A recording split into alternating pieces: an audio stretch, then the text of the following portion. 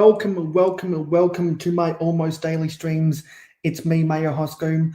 I'm building sets from my backlog from the Lego group who are worth billions and billions of dollars. And I am not doing anything else right now. And I forgot to stream yesterday because of stuff I will get into later. And there's some things that I wanted to share my thoughts about. So I'm going to do it. And just make sure that's sent. Yeah, that got sent. Nice. Because what you see on screen right now is not what we are going to be building today, but it's what we're going to be building as my next multi-live stream project. Because we finished building the Nigel Mansell-McLaren Formula One set. And now I'm ready to move on to this set. It's the Lego Icons of Play, which is a women's association football set, and I bought it only because, if I can get this in shot, only because of Sam Kerr. I bought this set because of Sam Kerr. So that's the set we're going to be building later this month. Also, it's December now, so tis the season, am I right? So I need to go and get what we're going to be building first, because we're going to be building at least a few different sets. I want to go live for a few hours, but if you're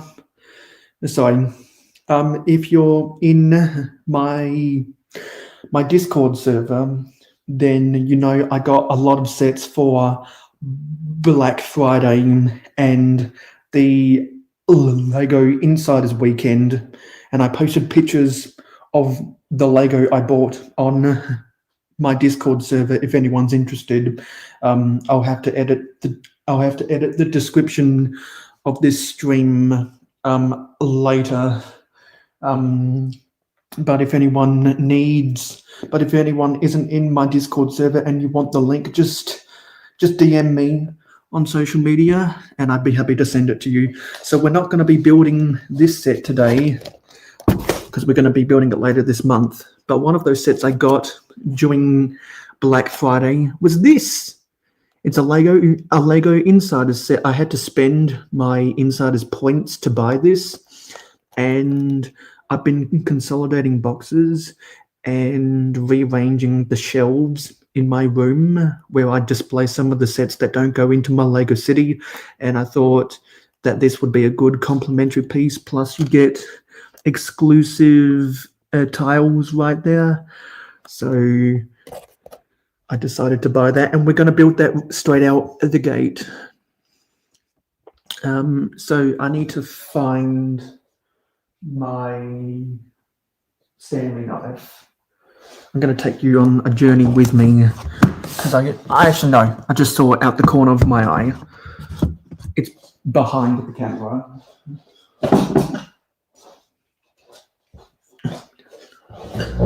It's behind the camera. Okay, so let's come into focus.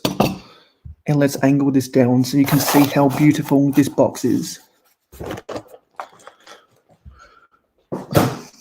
Also, I'm juggling a few things right now, so there will be some interruptions that I'll have to ad-lib throughout this stream.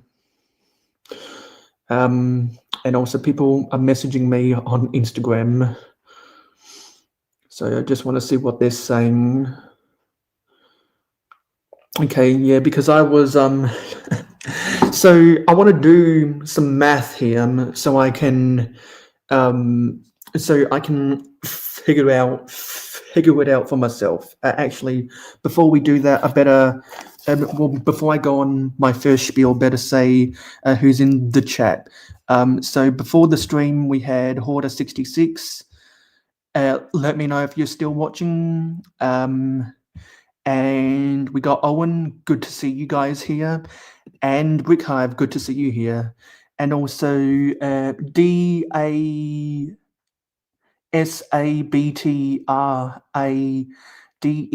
Let me know how you want me to refer to you as. But no, I'm not. I don't need any more moderators at the moment. We have it all taken care of. Owen says you streamed last night, came out of your phone, so you ended the stream. Oh, wow. Maybe that was a bad battery in your phone or something, Owen. But yikes, that's got to hurt. Do you use what kind of phone do you use? Because if it was a Samsung, if it was a Samsung Galaxy, those phones caught on fire all the time. I forget which number of Samsung it was. Also, hello, Britain Bricks. Good to see you here, buddy. Yeah, so I got some material lined up on my phone whenever we want to talk about that stuff. Okay, so you do use a Samsung, but you use the A series, not the S series. I forget which one of those series is the Galaxy. I think the Galaxy is an S series, right? I'm not a Samsung user. I'm an iPhone user. So I only know what people who own Samsungs tell me. Anyway, yeah. Okay, so you're at work right now, Sean. Okay. Yeah, that's why I was surprised, because you work on the weekend.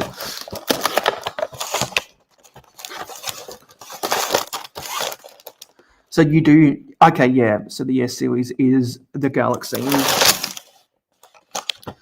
And there's the printed tiles. Well, there's the printed piece I was talking about. I thought it was going to be a tile, but it's actually a 1x4x2 panel. So that's really interesting.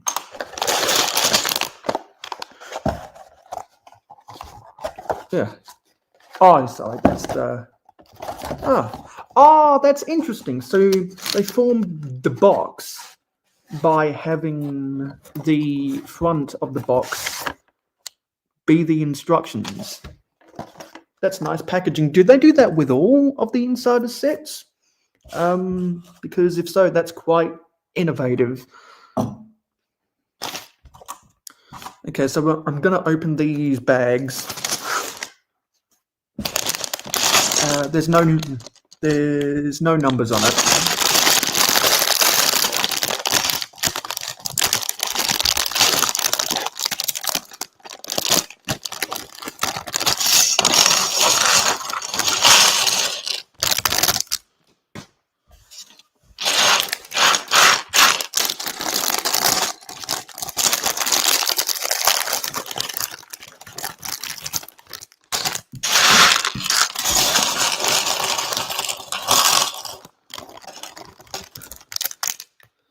So there's all the pieces to the set, and I'll put the instructions at the top of the frame while I go on my spiel.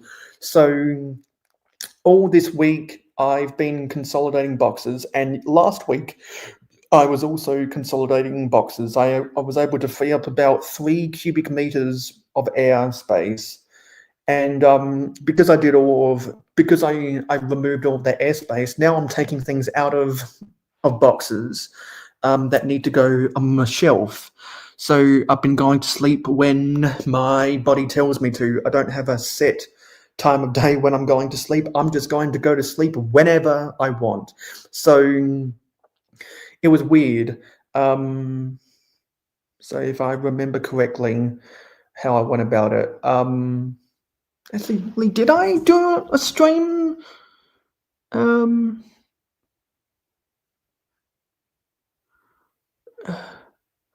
Okay, yeah.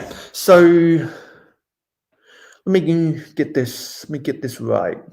So recently, so I think it was, I woke up at 2 p.m. on Friday, I woke up at 2 p.m. on Friday, and I slept sporadically from 2 p.m. on Friday to about 6 a.m. on Saturday. I set an alarm to wake up then to watch the London Calling stream on the London Bridge Bricks channel.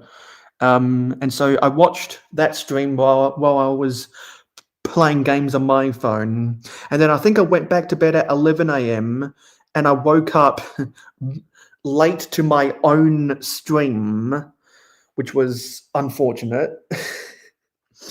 And so my stream started half an hour later because of that. And then I was up again until, I think I was able to survive until 5 a.m.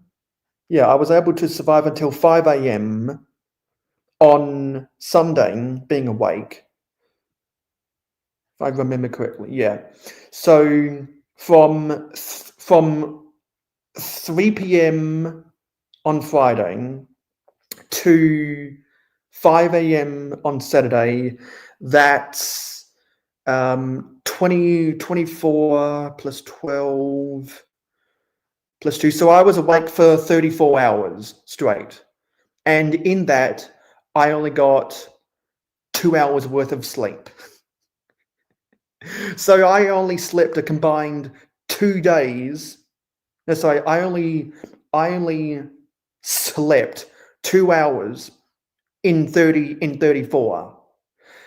So that's a ratio of 1 hour of being asleep to 17 hours being awake. Normally, if you're supposed to sleep 8 hours a day for healthy sleep, that means you're awake for 16 hours. So I was awake for 19 hours straight within that whole period. And so I fell out my brain completely turned off, and I closed my eyes at 5 a.m. on Sunday. Now it's after 2 a.m. on Monday, and I slept for 11 hours. Actually, no, I slept for 11 and a half hours. So I missed my stream on Sunday afternoon. It would have started at 12:30 p.m. for me, which is 9 p.m. Eastern on a Saturday night in North America.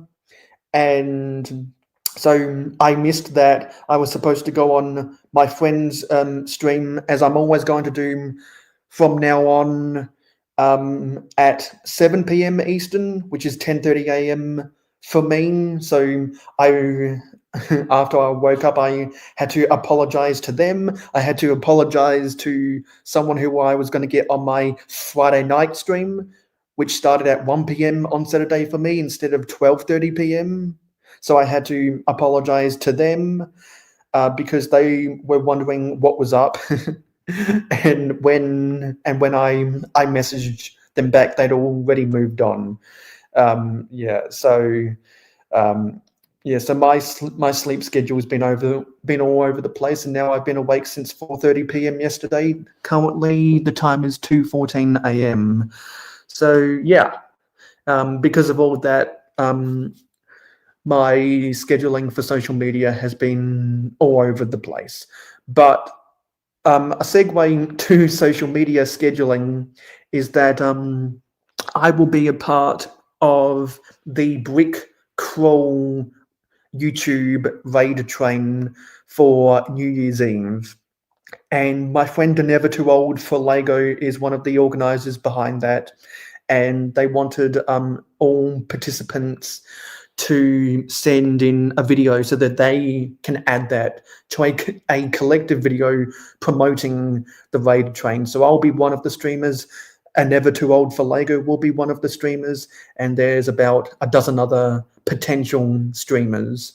So we're going to have fun together doing that.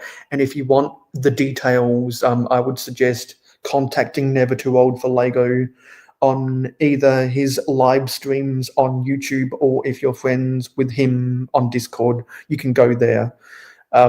Yeah, so I just wanted to let everyone know about that, because I know he's probably going to ask me later. So now I can say I told people at the start of my stream.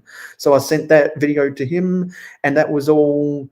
And that was while I was editing the thumbnail for this stream. And so if you see some things in the thumbnail, then that's some of the stuff we're going to be talking about.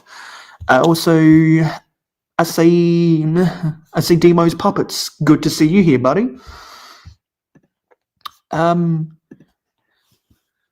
It's Neo Classic Space. It's Neo Classic Space. Because there's the there's the microscale Classic Space Astronaut. And if I use this for scale, you see the height of my thumbnail. The height of this guy is about 2 lengths of my thumbnail. Just to put that into perspective. Yeah. So let me open these instructions. So there's my crazy sleep schedule explained. And the first step was to build this guy. And we already did that. And actually, I'd say, well, actually, because a minifigure is supposed to be 1 brick tall. So let's see what the height of this guy is. Going to use pieces from this set to try get a scale. Is there another 2x2? Sorry, another 1x2? I'll use this. Try get a measurement. So there's 2 bricks tall. Yeah, so you're right, Owen. It is about half the height of a minifigure. Now let's build this.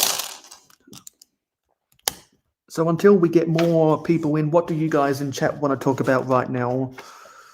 Is there anything going on in with Lego right now, or your social media that's interesting?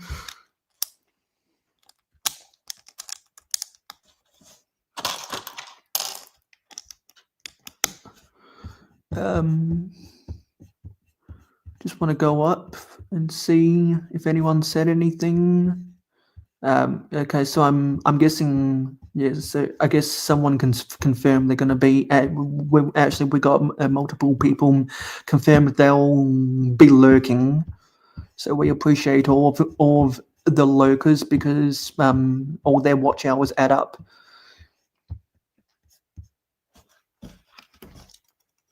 All their watch hours add up. Which version of the Batcave, Owen? Because there's multiple over the years.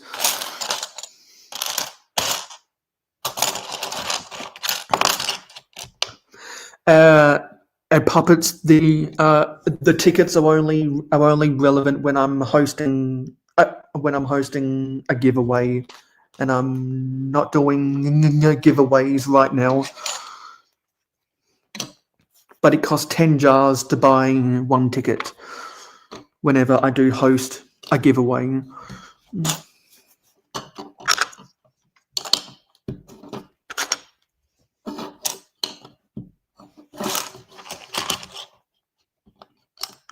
What's a shish biscuit? I don't know what that is.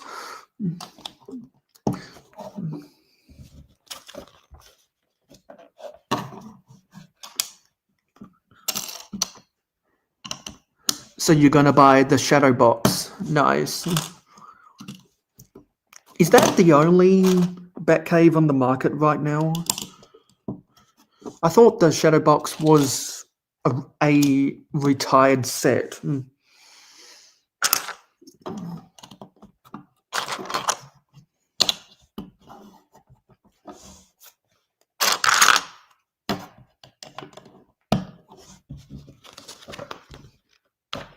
So this is going to be a lot of bricks stacked on top of each other.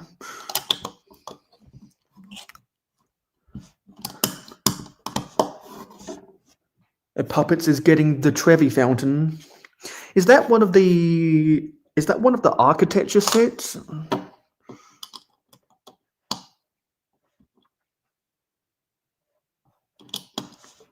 think it's one of the architecture sets, right?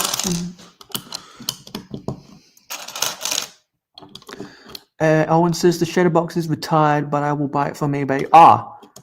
So do you know someone who's selling it for an affordable price right now, Owen?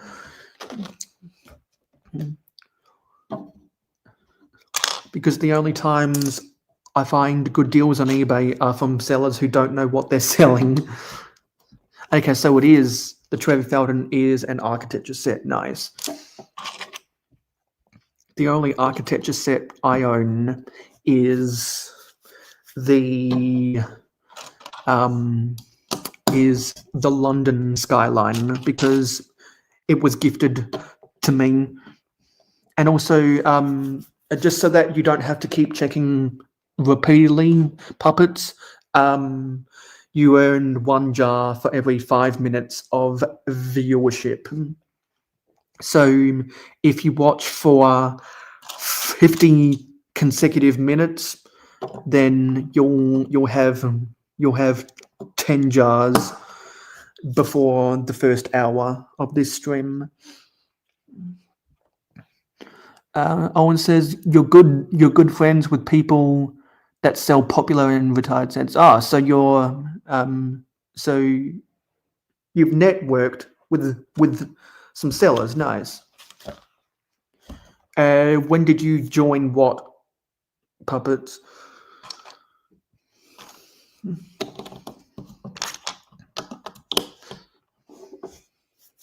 When you joined the stream. I can go back.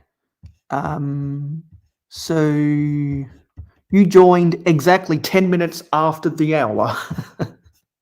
Yeah, you joined 10 minutes after I started. So yeah, you'll have 10 jars if you watch for the rest of the hour. And for people that watch my streams for 1 hour in a row, you get 12, and all of those 5-minute increments, they add up. And there's been people who have been watching my streams for multiple years now, and they've got tons of jars. No. Yeah, I see what you're saying. And so and so if you want, and so there's a command where you can check the top 10. And yeah, it's crazy how many jars some people have, because they've never spent their jars. I think you need a minimum of. I think Streamlabs needs a minimum of 10 jars to do the gambling at all.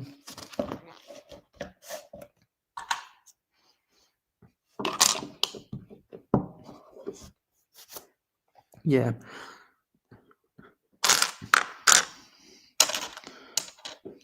Okay, so we put that tile on. Now we're putting stuff on the side. Yeah, and if anyone has any questions about anything Lego related, chances are I know the answer, and so I can probably answer most questions people have about Lego, and perhaps someone's question might lead into a segue of what we want to talk about later. Hello, Roaming Bricks. Good to see you here, buddy. What time is it in India right now? Let me check the clock app, because it'll be still Sunday night for you. Yeah, it's almost 9:30. So what is your question? Your question is favorite Lego theme. That's an easy answer. Trains are my favorite theme.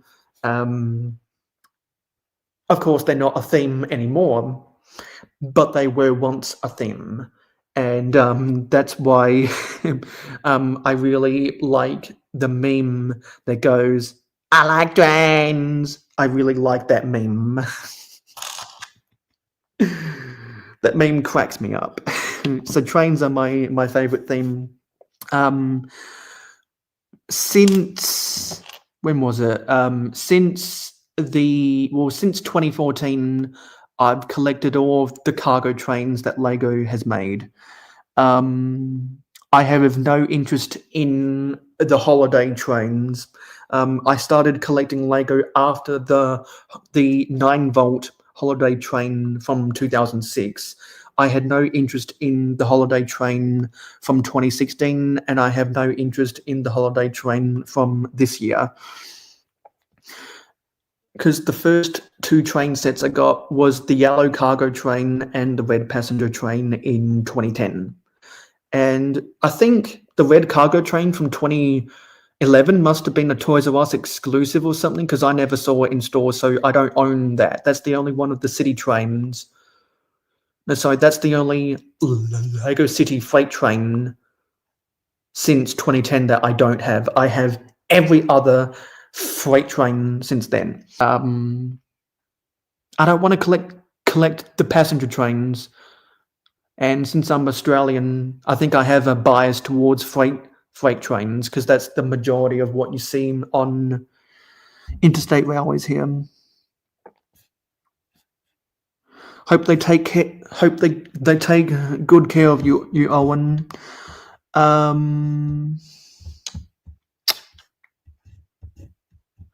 Yes, thank you for liking the stream. Everyone, don't forget to leave a like on this stream to tell YouTube that you like to watch my content. Yeah, I don't collect the Harry Potter theme, so I have no interest in collecting the Hogwarts Express sets.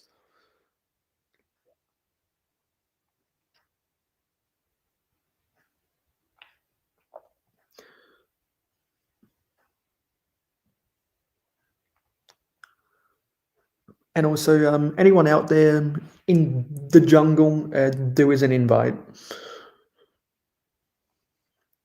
Also, I need a... Yes, absolutely. I'm Mayo Hosco, and I approve that message.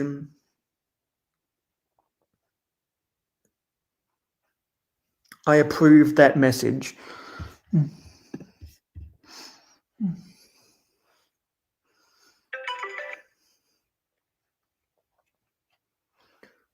But I'm not going to get into that controversy.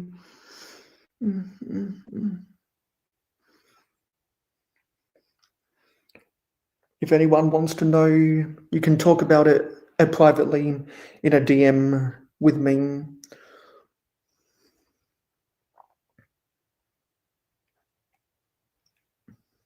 Also, I forgot I need to do some stuff in game, so you'll just have to hang on.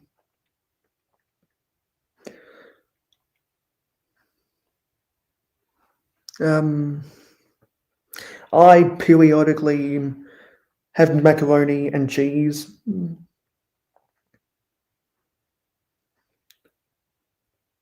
But not every week or anything.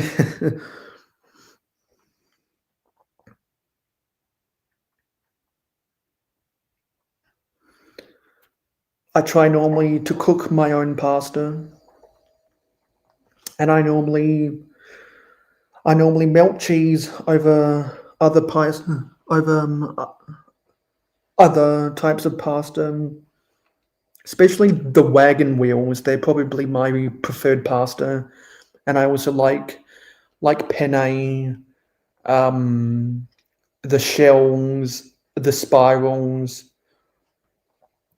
I'm not a big spaghetti guy.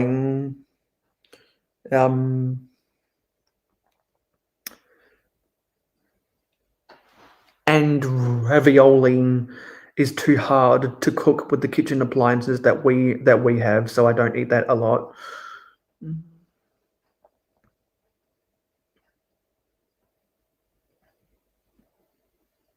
And I'm thinking about food because I'm hungry, but I don't want to eat during this stream. So to keep my well, to keep my stomach full, I'm gonna be drinking a lot of water. And what did I do with my water? Also, hello Alexandria, good to see you here, buddy.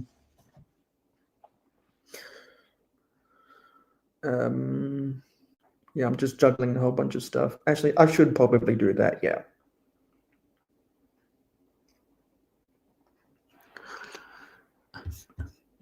I have never tried to eat a clock. Actually, but I technically have eaten a clock because long before the social media website TikTok was invented, I ate biscuits called TikToks, and they were by the Arnott's Biscuit Company, and I grew up eating them when I went to my great grandmother's house. That and Venetian biscuits, and yeah, and so I have memories of that, and so these TikTok biscuits, I think they were shortbread, and they were covered in icing and sprinkles with some white icing on top of either pink, yellow, white, or brown icing. I think was one of the colors that that spelled out one of the times of the day. And I always have, I don't know why, I have distinct memories for eating the 2 o'clock and the 3 o'clock TikTok biscuits. I don't know why, they just stand out to me. And so, yeah, so technically I have eaten a clock before, but not a physical clock, not even a cake shaped like a clock. Although it would be cool to bake a cake in the shape of the meme where the bunny rabbit is holding a stopwatch or whatever. I think that would be funny. And if you don't know what the clock meme is, I would suggest that you Google that to see its meme format.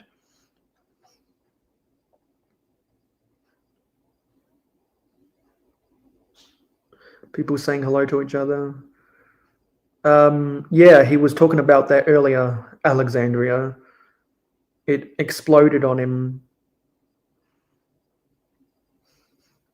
I remember all the videos about people's Samsungs exploding, and he said that he's got a Samsung.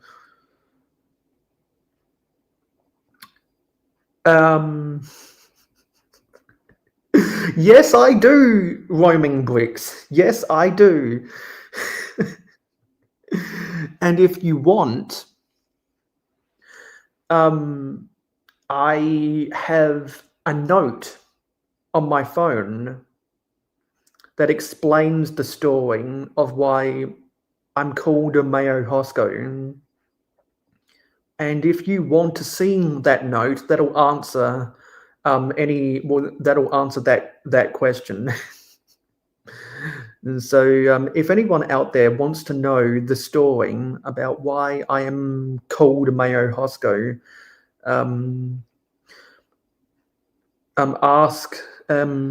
ask for it in the DMs that you have with me. That's in the Hosco is in relation to my surname. I'm not going to get into that. That's a whole nother can of worms.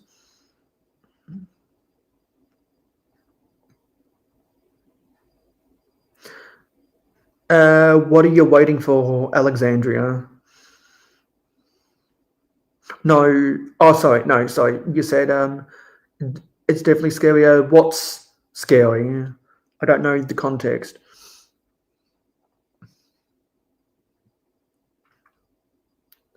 A lot of people like the Hellman's brand. I like the Praise brand, particularly real whole egg. Traditional mayonnaise sucks. It's got way too much sugar in it and it tastes ungodly sweet. I like the more savory mayonnaises and the garlic flavors as well. It's also why I like aioli,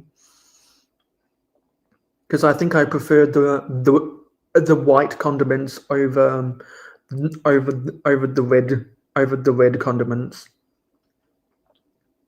Although when we go out to dinner at TGI Fridays, they have some good red condiments, like their spicy, sweet and sour, and their whiskey barbecue sauce. That's nice.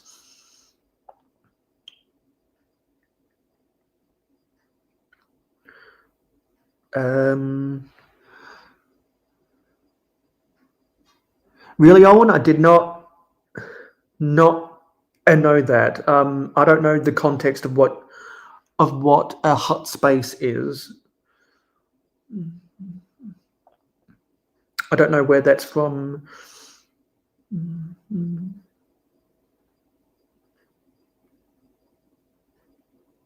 Oh, it's in Star Wars. Is it something to do with Jabba the Hutt? Is it somewhere on Tatooine? Because yeah, Star Wars is in the thumbnail of this stream. So yeah, let's segue over to Star Wars then. So I'm seeing a lot of Star Wars people talk about the new Star Trek set, the Enterprise Edin, I think is the class of Enterprise that it is, and they're talking about how they included all of those minifigures in it, which they had to because it's the first wide release Star Trek set, and they were complaining about how in a Star Wars UCS set, there's not a lot of minifigures in there if they're not a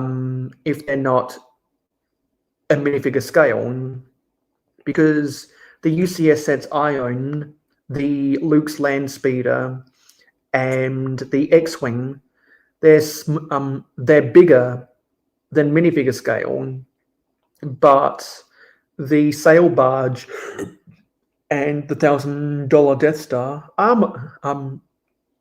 they are minifigure scale.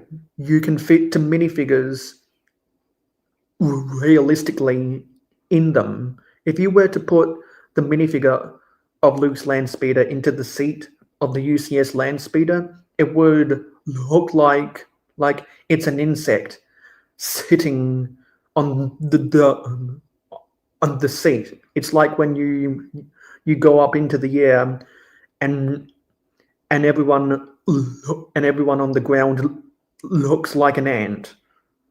That's what that scale was like.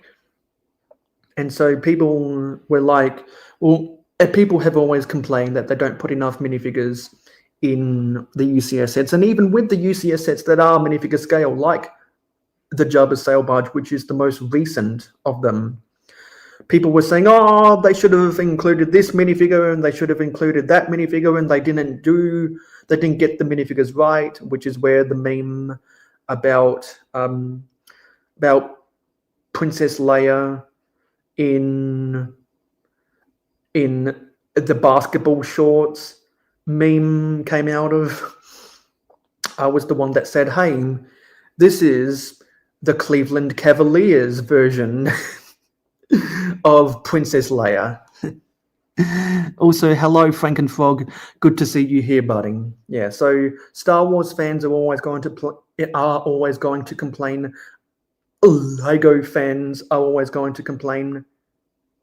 And the Lego Star Wars fans complain more than anyone else.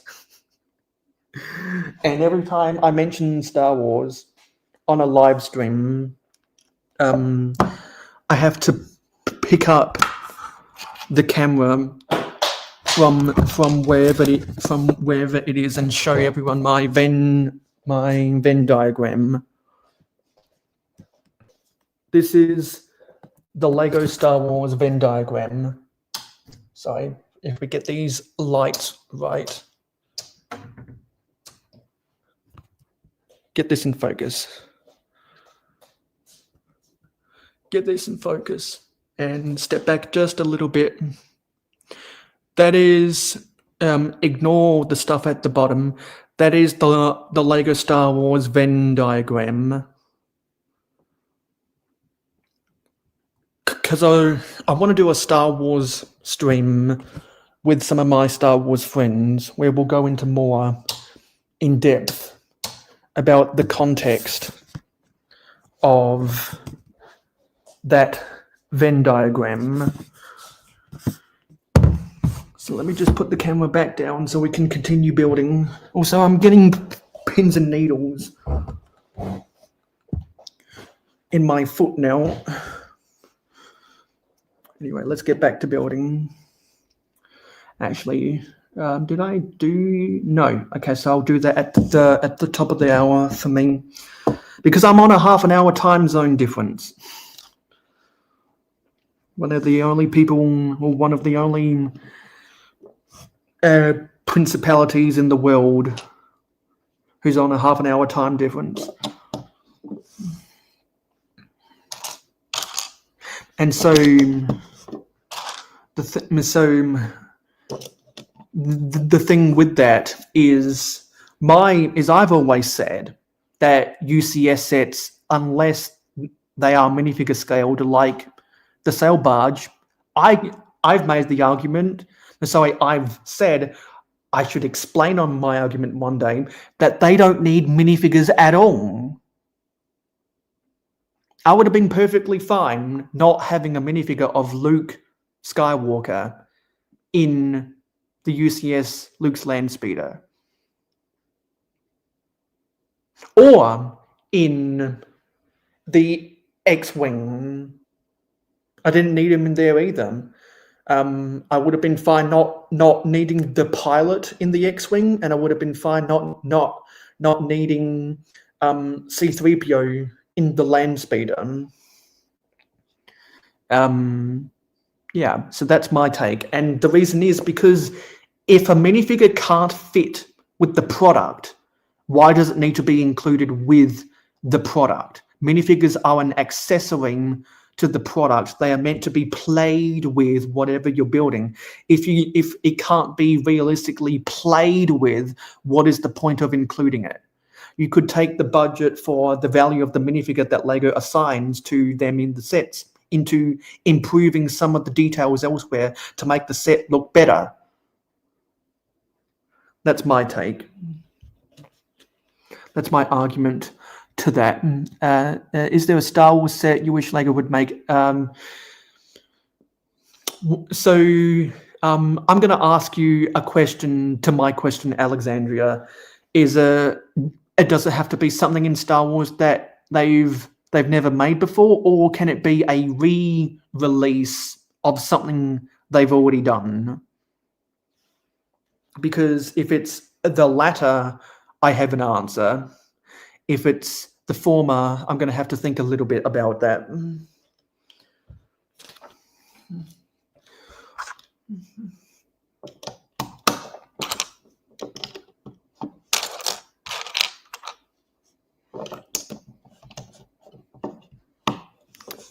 Could be either. So which one would you prefer me to answer then?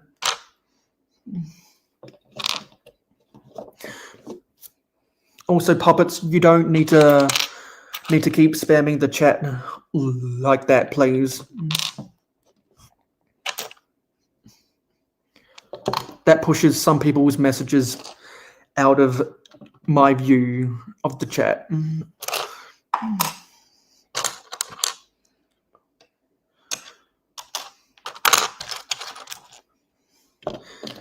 Thank you for your cooperation.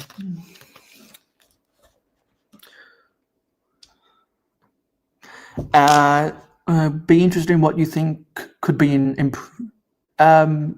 improved about what, Star Wars?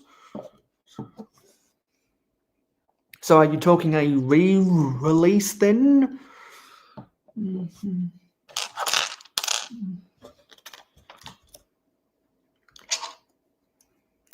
Because Lego Star Wars is well known for releasing the same spacecraft over and over again every 2 or 4 years or whatever, which is where the Luke's Landspeeder became a joke, because it seemed like for a while they were making one of those every 2 years for the next generation of kids coming into the hobby.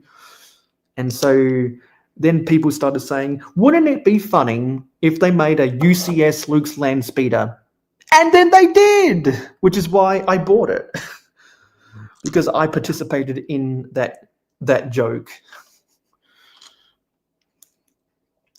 And I still have not made my video all these years later about that joke. And now I don't think I'm ever going to. Unless it's a specific live stream about that, because I'm not interested in making a whole lot of videos right now because of the algorithm. Maybe when the algorithm changes, I might be more motivated to do that. Also, I need to do repairs to my Luke's Landspeeder. Because while I was taking it out of its box, the cables came out of their holes. I assume if it's a re-release, you would want it done better. Okay, so I want them to re-release the Ewok Village from 2011. They could do that in the Master Builders series, like what the Mos Eisley's Cantina was from, like what the Ju-on Cloud City was. In retrospect, they should have called the Hoth, the UCS Assault on Hoth. That should have been a Master Builders set, not an Ultimate Collectors series set, which is what UCS stands for.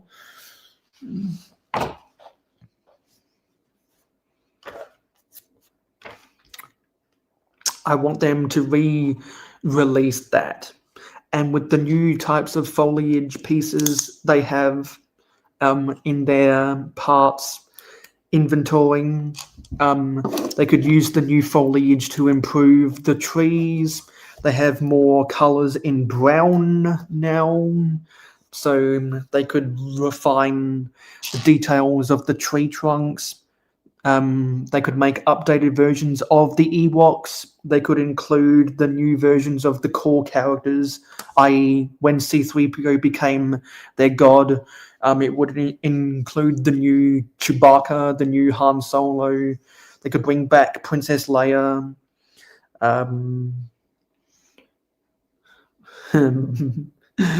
And they could include some of the Imperials, which the majority of my friends who like Star Wars, they don't like the new helmet holes. Yeah. So unpopular opinions is in the title because my thing about the minifigures in UCS sets, that's an unpopular opinion.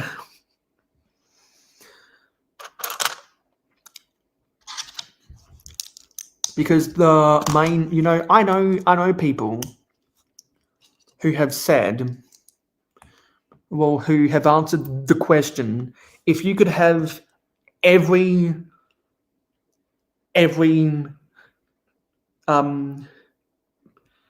build from a Star Wars set ever, or every minifigure from Star Wars sets ever.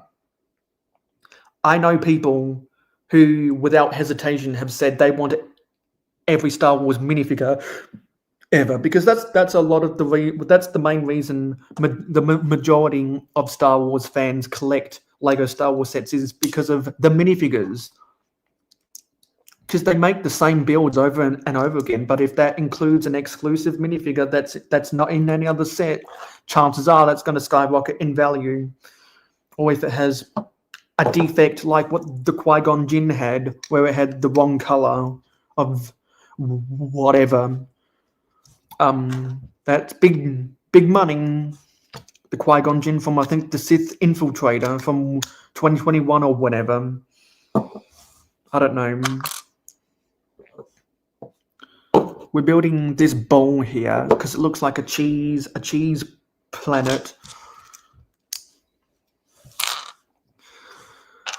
Got big Wallace and Gromit vibes with this planet.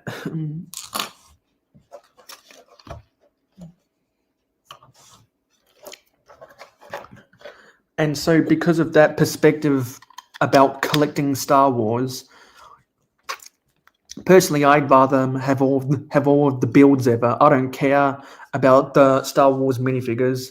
I know that I like some of the X-Wings. I like most of the buildings, like Jabba's palace and the Rancor pit to go underneath. I like majority of the Death Stars. I like the Ewok village, which is my favorite Star Wars set. And I like most of the Imperial bases type sets they've done in the past. I think I've also remembered the defensive crate. What some others? They've done multiple versions of Mos Eisley's Cantina. They've done multiple sets based on the Hoth Echo base.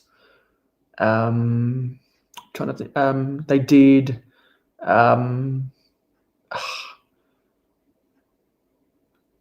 There's something else. I just forgot about it. I will have to think of it later. It'll come back to me.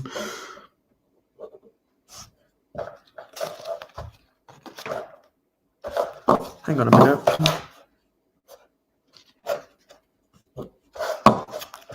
Sorry, I'm missing something. Oh, okay, yeah, that's a separate thing here. Hang on. Oh, okay. Yeah, I'll build it on this one. They're not all identical. The faces of this planet. Exactly, it's a Wallace and Gromit reference.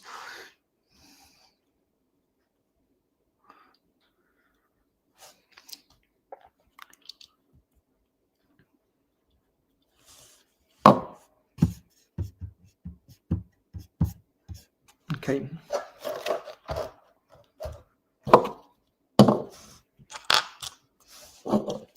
So that's my unpopular opinion about Star Wars. Because Star Wars is so expensive, you usually get one set you want from May the 4th to get GWPs and sometimes the double points. I almost never buy Star Wars sets during May the 4th be with you, because I went 14 years without buying a Star Wars set. I went from the 2008 Anakin's Starfighter to the 2021 Mandalorian version of the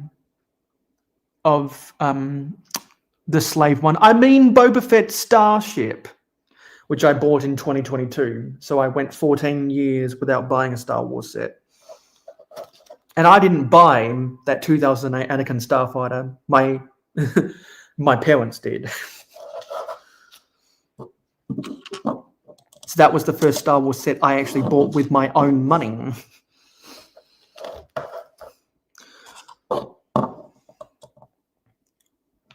And since then, I bought those 2 UCS sets I talked about. Okay, so now we've got to put the planet onto the blue holder.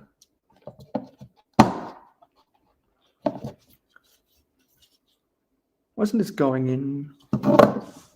Oh, is it supposed to be that way?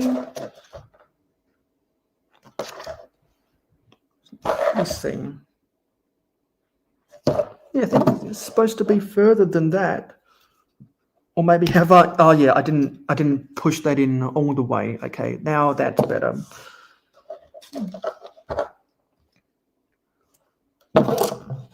There's red stuff that goes on the side here. Well, that's awkward. Why would they do that? Oh no, they're adding on from here. I see.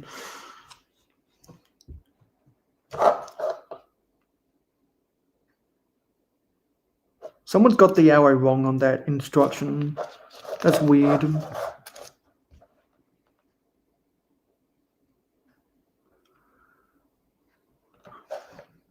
I don't understand these instructions. Hey Hoarder, you were here earlier. Have you been lurking this whole time?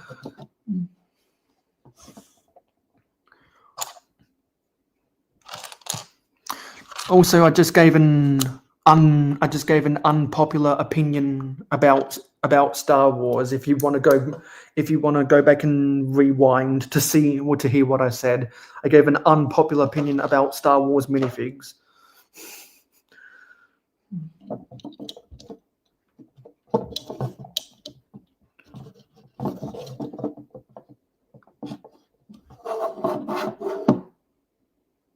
Oh, hang on.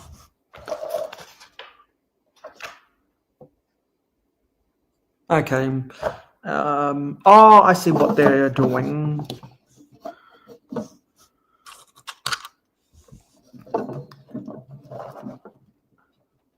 Well, you might want to rewind 10 minutes or something, or at least to where or at least to when you think I started talking about Star Wars.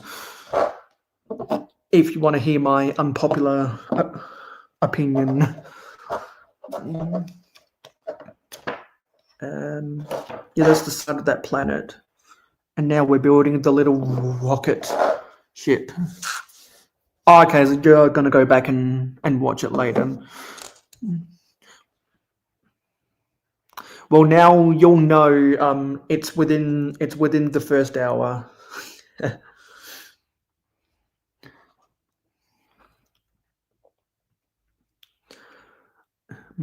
Yeah. So anyone from the jungle out there, the invites in the jungle, if anyone wants to join. Oops, I nearly spilled a stud.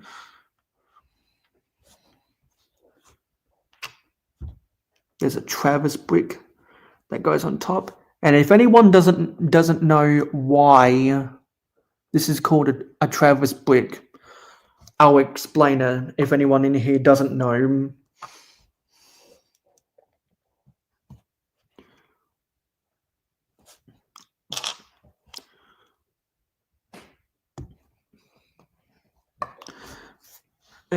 Understand your viewpoint on minifigures. Harry Potter's the same. It gets your nerves. How many times? How he is in so many sets. Yep. It's the same thing with the Batman collectors always getting the same Batman over and over again, even when they have already have a billion of the same versions of that Batman. Okay, I'll explain. So there was a forum back in the late 2000s. I don't know which forum it was, but there was a forum where this guy Travis said that the 1x1 modified brick with the studs on all sides and the anti-stud on the bottom was his favorite piece, and his name was Travis.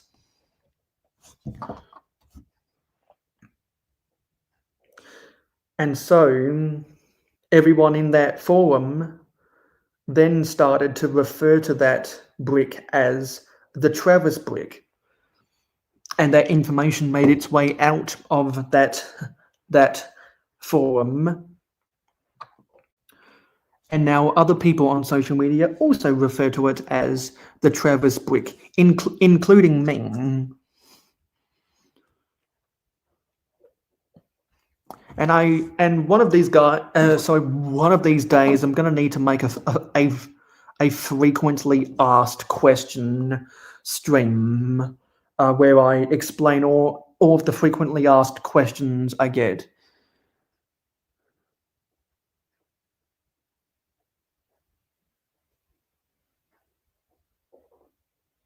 Yes, he probably was Hoarder.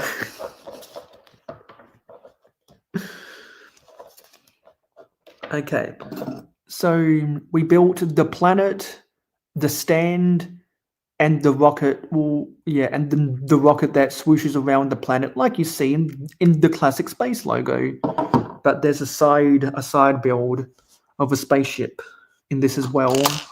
So we'll take it out of frame, and now we're going to build the spaceship. Probably meant to be a copycat version of the Galaxy Explorer, but it's not the exact shape of the Galaxy Explorer. I can already tell in the instructions. The width is too wide.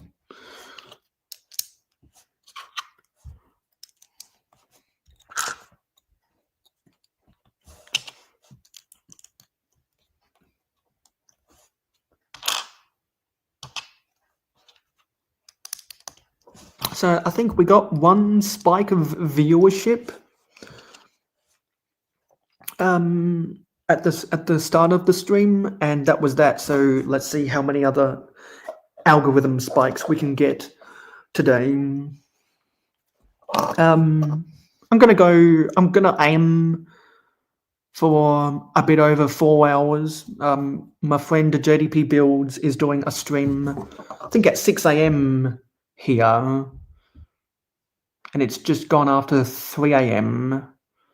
I think that's when he's doing his stream. He's going to be streaming with Never Too Old for Lego, who I talked about earlier.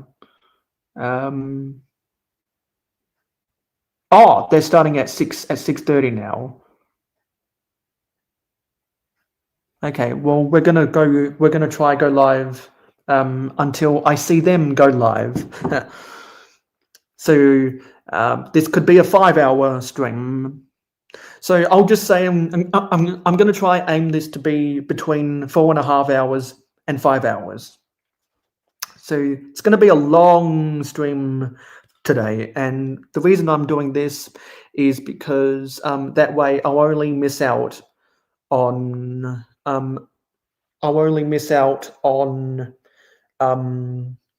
the first half of all of the NFL games today. And to be honest, I haven't been watching a lot of the NFL over the past 1.5 weeks because I got frustrated, and I don't need to talk about why.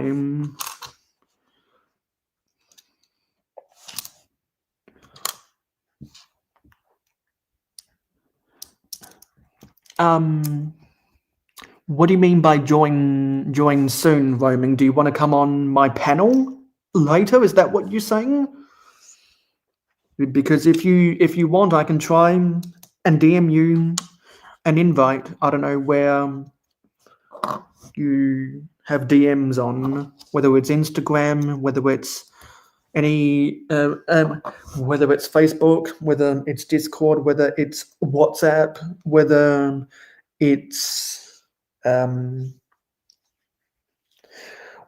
Twitter X. I can DM people on a few different places. I don't have WhatsApp, however. There were only 2 sets from the 21 coming out over the next few months. Hoarder wants, I assume you're talking about the Star Wars sets. All extra money can go towards your sitting and some vehicle mocks and or speed champs. Yeah. During Black Friday, I got all of the Formula One speed champions I want, and today Lando Norris just won the 2025 World Championship. So I've been posting about Formula One over on my Mayo Hosco Sports account on Twitter X. So if anyone wants to see my opinions about sport, you can go follow me at Mayo Hosco Sports on Twitter X. Is there a start at the back there? Yeah, there is.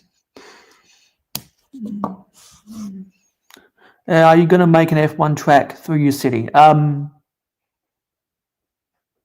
I am technically, well, when I rebuild my mock of the Victory Lap Raceway, which, if you watched part 3 of my Golden Age streams on Friday night, then you know that the Victory Lap Raceway is my favorite set from 1988. If you already watched that stream, you already know that. Okay, when you come back roaming, we can try to get into contact on Discord. So the cars that came with that set, they are Formula 3 cars. But I have the Octane Racer that came out 4 years later in 1992, which is more of a Formula 1 car.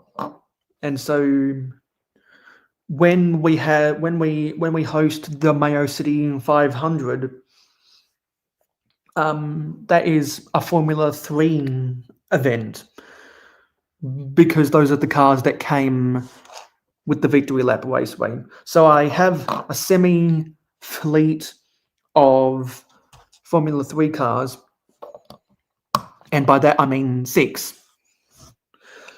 I want that to be 12 eventually.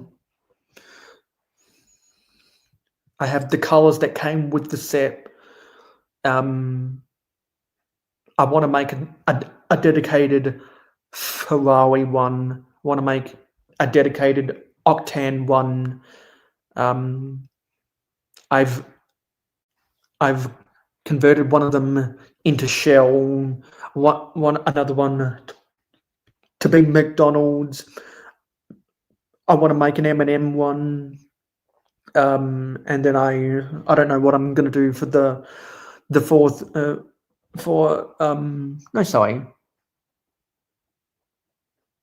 Yeah, I want a dedicated Ferrari, or I could convert one of the existing color cars from that set into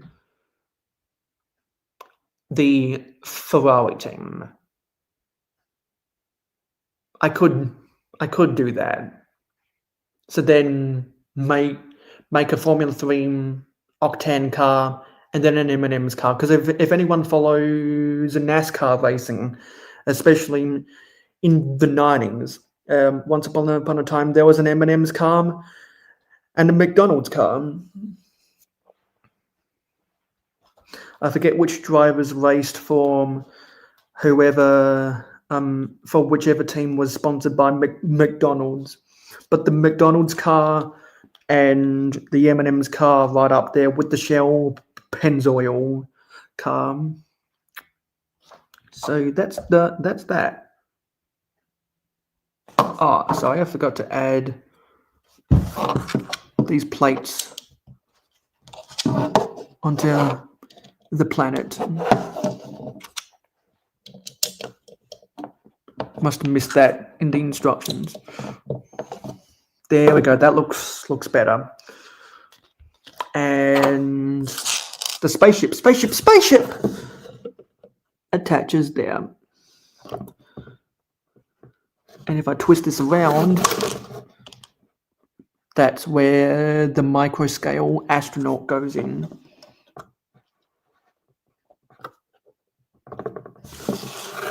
There. There's the set. Complete. There's the set. So I'm gonna run behind me and get another set to build.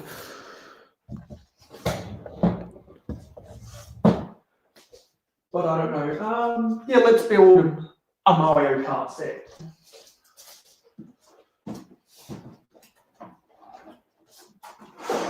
Yeah. This is a a good one. We're going to build the Mario standard cart next. And this is the electronic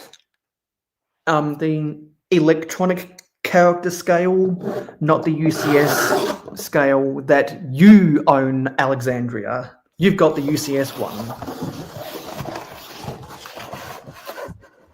This is the electronic character scale.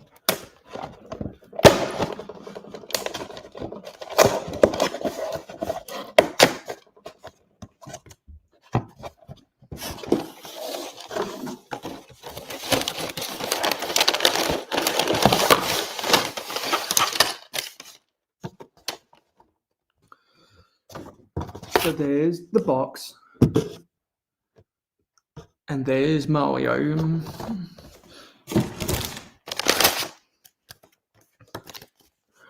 There's the instructions.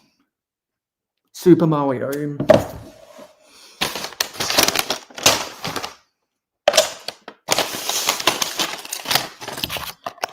I think this is something for Mario.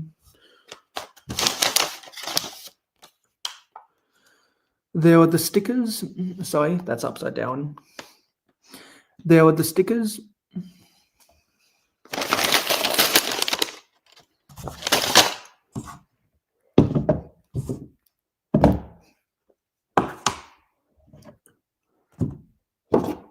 I'm moving stuff on my table. Let's angle this down.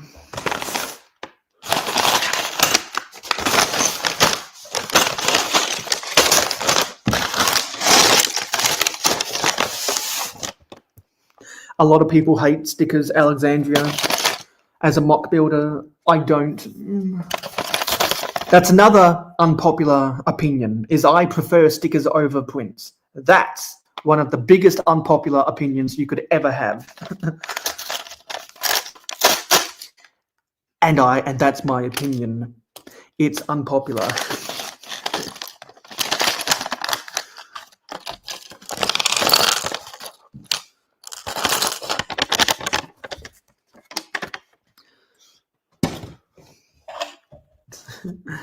Okay, so I got a scan to get the insiders points. I'm going to go open the app, and I'm going to scan to get my 20 insiders points.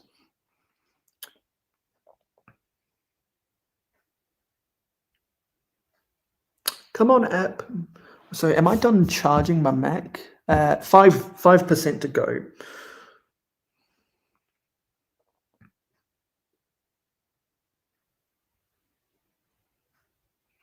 Earn points.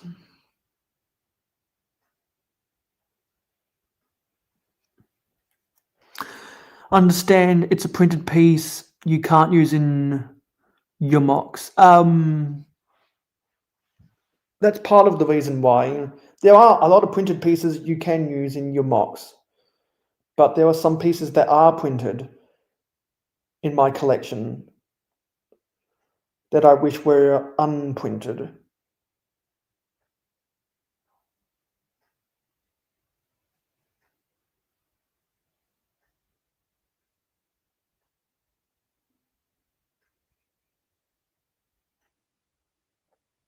And now I've got my 20 insiders points.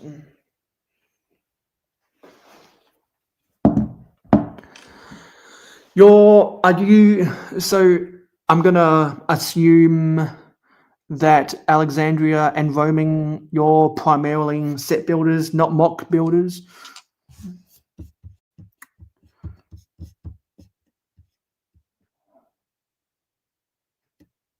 Also, you said you we're gonna go roaming. So do you not have to go now? Oh Jesus.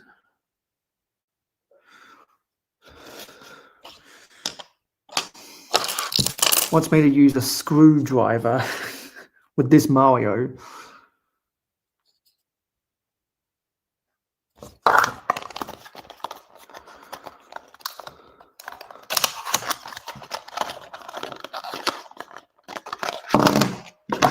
So there's the guts of Mario.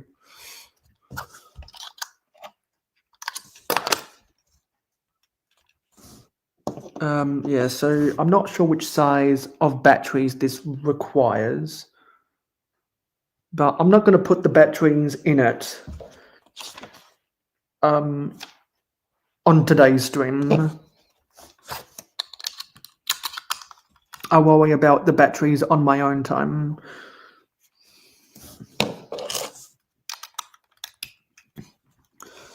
But that's what Mario with his eyes shut looks like.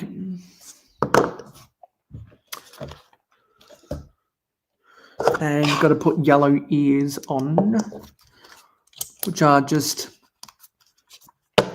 round one by one. No, sorry. They're not yellow.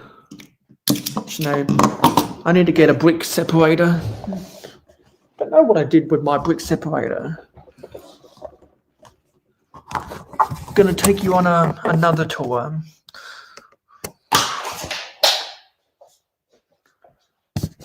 You're getting ready for what, roaming? I have a brick separator there. One in there? No. I'm gonna go to my room.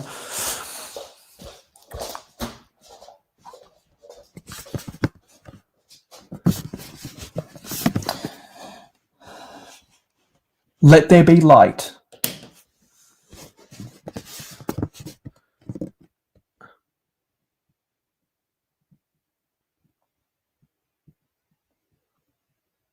Oh, okay.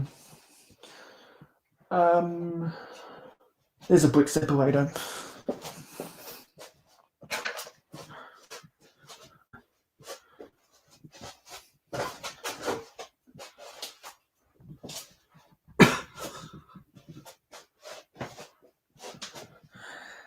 And we're going back into darkness.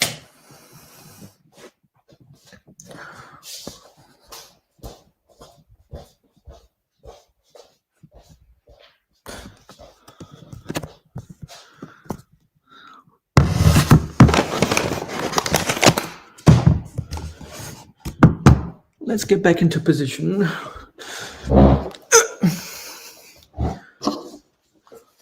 Because I put the wrong piece on here. It's supposed to be the light nougat. Accidentally thought it was yellow.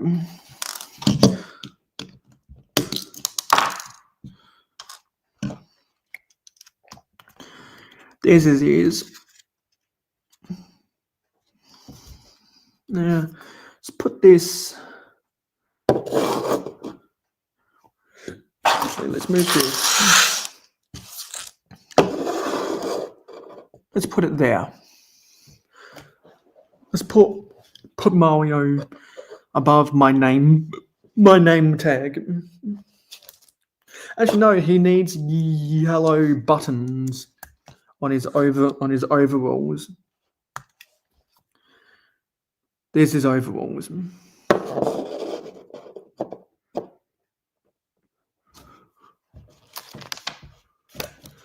I'll worry about his electronics after this stream.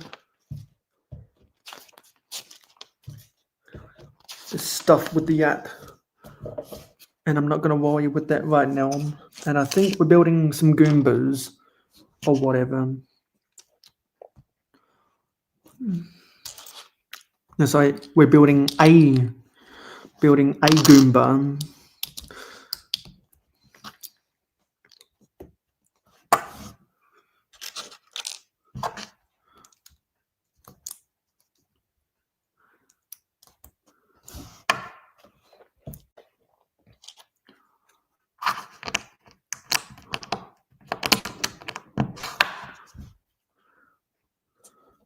There's a blue candle flame at the top here with the mini peg hole connection. And he has a wind-up key at the back of him. And then he has tiles on the side, one of which is a scannable tile.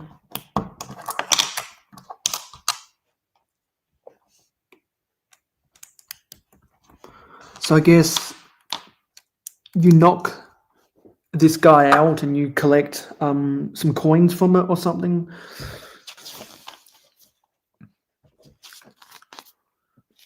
If you're actually playing with the game from the app.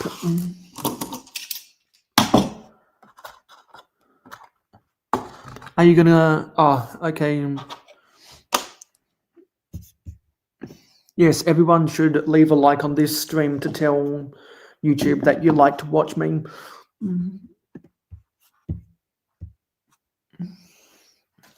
We'll still be here in 4 hours. Sorry, in 3 hours. If you're still, if you come back online.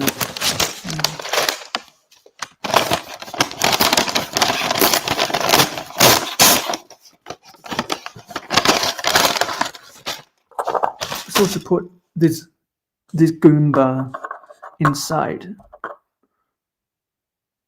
There it is. So you're not going to hospital.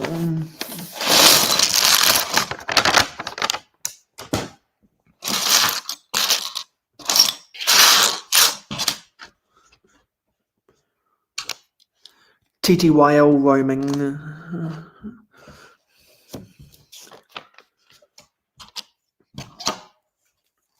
Now we're building the cart itself.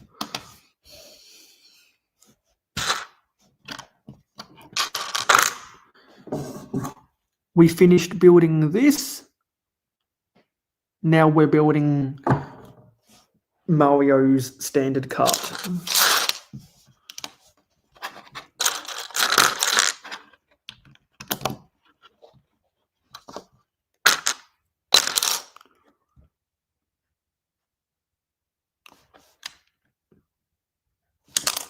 And the start lettering goes next to that red round plate.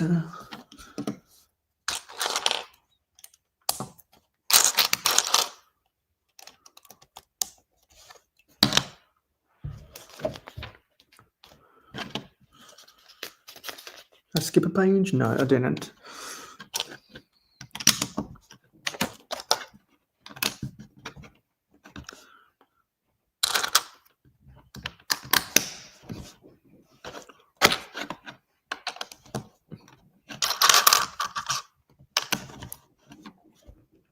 There's some grey tiles that we need to put back there.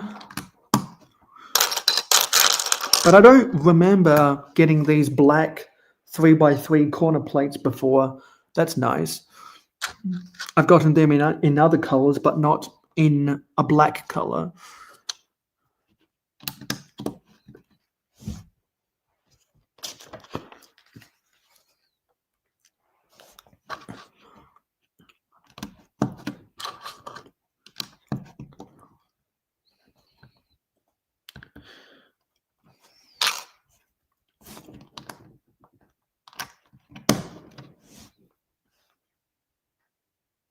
And now we've got to rotate this upside down and put blue stuff under, and put some more blue stuff underneath. Actually, no, that's just one.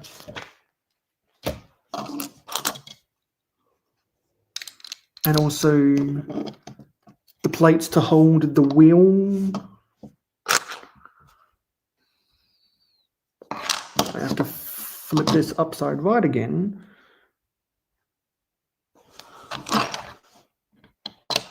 And put another one of those wheel holders. And black plates at the back to cover that.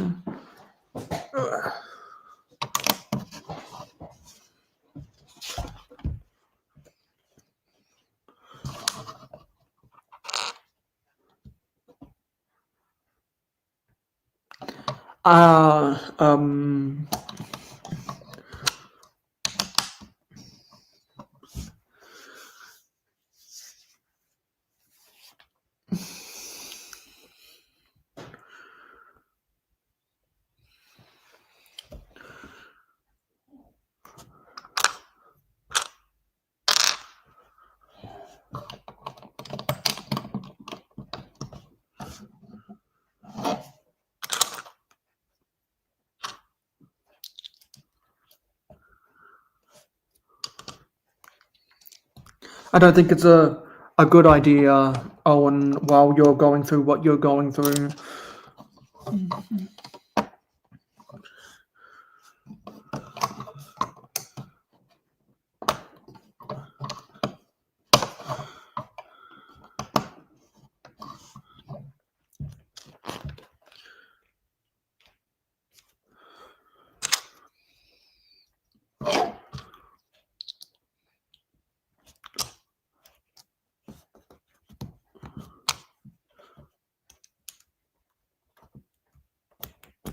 Oh, this goes underneath. Okay.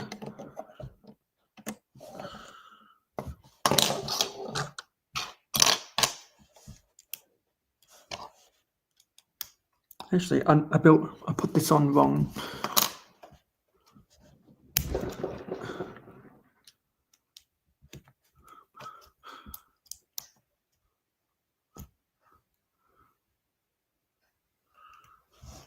Just go on. Oh, this goes on at the back there. Okay, there we go.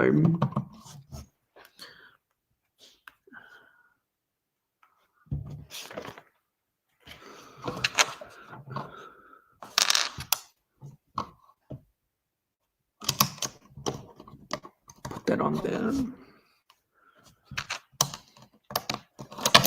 This didn't stay on properly. Why not? Is that going to be a problem? Ah. Hopefully there's something that locks those plates in together.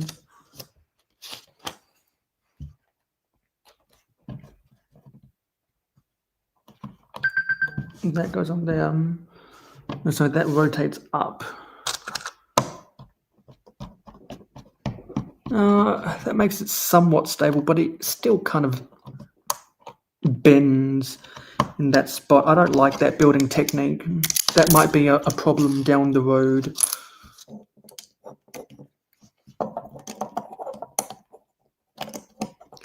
Have to see if my fears come into fruition when the set's finished.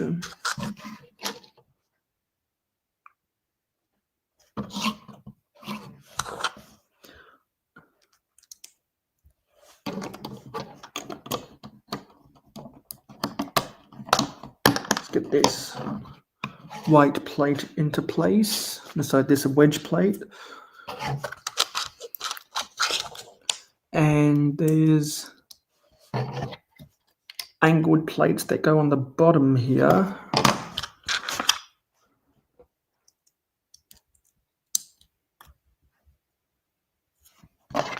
So that'll be at 10:30 a.m. for me.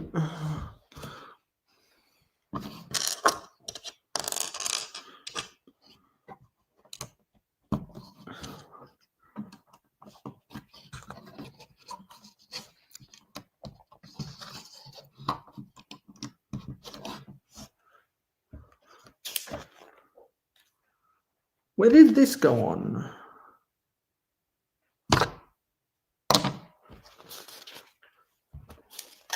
Did I forget to put this on? There's a big blue plate. Did I must have forgotten. Oh yeah, I did.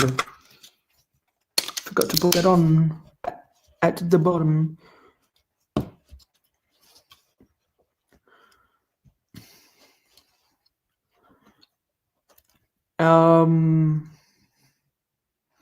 Send me an invite anyway, Owen. And if I am available, you'll know because I'll be there.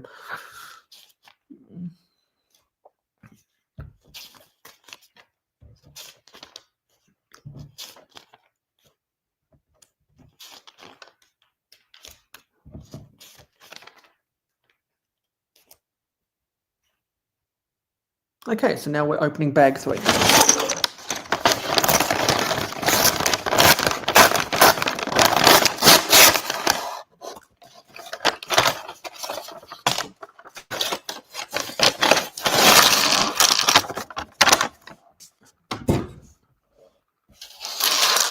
Oh, now we've got to build some of the wheels for this.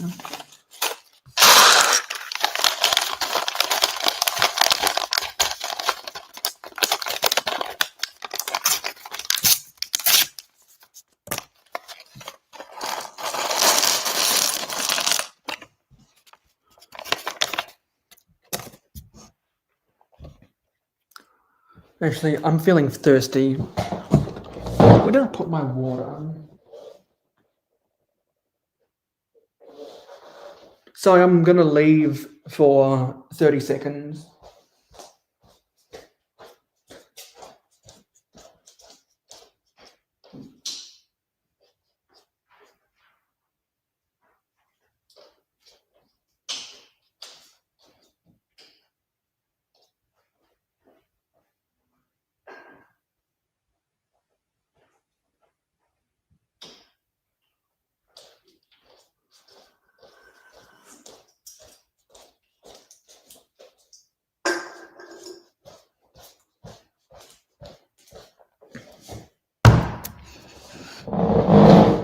Okay, I'm back.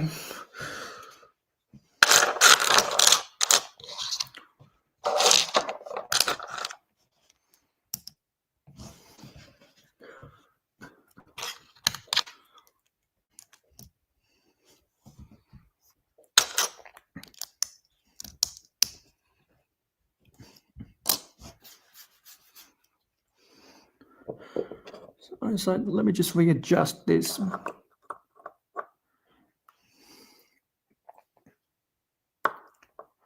And I want to say something at the same time.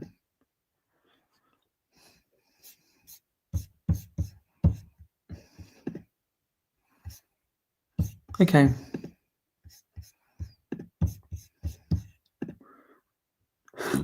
Ugh. Yeah, and so when JDP builds goes live, hopefully we'll get the YouTube redirect to work.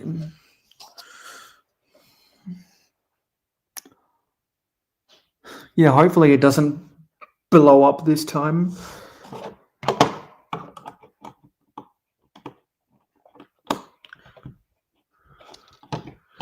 That must have been a nightmare to go through.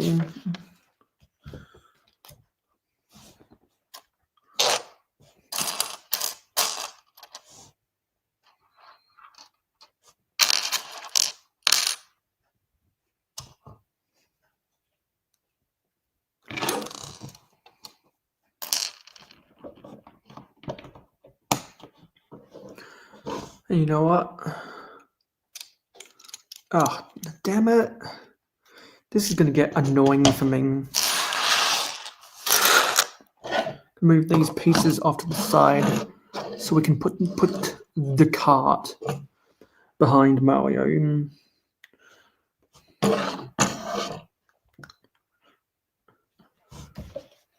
There's a Mario logo that goes on the front of the cart. That's going to be annoying. Or maybe something goes underneath. Because that's a really flimsy technique. I do not like that.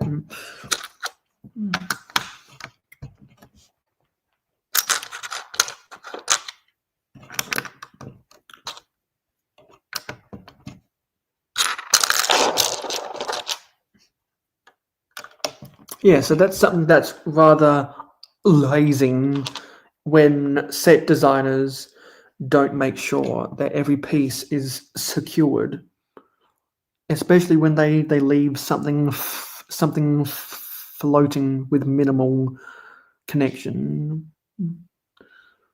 And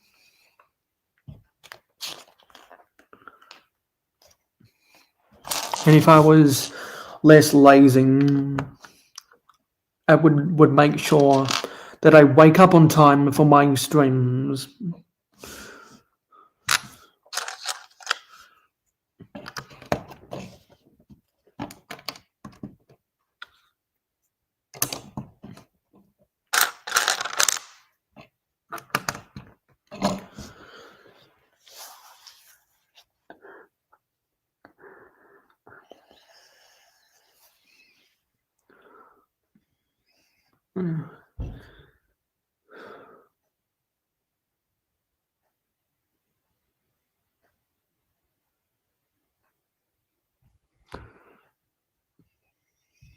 So I'm just thinking about something.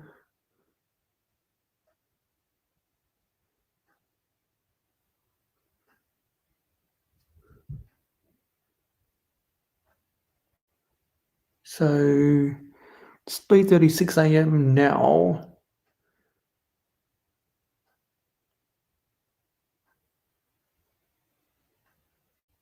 And when did I last eat?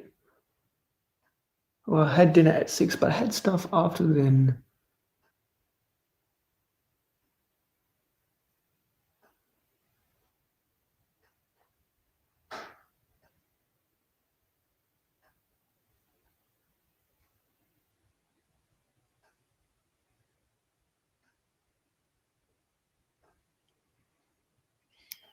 Yeah, because I got to keep my energy level up.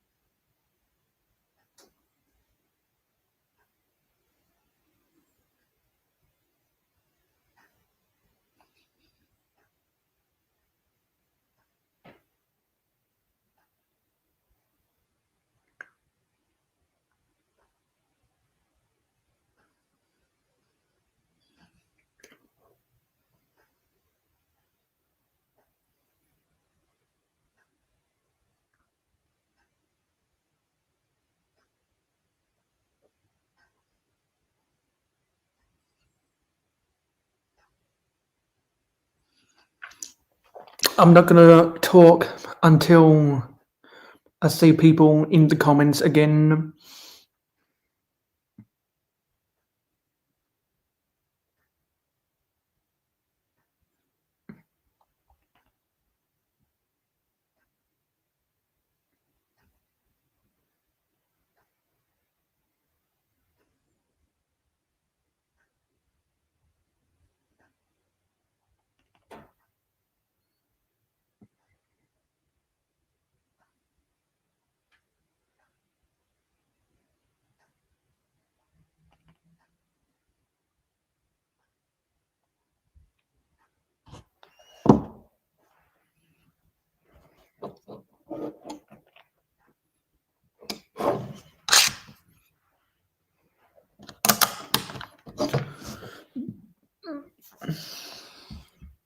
Oh, damn.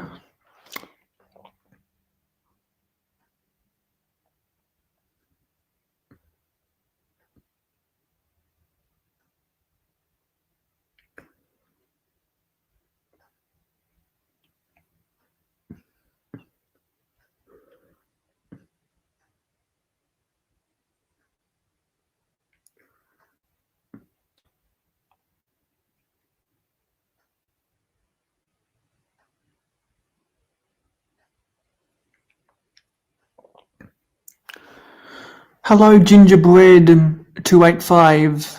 Good to see you here. I'm not sure if I've seen you before. So welcome to the Mayo Hosker stream. Said you just bought the Avengers Tower. You're talking about the modular version?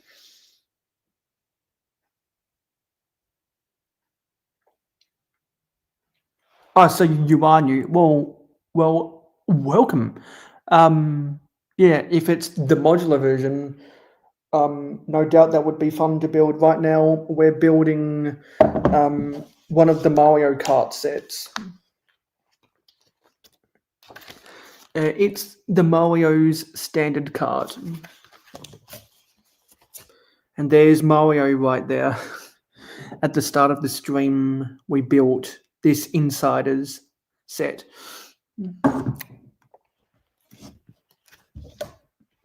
Sorry, I'm just checking things on one of my games, which is why I'm distracting myself.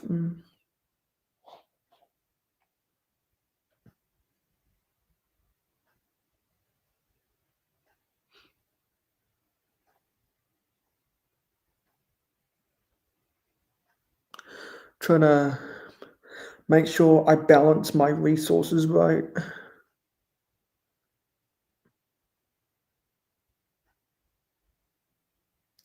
Trying to get an even spread. I'm playing Forge of Empires.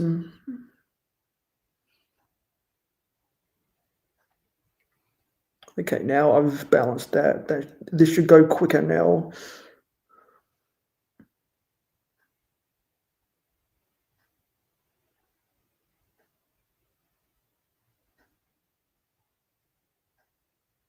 Okay, now I can wait on that and get back to building.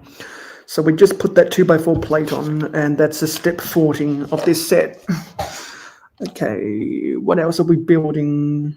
Okay, so we got to put a vertically half round thing there, and then these hinges. No, we got to put these dark grey 1x2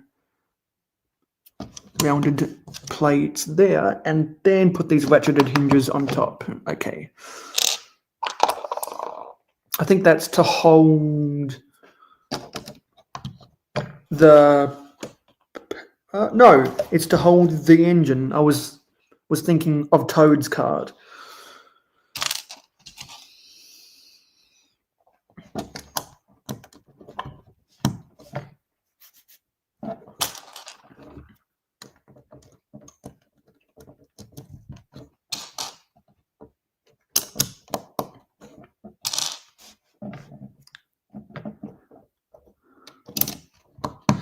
I like Sam Kerr too,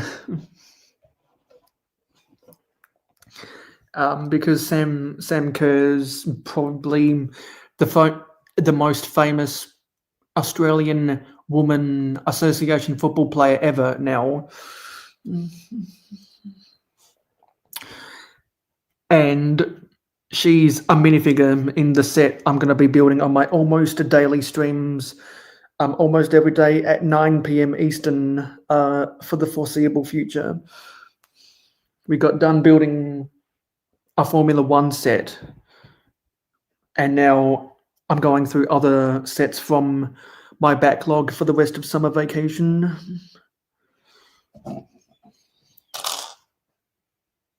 Where did those go on? Are they black? Oh, they're hiding behind this wheel.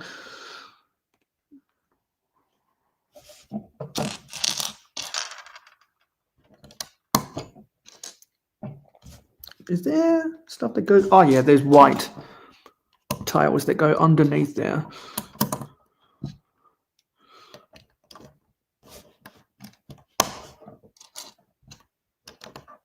Okay, so we got that figured out. Now we can turn to the next page. And there's a singular tail light at the back here. Whoops, the wheel popped off. Let me get that back on there.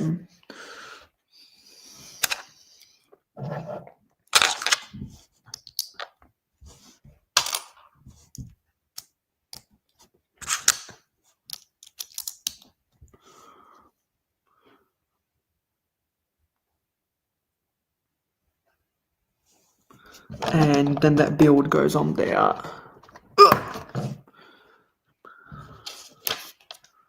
And now we got to build the engines.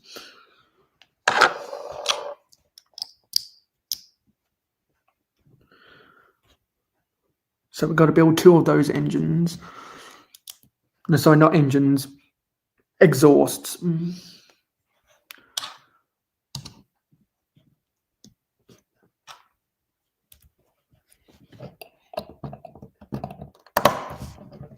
Let's angle this exhaust. Welcome back puppets.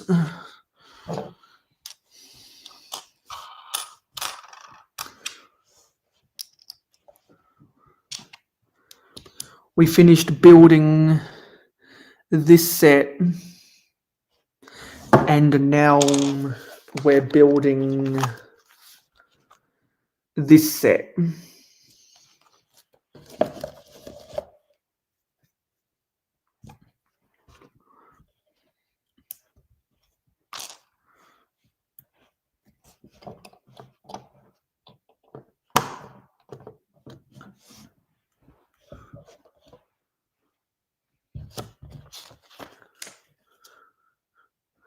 Now we got to put these Technic pins in to hold the wheels.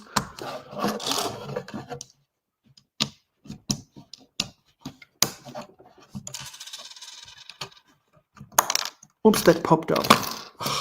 This wheel isn't... that pulled off again. Why? God, that's a bad building technique.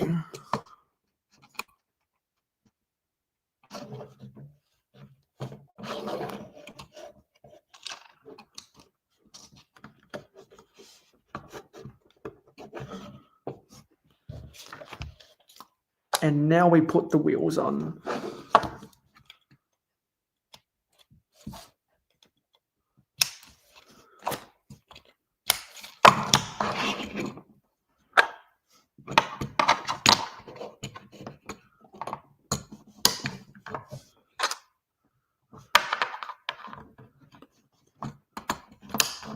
And there's stuff we got to put inside the wheels.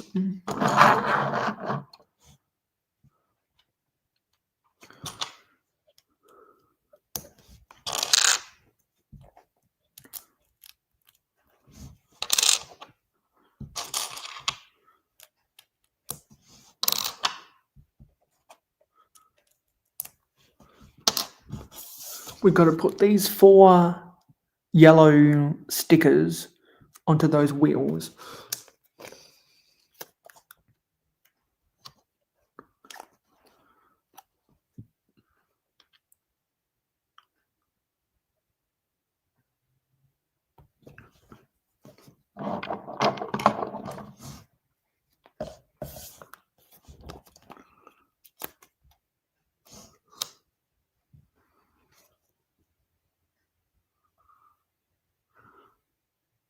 Those stickers almost look like the nuclear waste symbol.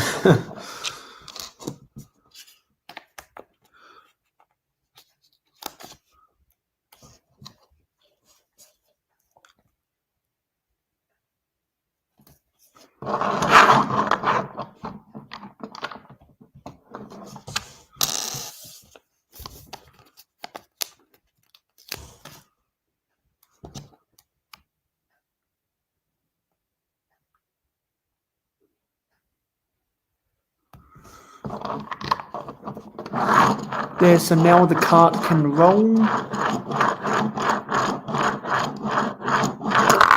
Oops, it knocked over the Goomba.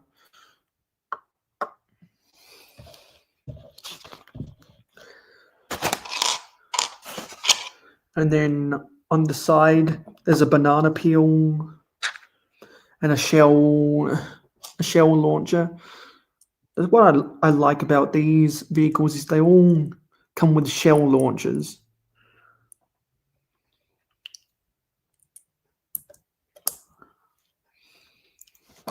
So you could realistically picture how they fire off the shells in game.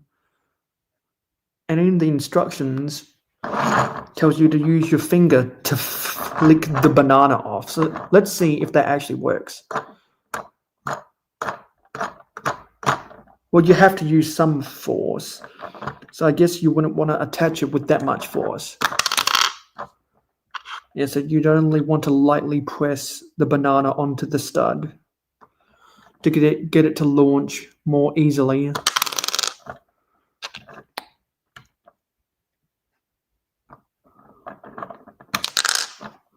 Let's get that to be straight. Let's see if we can aim for the Goomba. I'm gonna try aim for the Goomba. No, that was bad. That just popped off.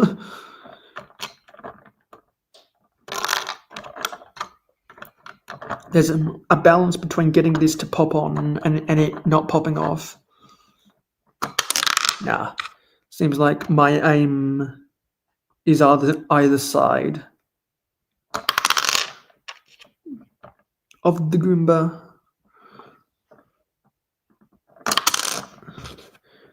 Yeah, My finger's aiming it to the right of the Goomba.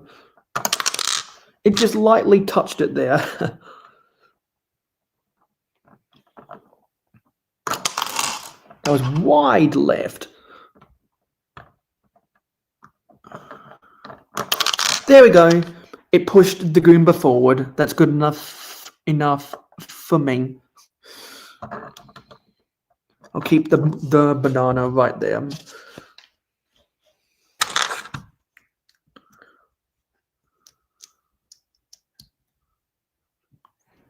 Welcome back, Alexandria.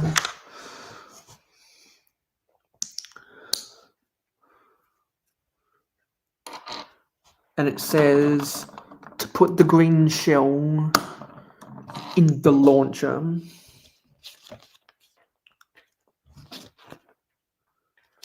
Oh, but what did it want to do with those? Oh, I needed to put that at the front.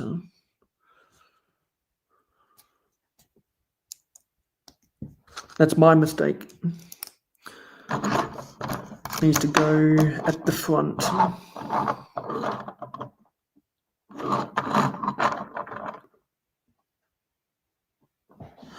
Oh, you've got a cold. That's not good.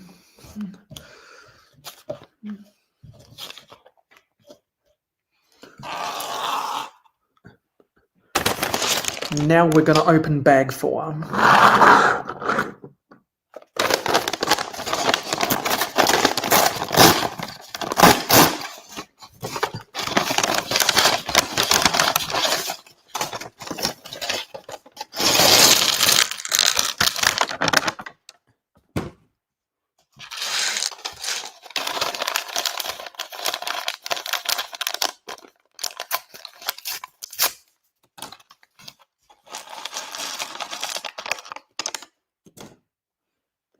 Got to build some traffic cones.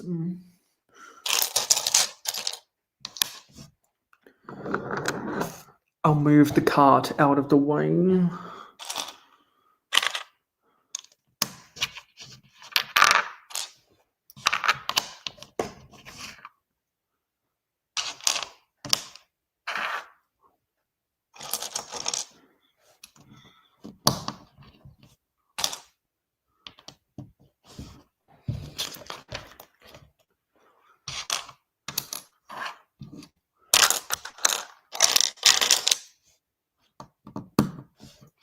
And now we're building a stand for Mario to sit on.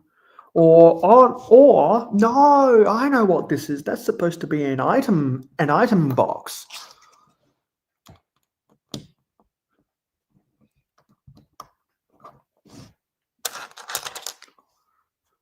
That's why you have these opalescent bricks that have the question mark on it.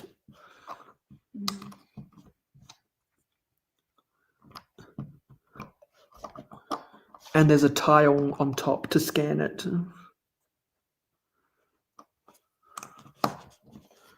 There's the tile. And there's what the question mark looks like.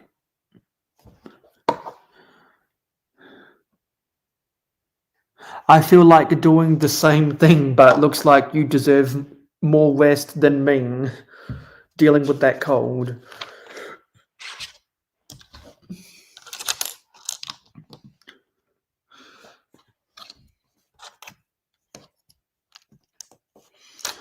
Dealing with colds is no joke, especially when your throat gets sore.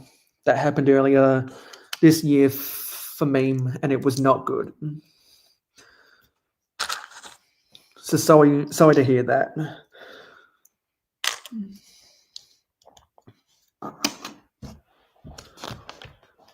So now we got to repeat this build 3 times for the barriers on the sides of the track. Is there a tile that goes on top? Oh, yeah. There are these tiles with studs on each end. And we got to build 3 of these things Actually, they have white tiles on the end and a jumper in the middle. So let's get these cones to be there at the bottom of the screen. And let's build 2 more of these things.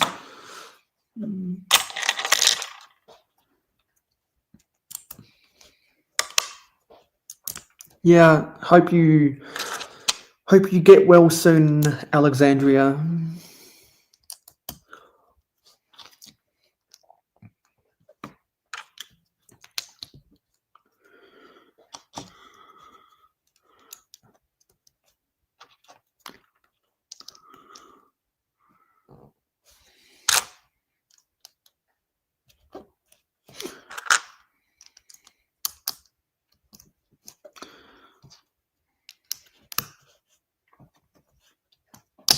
Whoa, that just popped out of my hand.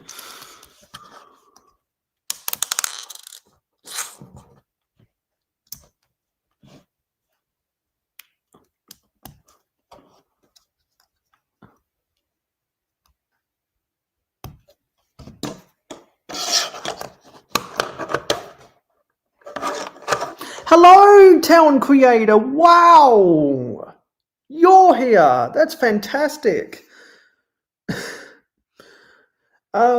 Yeah, I was not expecting to see you in the comments of my stream. So welcome.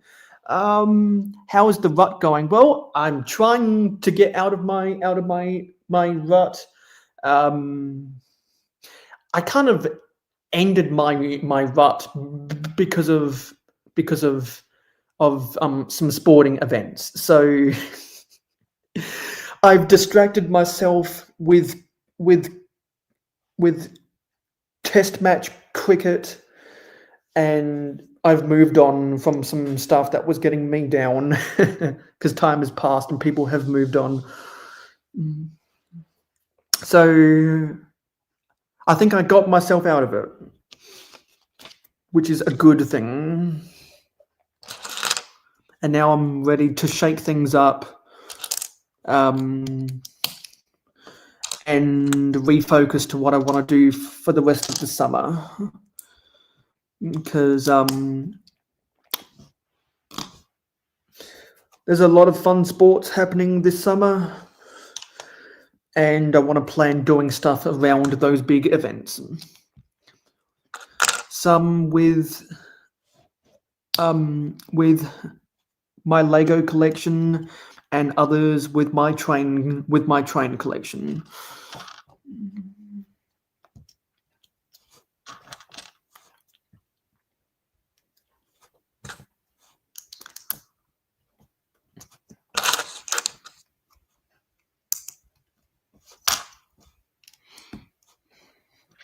Right now, we're building this Mario Kart set.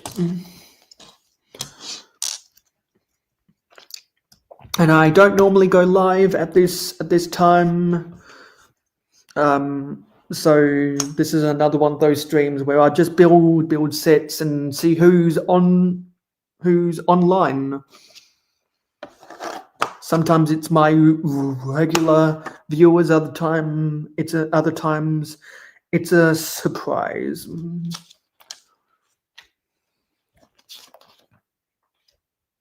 Now we got to put stuff onto this green double height plate.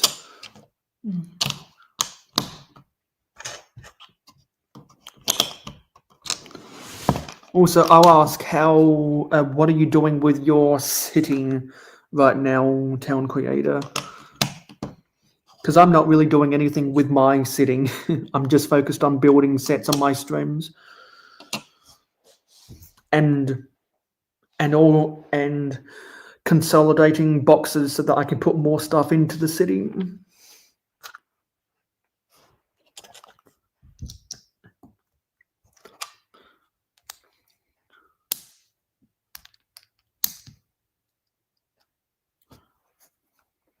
Yeah, there's a toad sticker that goes on here. So you're working on your winter village right now, yeah? I would have guessed you were doing that because other people that I'm subscribed to on YouTube, but they've either just completed their winter villages or they're working on their winter villages right now. There's no snow in my state, so I have no interest in building a winter village in my city, and I don't collect the winter village sets. However, I need to build some mocks for winter because people who live in the northern hemisphere are hosting mock contests, and I want to enter those.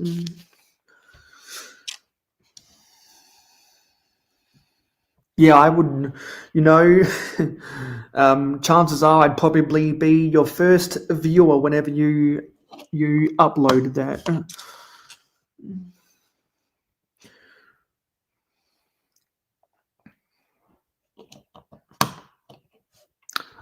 This is I think to hold some of the flags.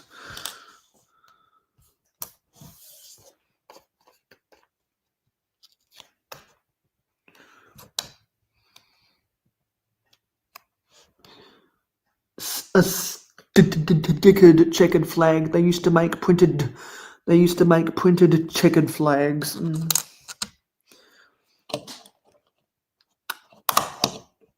I wish they would remake those printed checkered flags.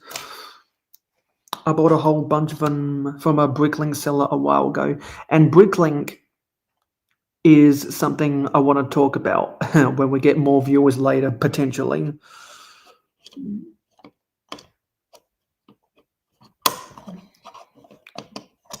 Because it's just gone after midday in the US. So hopefully we might get more of my American friends on later. Okay, now we got to open bag 5.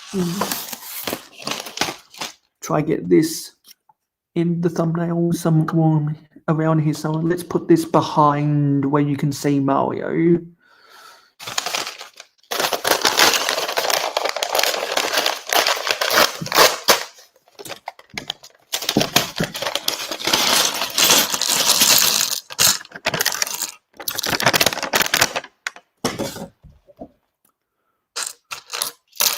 What's my take on the Holiday Express train?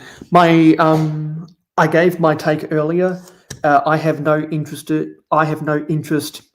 in the holiday train sets, so I don't buy them. Trains are my favorite theme, but I have no interest in the holiday train sets.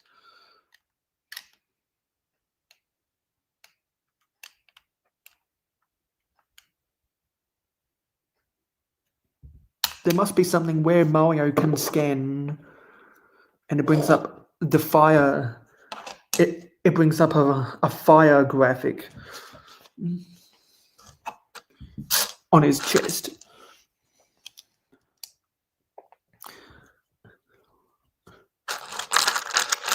I'm not sure if you can see it in the comments, but earlier people were commenting about the holiday train.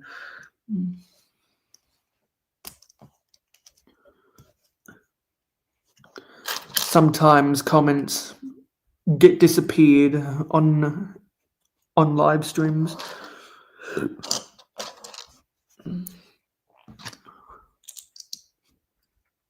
But I don't know how long.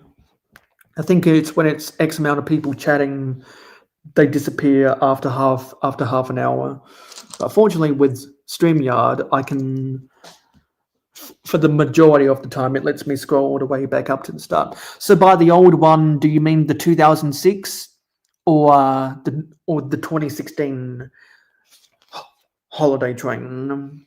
Because the 2006 one was from the 9-volt era.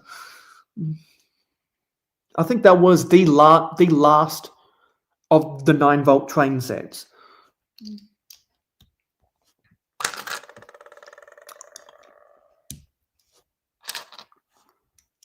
Yeah, I know that you got all of the Winter Village sets because of previous videos you've made about your Winter Village.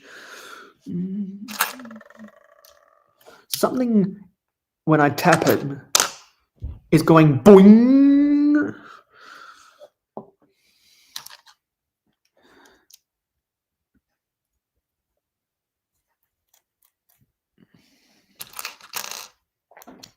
Why not build it? Is it because you want to collect all the Winter Village sets, but you don't need another holiday train?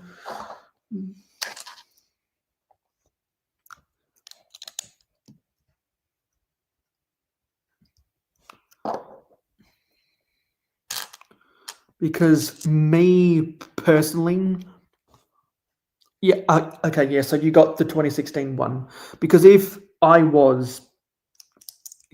I did build Winter Villages, and if I did collect the Winter Village sets, and if I already had the 2016 holiday train, me personally, I would not buy the new one because it serves the same purpose. It's kind of like how when they re-released the Winter Village toy shop, not everyone who collects the Winter Village sets bought it because they're already happy with the with the first one that came out in 2010 or whatever, so they didn't buy it. There were some people who didn't own the old one, so they bought the new one. And there were some Uber collectors who bought both and built both. So it kind of depends how much of a collector you are.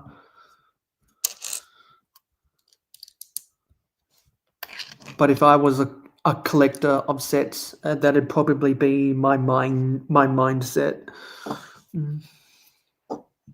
But I don't know how much of a collector other people are at certain things. Like I know there are some people who collect all of one type of Star Wars vehicle, and they buy it every time a new one comes out, and they build all of it, and that's the only Star Wars anything they collect. Or they buy all of the sets that include versions of a certain character, and they only buy Star Wars sets that include that character in it.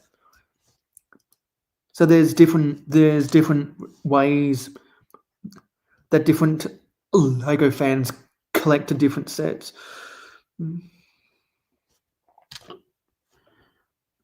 I feel there's a lot of nuance in it because not everyone collects Lego the same way.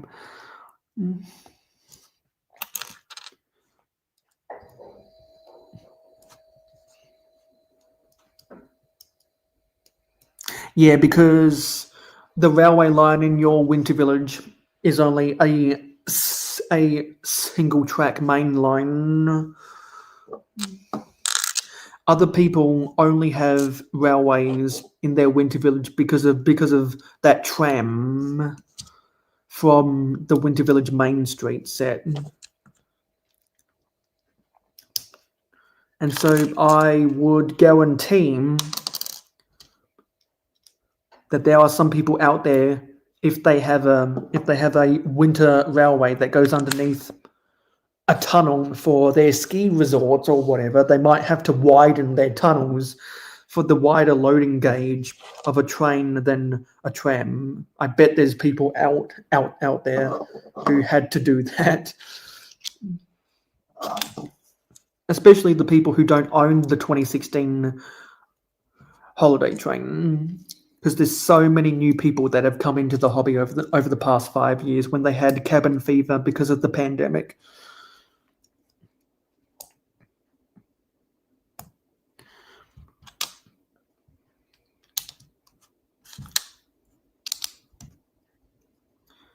And I forget what this character's name is, but he's the one that goes thud on top of the carts on some of the tracks, and those are really good prints for his face. I like those teeth and eyes a lot. I really like that. And so that stands on this red stand. but there's some green stuff as well for this other smaller green plate.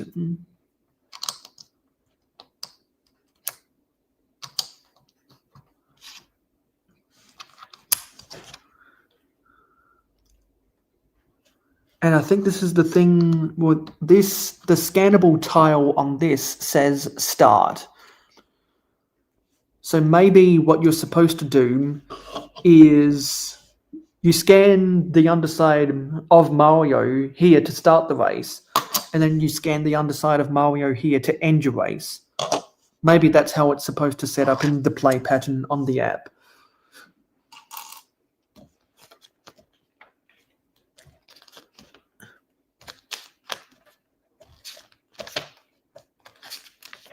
And I think that's everything in the set. And at the back of the instructions, they show some of the other sets that you can buy. So I already have that Yoshi from his bike.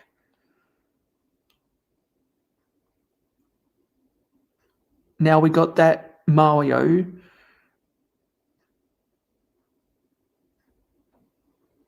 Yeah, so there's some of the builds. And those are the sets that those builds are from. Let's try to get a zoom in. Yeah.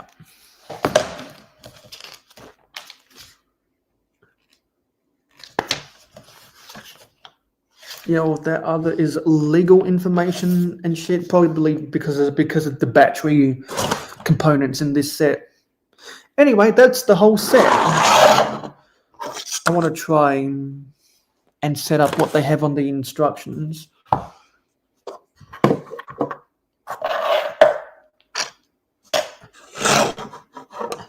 When I have this on the side here, and I want to have this at a bit of a curve. You want to have that on a bit of a curve. And so Mario goes in his cart. Have to move his arm forward to get the arm to stand. So there's Mario riding. Actually, let's put him a little bit back here. And then you got the safety cones off to the side. Let's get it within the shot. You have, yeah, sorry. Then you have the Goomba.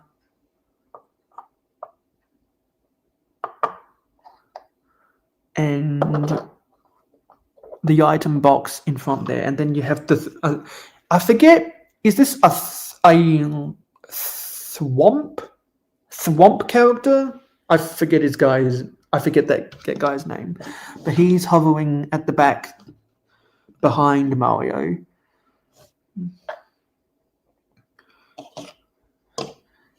And then the trophy stand. Actually, no. Let's put the Thwomp here. And let's put the trophy there.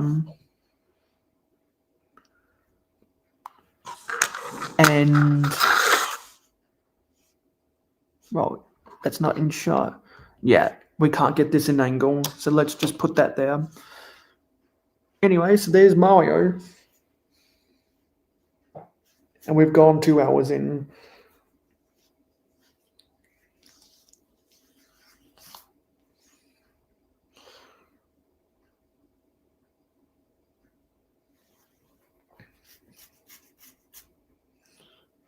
It's almost 1 p.m. in the US. I don't know what set I want to build next. Oops, I forgot to be charging my Mac.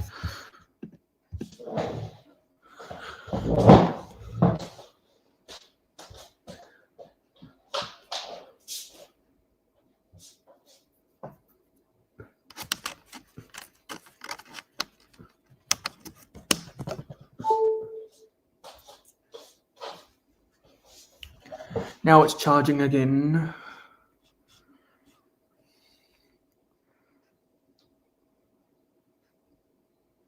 Seeing if there's anything that's happening on Instagram.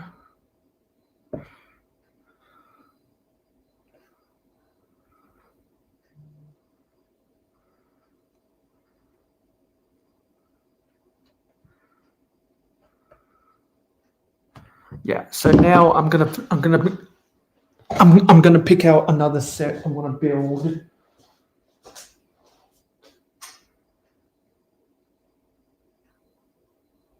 I don't know.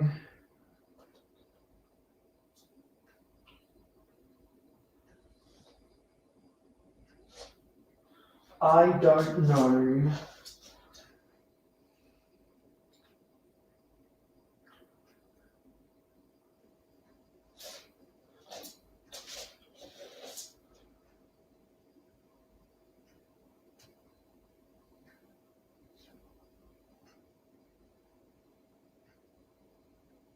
Yeah, I don't know.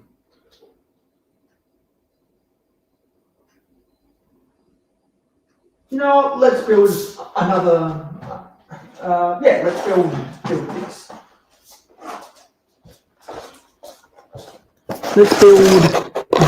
Let's build a Donkey Kong's carton.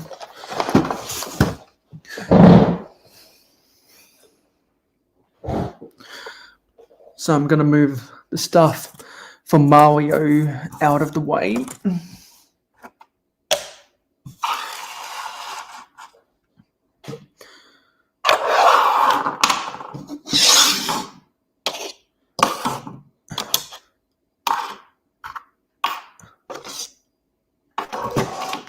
Yeah, times like this is more convenient for my European friends.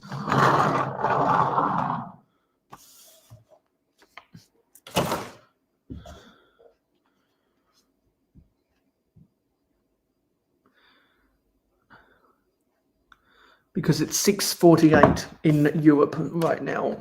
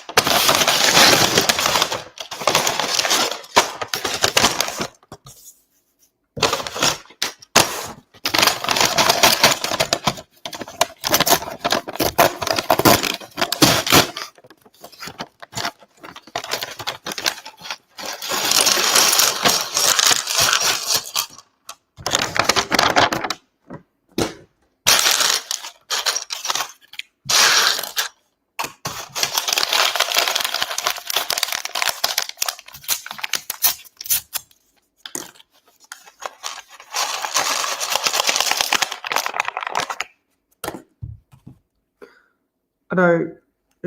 Are those of his shoulder pads? And I got to scan to get the insider's points.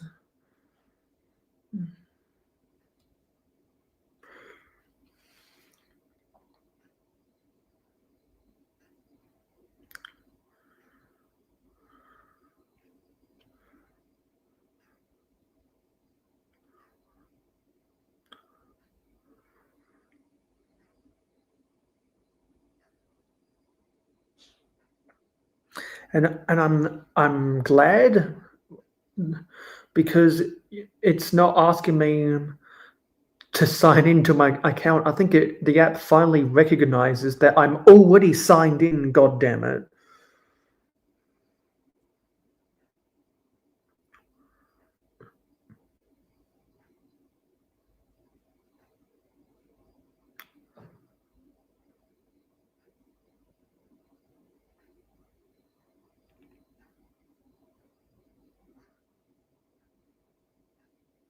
Did I see something on an alert on Facebook?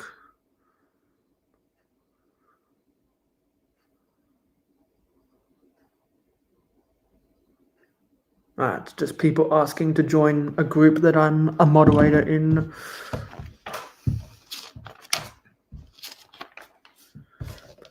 So first up, we're building Donkey Kong himself. And until I discovered how good the stats are in the carts, in the bikes for the baby characters, Donkey Kong used to be my favorite character in Super Mario Brothers. Not anymore.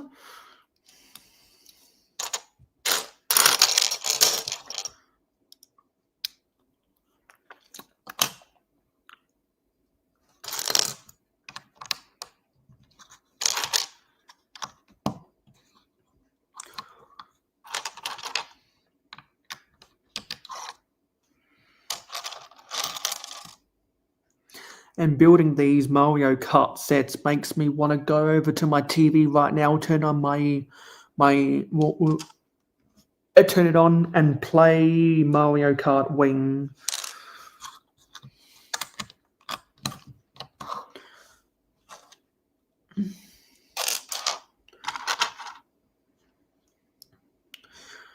The only reason I bought these is because I've been playing Mario Kart Wing for 17 years, and it took them 4 years in the Super Mario Brothers theme to make Mario Kart sets.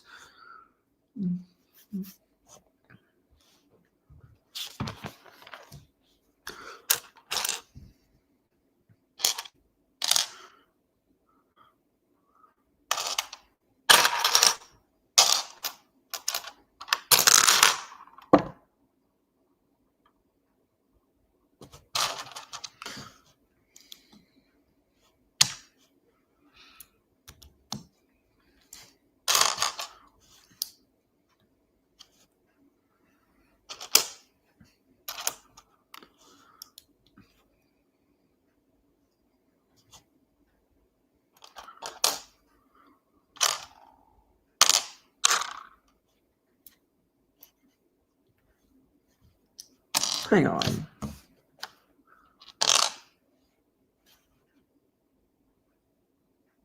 I see.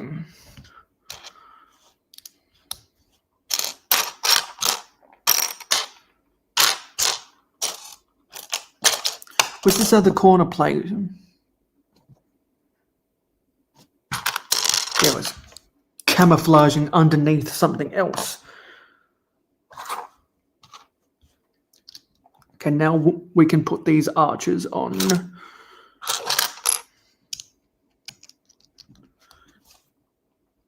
And then that attaches to this build somehow. Where does it go on? Oh, there's some other curved slopes that need to go on. No? Where are they? One's here. Yo! Clicking Cliff, good to see you here, buddy. The invite's out in the jungle if you want to join me right now. Or are the Chiefs about to start?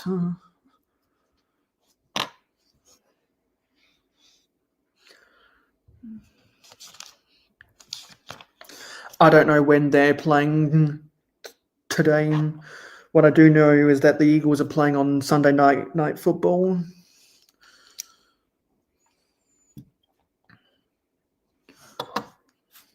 But I'm frustrated with the NFL right now.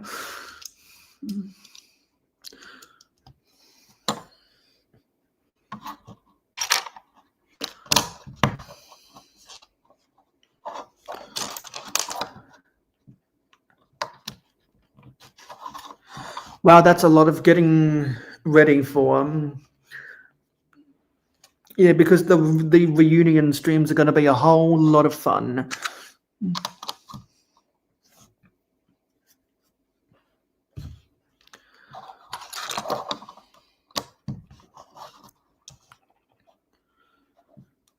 And I'm totally biased, but the reunion stream next week is going to be the better of the two. Ha ha ha ha ha.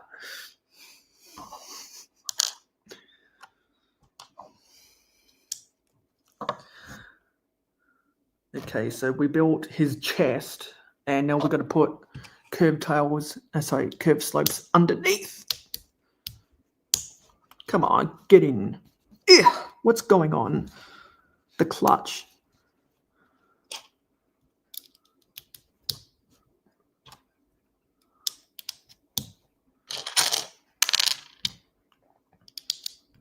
Because right now we are building. We're building Donkey Kong's cart. Sorry, that light glare is bad. There's Donkey Kong riding his cart. We just finished building Mario's standard cart right there. And at the start of the stream, we built this Insider's classic space set.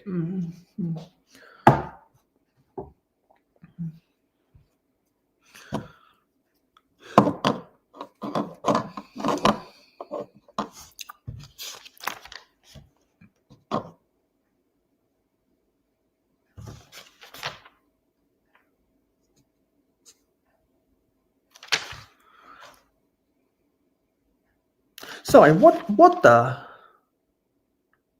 Oh, I missed that.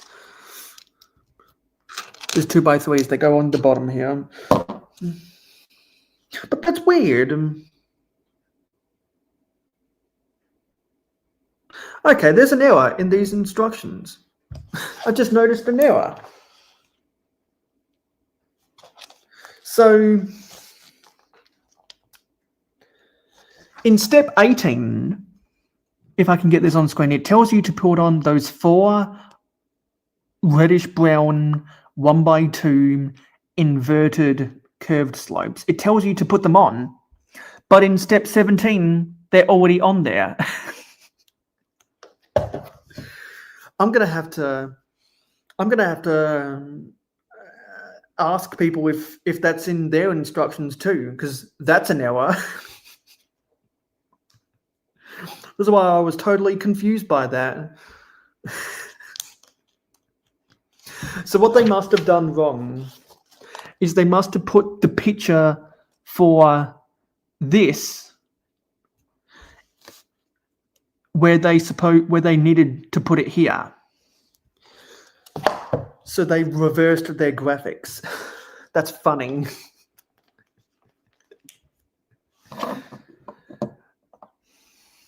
Well, that was some amusement for me as I'm slogging away building this. That was funny.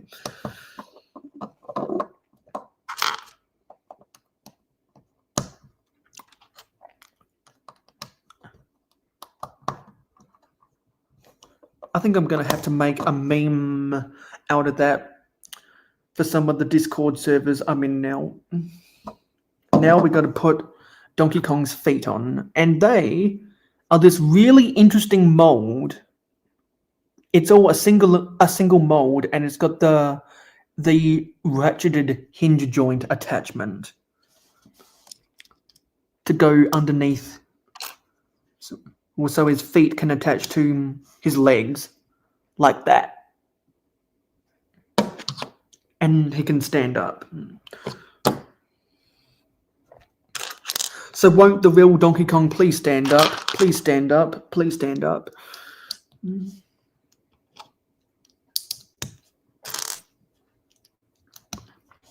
And also, if there's anything Lego related that anyone in chat wants to talk about, or if anyone has any questions about Lego, I'm happy to answer it, and I'm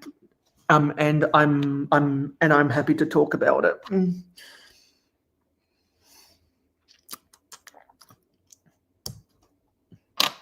Okay, you do that, Owen. There's no guarantees that I'll be awake, because I'm not gonna predict my sleep schedule at that time of day for the foreseeable future after everything that's happened in the past week.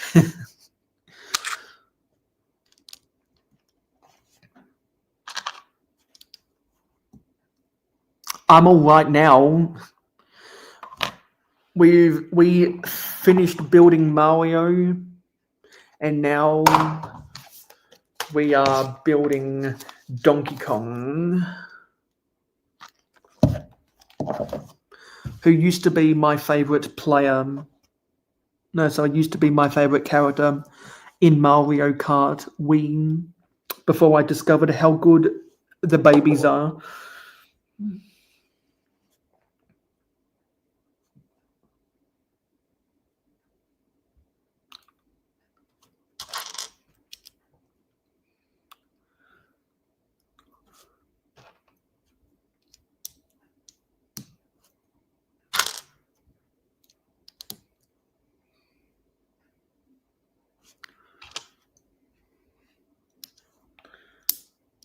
So now we're building his arms. And I guess this isn't a ×2 because there's a reverse build for his other arm. And this isn't going in. Oh, that clutch power is strong.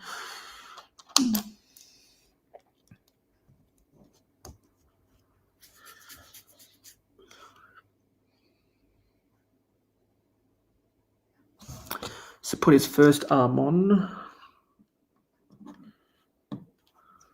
How does that? Oh, okay, yeah, that goes in there. Now that twists because it's on a ball joint collection. I've got a ridiculous amount of Lego Mario sets. I was thinking about purchasing some, but if I was to buy one set, I'd buy them all. Yeah, I told myself I wasn't going to buy all of the Mario Kart sets. So I more so chose sets with the characters that I care about. So we built Yoshi a while ago. Just built Mario. Now we're building Donkey Kong. There's one other set I have.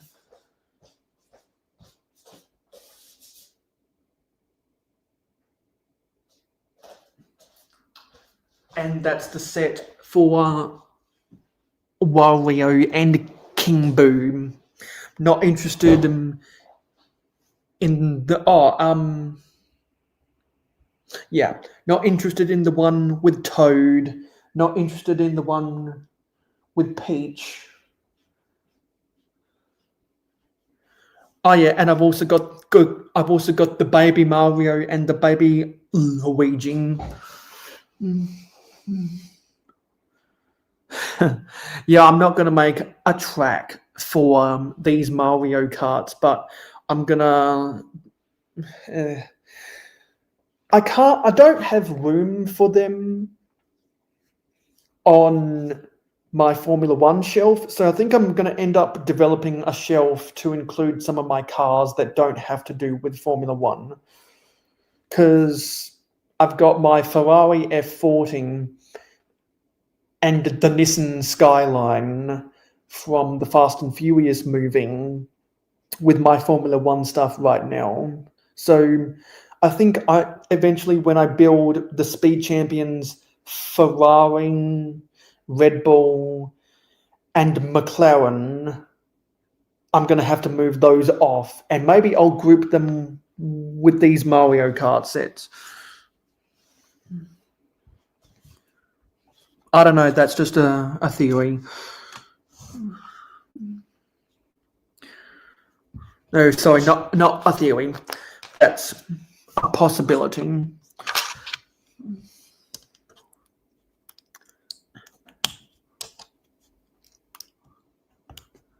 You pre-ordered Lightning McQueen? I want to get that set eventually.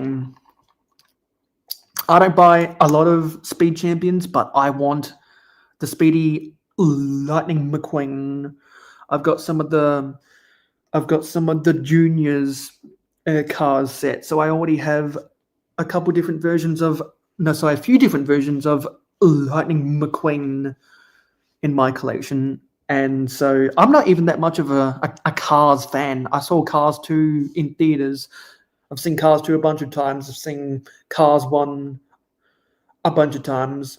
I've seen Cars 3 once. I wasn't all that impressed with Cars 3, to be honest. Yeah, because when you're at a bigger scale, your proportions can be bigger.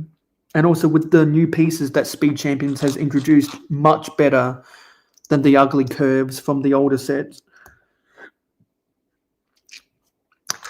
And if you're interested in seeing a comparison, Owen, go search the Just Too Good channel. Just Too Good's done a lot of videos with all of the car sets. He's all not he. She has almost reviewed every car set ever.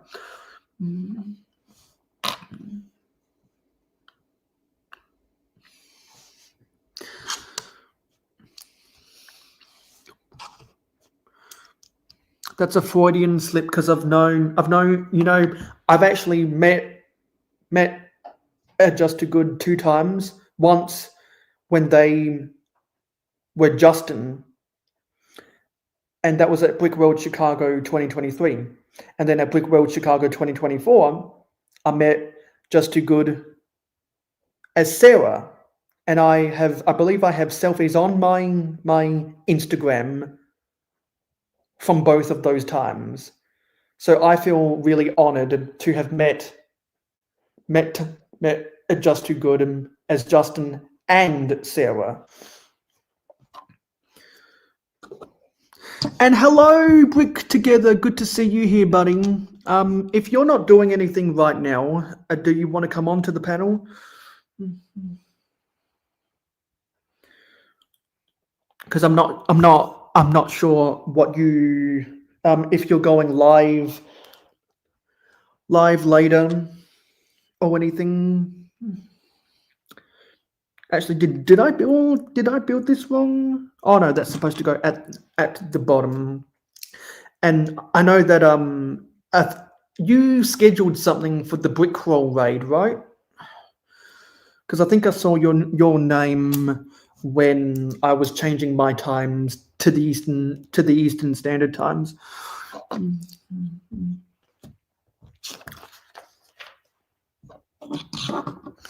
I'm building a bunch of sets while and I'm just waiting for people to talk about Lego related stuff that makes me segue into some things I was talking about. Yeah, we can organize something some other time. I was watching someone else's live streams before I came on here. So yeah, I know the feeling of watching someone else's stream while you prepare to go live yourself.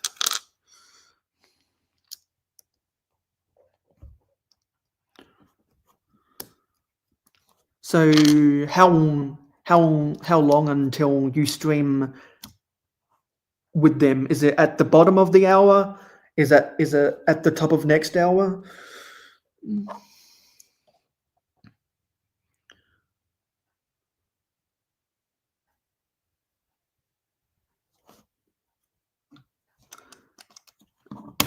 Because we're building Donkey Kong right now. And Donkey Kong has arms. And I think these are the same arms from the Big Fig versions of Hulk. No, sorry, hands from the Big Fig versions of Hulk.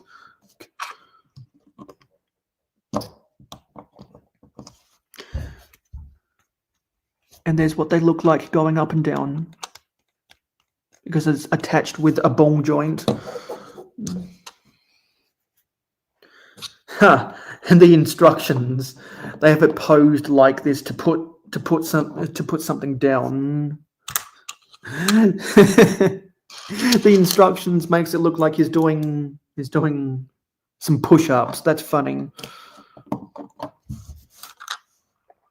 And I did encounter an error in the instructions where they reversed the position of 2 of the pictures.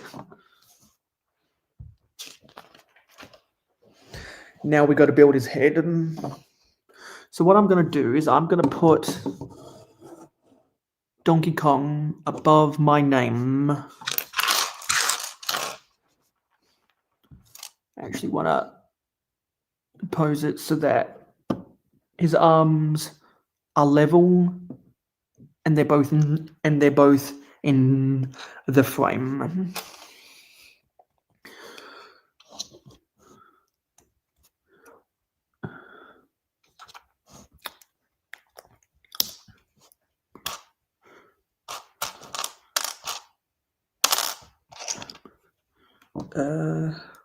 Okay, I thought there was another plate that went on there.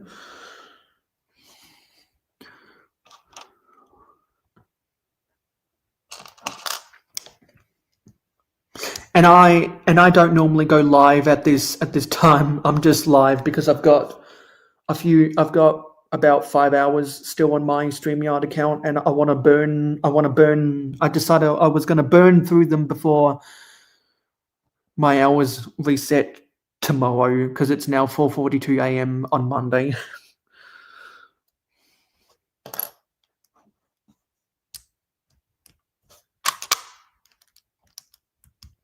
So this is really a pop-up stream.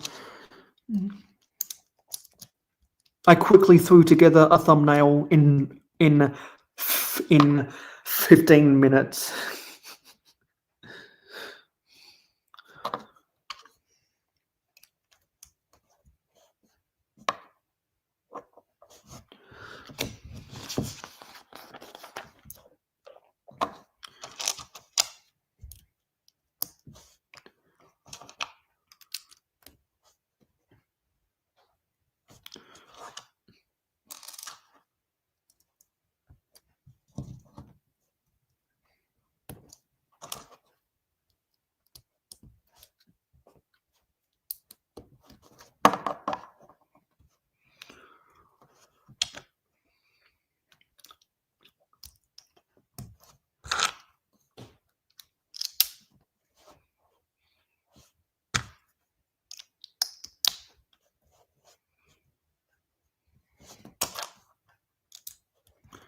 His head's almost done.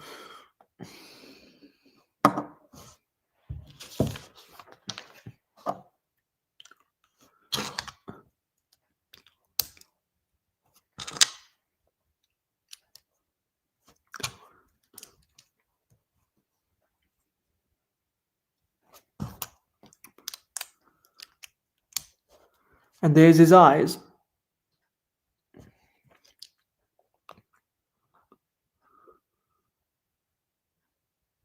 Oh, are they? Oh no. I thought that was an illegal building technique. But it's not.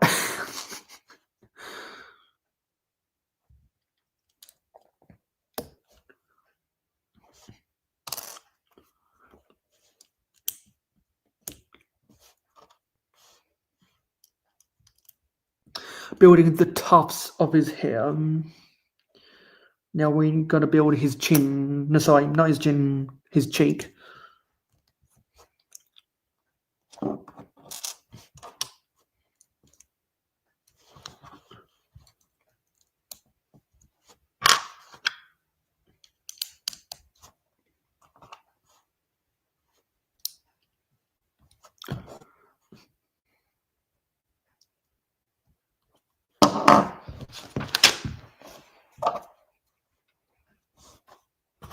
And so these round bricks are used for his mouth. That's nice.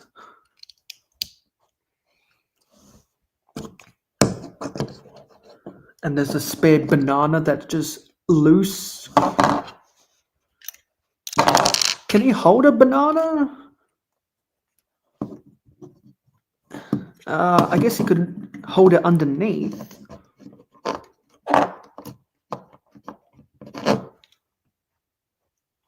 Yeah, he can just barely hold on to the banana mold. And there's extra pieces. Yeah. So there's another one. So there's Donkey Kong, folks. There he is. And I'm gonna have him holding the banana. There we go. Now we got to open bag 2.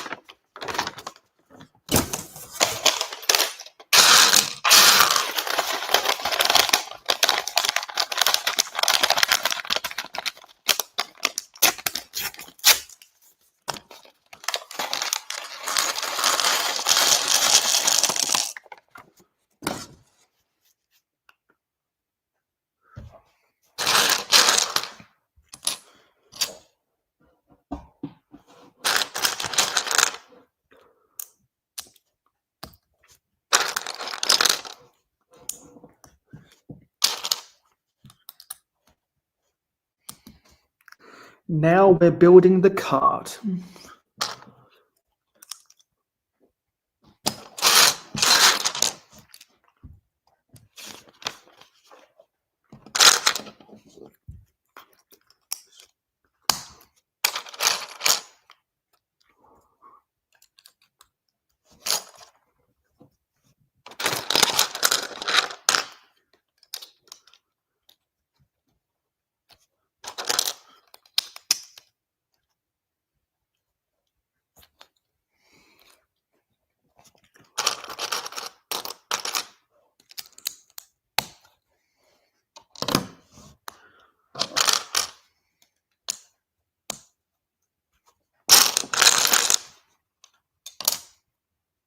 Hang on, I built this wrong.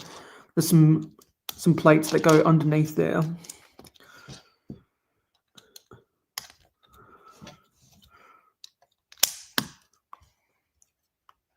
Okay, now that's supported.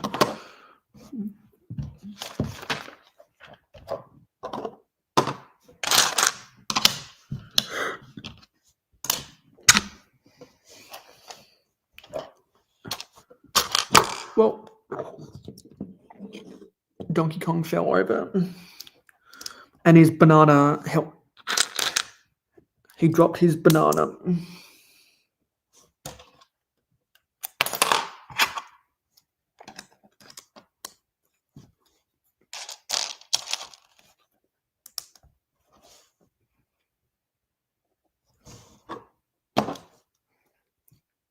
How does this go on?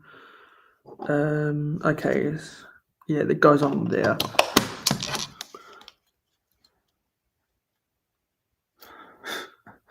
Yeah, that's how it goes. There ain't no fixing it.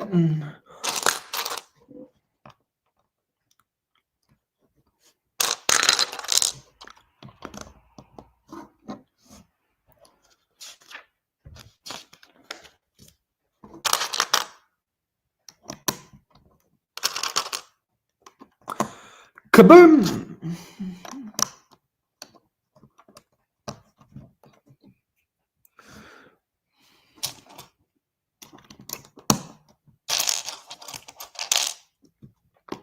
There's another scannable thing for there. So I guess all the carts have scannable things to detect when the characters sit down, but so I guess that's for any of the electronic characters.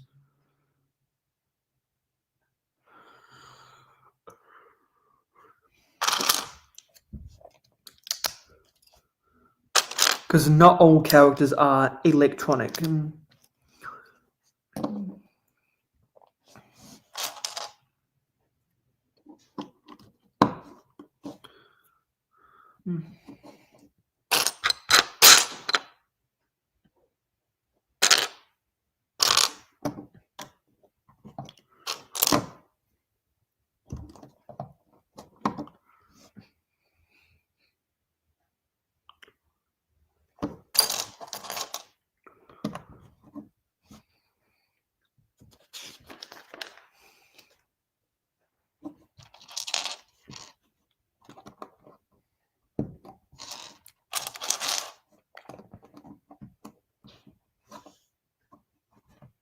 You know, the more I sit here building, the more I think I should have a smoothie after this stream.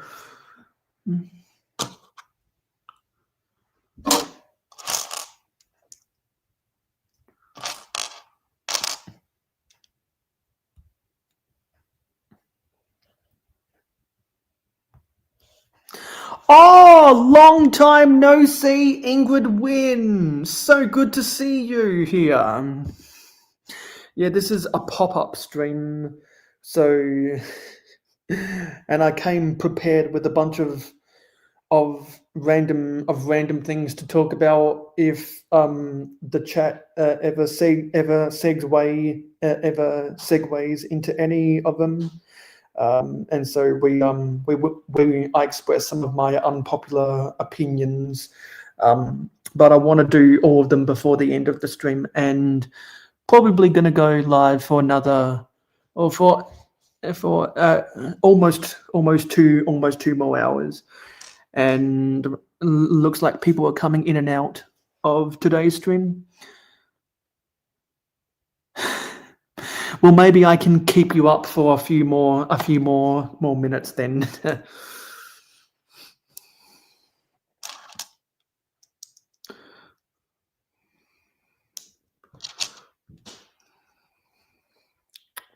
But anyway, how's life been?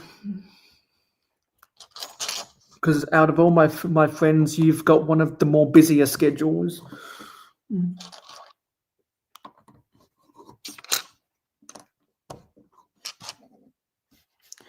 You got to go to work later. So did you get so did you just get home from church or something?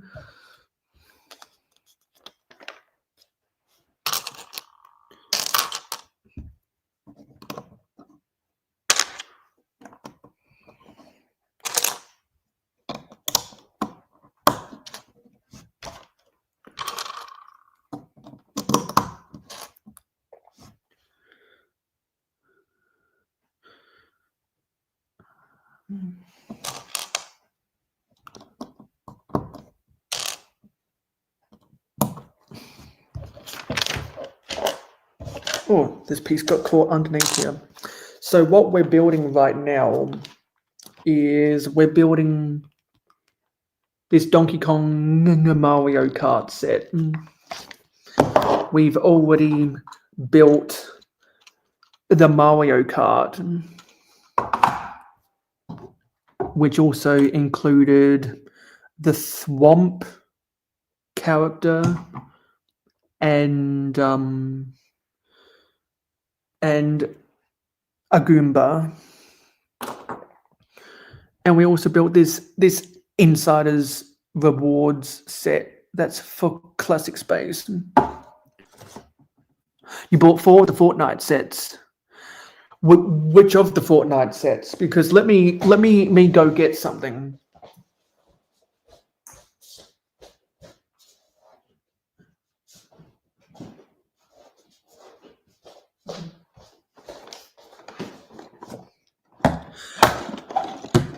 The only one of the Fortnite sets I have is the Durr Burger.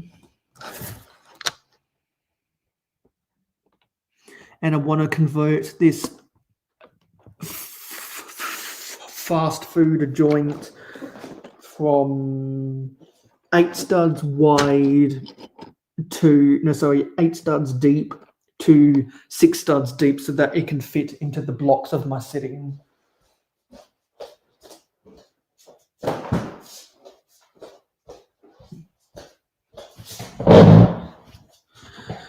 I'll probably do that sometime in January. I'm streaming a lot this summer vacation because I need to build sets in my backlog.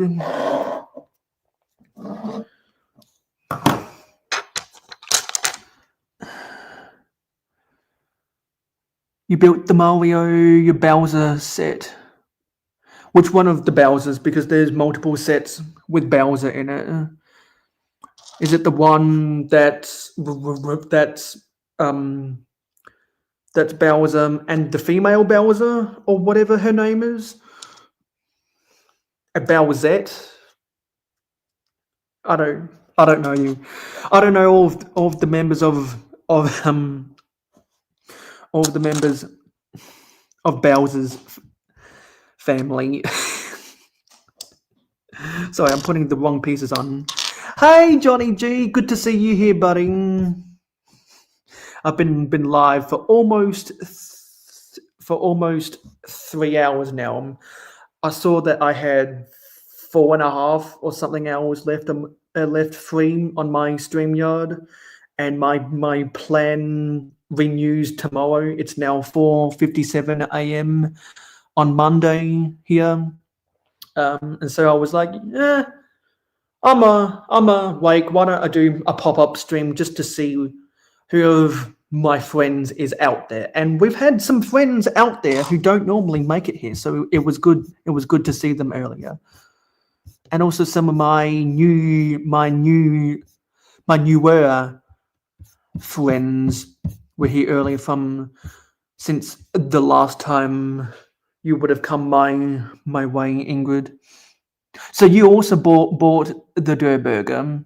You bought 2 of the wolf sets. I forget what the wolf set is.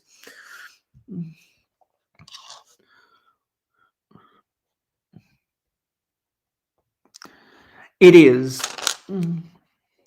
because that confirms that Ingrid is not going through a dark age. Actually, no, I was supposed to put those pieces on. Okay, I'm misreading these instructions.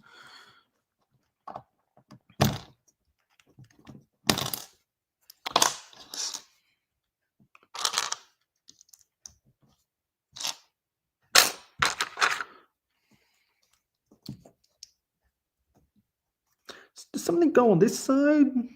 Maybe at the end, maybe towards the end of this bag. Oh, my stomach's grumbling. Let's see if drinking some water will help. Will help that.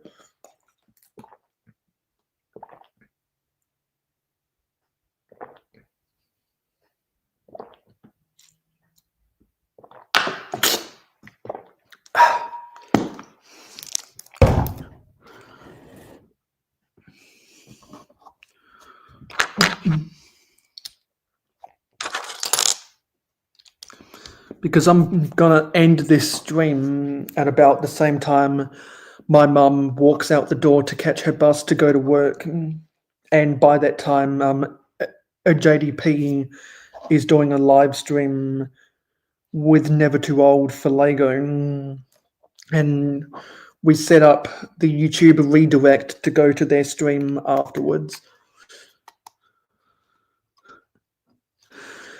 Yeah, I need to respond to some of your comments later, Johnny.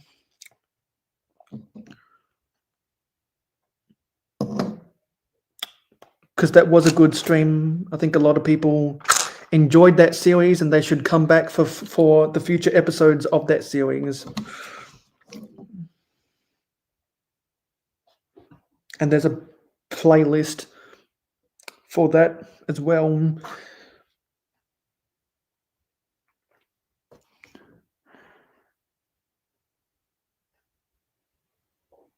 You want a Brute set? I don't think I know the character Brute. Is that from Fortnite? I don't know the Fortnite characters.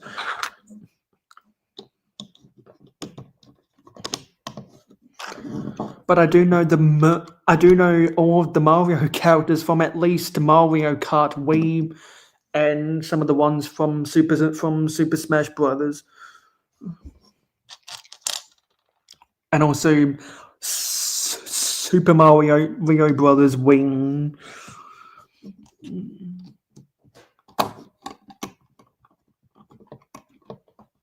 So Brute's a zombie. Oh, so do you know info about the Fortnite characters? Because I'm happy to get an education.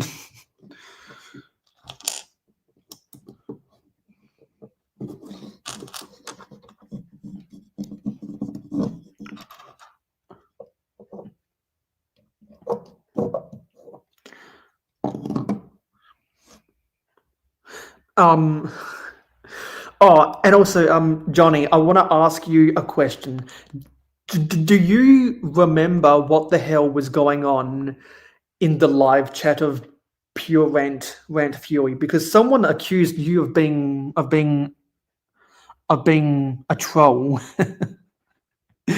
which was the first time I've ever seen someone accuse you of being a troll. That was wild. So Brute is a beast. You have to defeat to get to. You have to get his. You have to defeat to get his scale. You need the scale for certain recipes. Oh, is that to brew some of the health potion? juice things that you can use for healing in the game.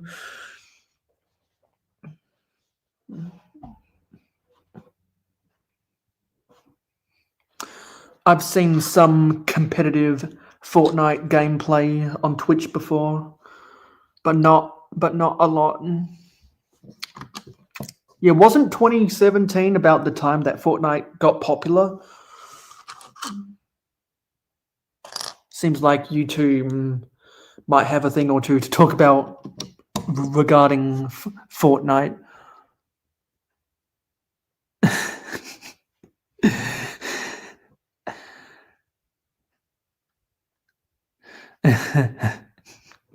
Yeah, because that yeah, Johnny, that was really some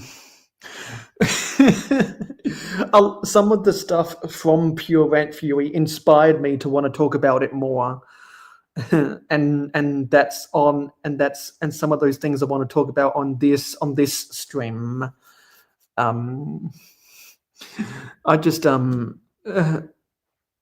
at the end there, I felt really awkward. Yeah, I know a lot of parents play Fortnite with their children, and that was and parents playing with their children was actually one of the biggest increases for the jump in Fortnite players back then. Yeah, exactly. And I think some things that you said and I said got taken out of context and misinterpreted. Because at one point, that Smokey guy was accusing me of being a shill for Lego. And I was thinking, what the fuck? Just because I said I have no problem with Lego and with Lego in their marketing suggesting you buy multiple modulars to make them bigger. Just because I have no problem with that, that makes me a shill for Lego? Really? Just because that might be something that someone in LAN would do makes me a shill for Lego, saying I have no problem with that type of marketing? Yeah, so I think what I said got misinterpreted, and then I had to defend myself, and that's where I brought, yeah, Lego would market something like that to people in a lug, which is where I brought up, I know people who have bought 10 copies of all sorts of sets. And the specific example I was talking about, I wasn't going to name drop them during Pure Rant viewing, but a chip of the old block toys is a member of one of the lugs in the mountain states. He was in Nut Lug. I think he left that lug, and he's in either the Idaho or the Wyoming lug. One of the lugs there. I forget. But he spent $5,000 on 10 of the Avengers towers because he was already making an Avengers tower mock, and he just decided to do that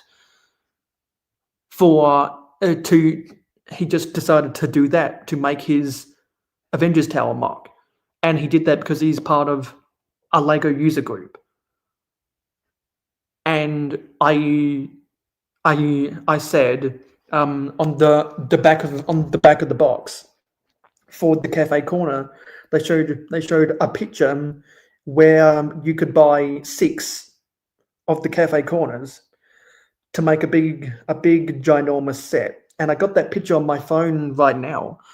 And all I was saying, I have no problem with Lego marketing because of course you're going to want to market your product where to say, hey, if you buy this amount, then you can make this. That's different from someone actively telling you or forcing you to buy multiples of the same product. Marketing it that way is different from telling you to do it, if you know what I mean. So this is the back of the box for the cafe corner. And you can see it gives you, me get this right. So that picture there is one of the cafe corners. So let me get this in the right view. So that picture right there tells you it's trying to act as a scale for this other stuff, but that's one of the cafe corners there. The next one tells you what you can do if you buy two of the cafe corners, which they extend it by one floor, and then you get all the extra pieces for the roof and the ground level. So they're suggesting what you can do if you buy two of them. Then this one, they suggest what you can do if you buy six of them.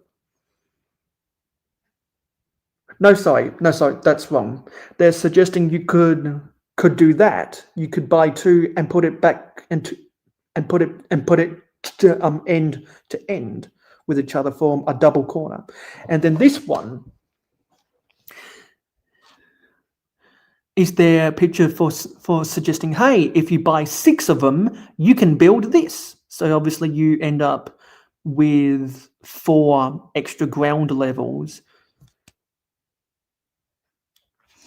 and 4 extra roofs, and you'd have to, and you can use those pieces to build whatever else you want. But hey, they're suggesting you buy multiples of them to build this, and that's what lugs do.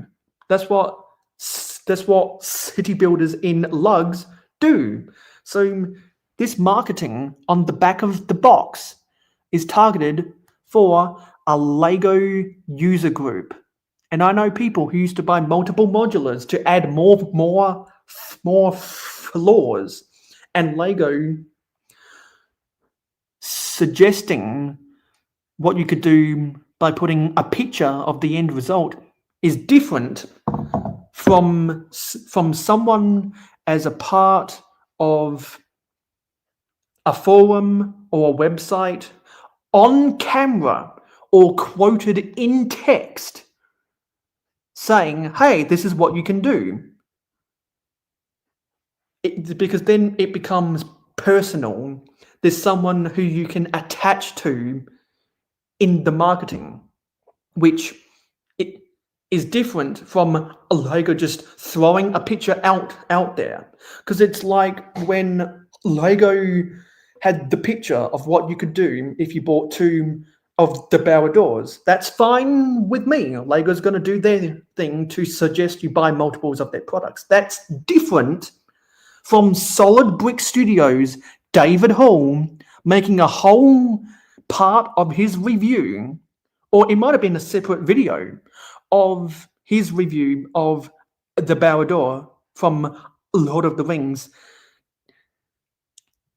telling you and showing in the video what you can do by buying 2 of them. That's different. That's putting a face behind the marketing, and that makes it more personal.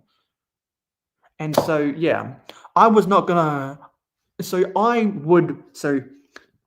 to get my position clear, I would never make a video saying, hey, you should go out and buy 2 of the Bower doors, and you can make whatever the picture for that was.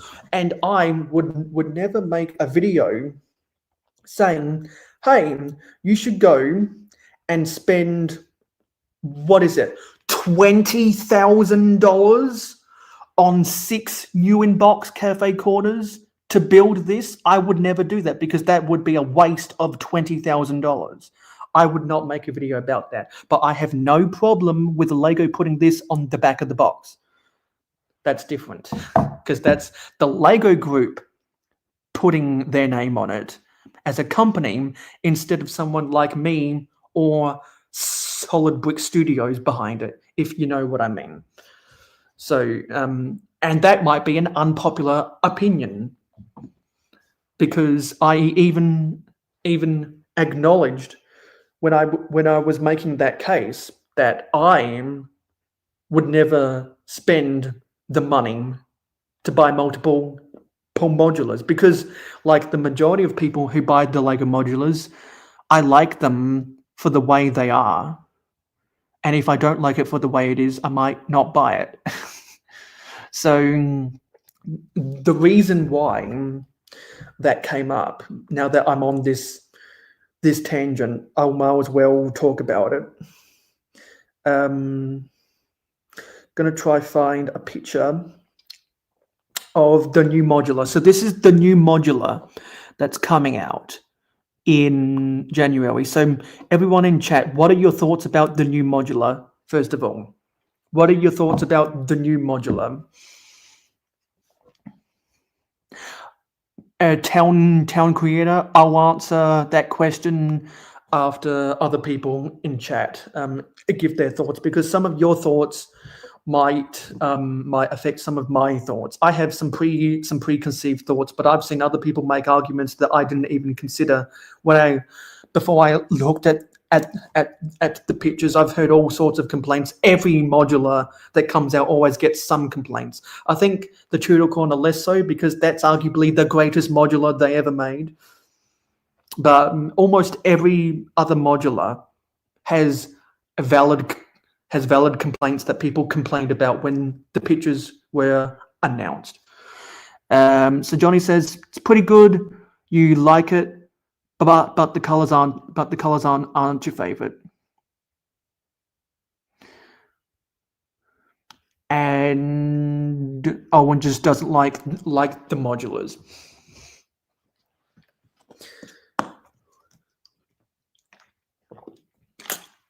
Also, be curious to know, Owen, what you think is shit about the modular building collection, because that's an argument that I'd like to hear, because I don't see too many people calling the modulars shit. I know plenty of people who refuse to buy the modulars, but I'd like to hear your perspective. Yeah, modulars aren't your thing either, Johnny. Yeah, see, there's a lot of people who aren't interested in the modulars. Particularly if you're not a city builder, then you're probably not interested in the modulars. So you like the angles in the walkway. See, I've seen people complain about the angles because the geometry is rather unconventional. Because it's got similar angles. Well, it's a similar concept of angle to the boutique hotel, but it's got that same plaza in the front, like the assembly square. So what I think they did is they took the angles from the boutique hotel and combined it with the plaza from the assembly square to make a combined architecture, which borrows design concepts they did in the past. And as they've made more modulars, they've begun to borrow more ideas from previous modular sets. Town Creator says, it looks like the boutique. Exactly. Exactly. That's a good way to put it, Town Creator. You're thinking the same as me. It looks like the boutique hotel and the assembly square had a baby. It's just like how in NBA terms, a Magic Johnson and Michael Jordan had a baby. His name is LeBron James. Kobe Bryant and Allen Iverson had a baby. His name is Russell Westbrook. And the assembly square itself was it was for the 10-year anniversary of the modulars. Oh, I'm at 100% on my Mac now, so I'll hold that thought.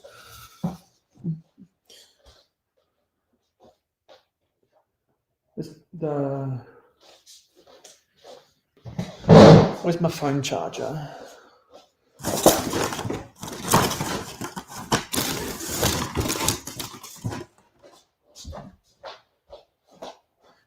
Actually, I'll put the Donkey Kong in frame while I'm messing around with this.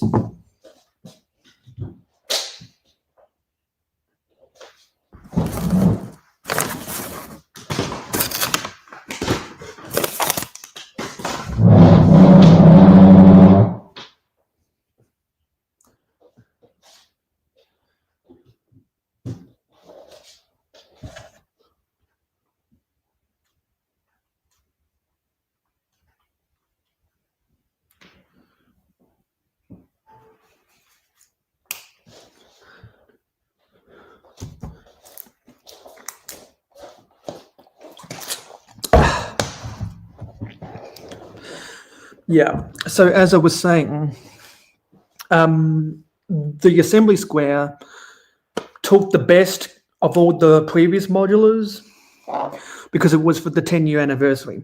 It took the architecture for one of those buildings from the top of the cafe, from the cafe corner. It took a similar roof style on top of the florist and the sand green color of the florist building itself, from the greengrocer. It took the top of the roof. Well, something just moved outside. What the hell was that?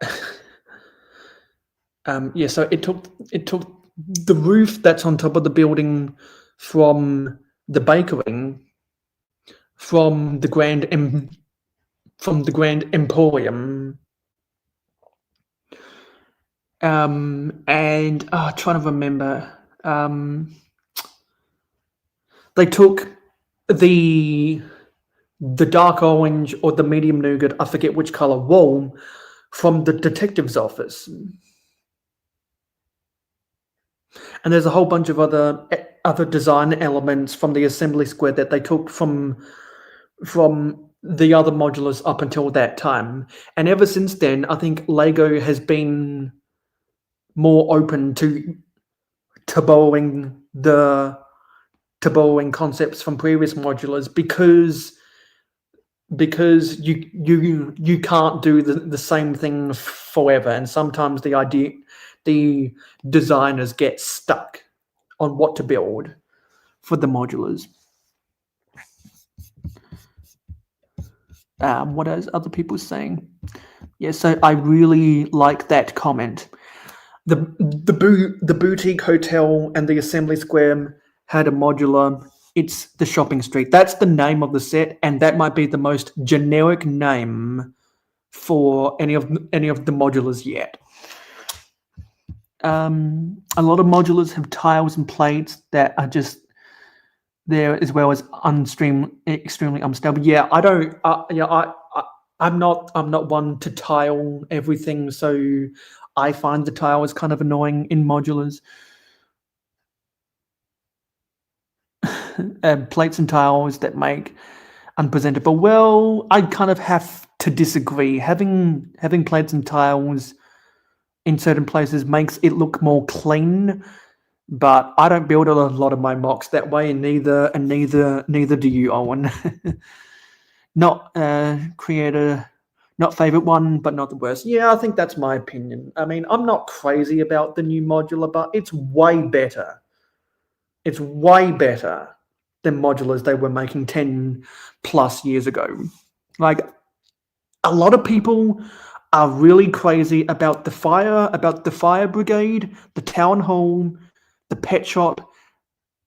Sorry, a lot of people are really crazy about the fire brigade, the Grand Emporium, the town hall, and the Palace Cinema, and I just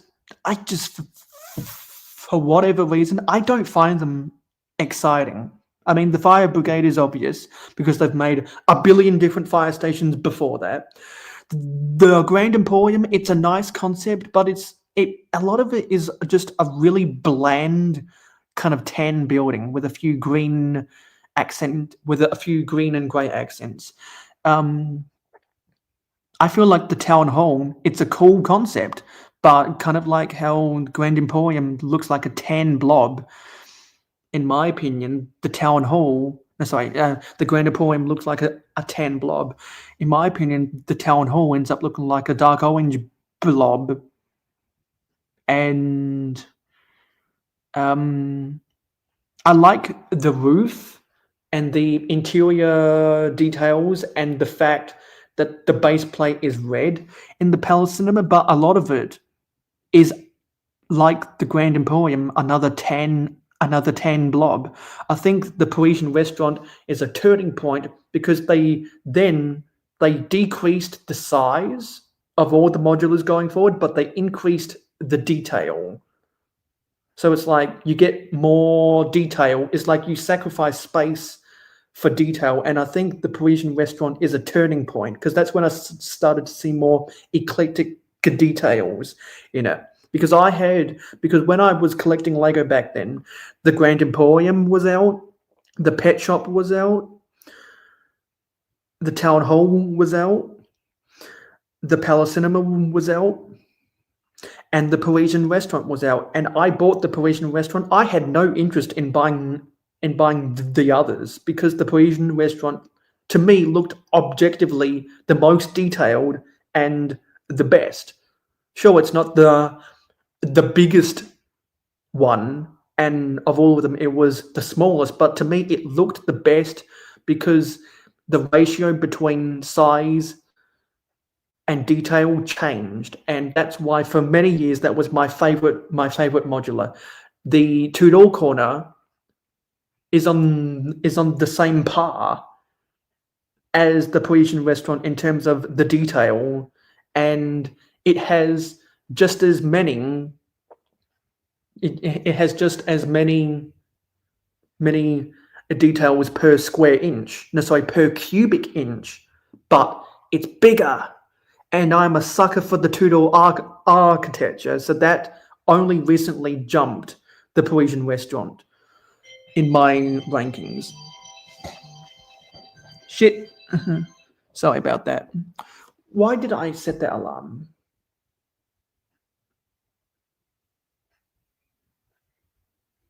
Why did I set that alarm? Was that for? That must have been for someone's stream, which ain't gonna happen. Ain't gonna happen today anyway. So that's my spiel about the modulars in totality.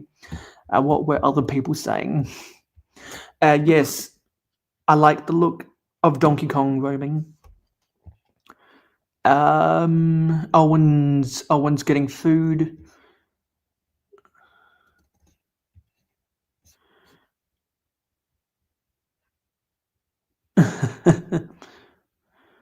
Yeah, JDP's going live in like an hour or something. And we will be redirecting to JDP.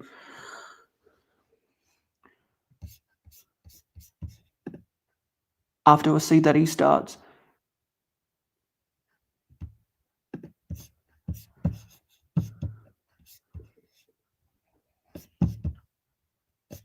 And wow.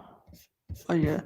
And I know that JDP is always changing the start time of his stuff, but he's got it scheduled for 6:30, so we'll be streaming for a little more than over an hour. Yes, the Parisian restaurant is great. That was my first modular for a reason. Because I remember people reviewing the modulars when I got onto YouTube, from the Fire Brigade to the Parisian restaurant. I remember the Brick Show and Jang Bricks reviewing them. I watched their reviews of all those modulars during that time. First time I watched a review of the Green Grocer was by Brigzar.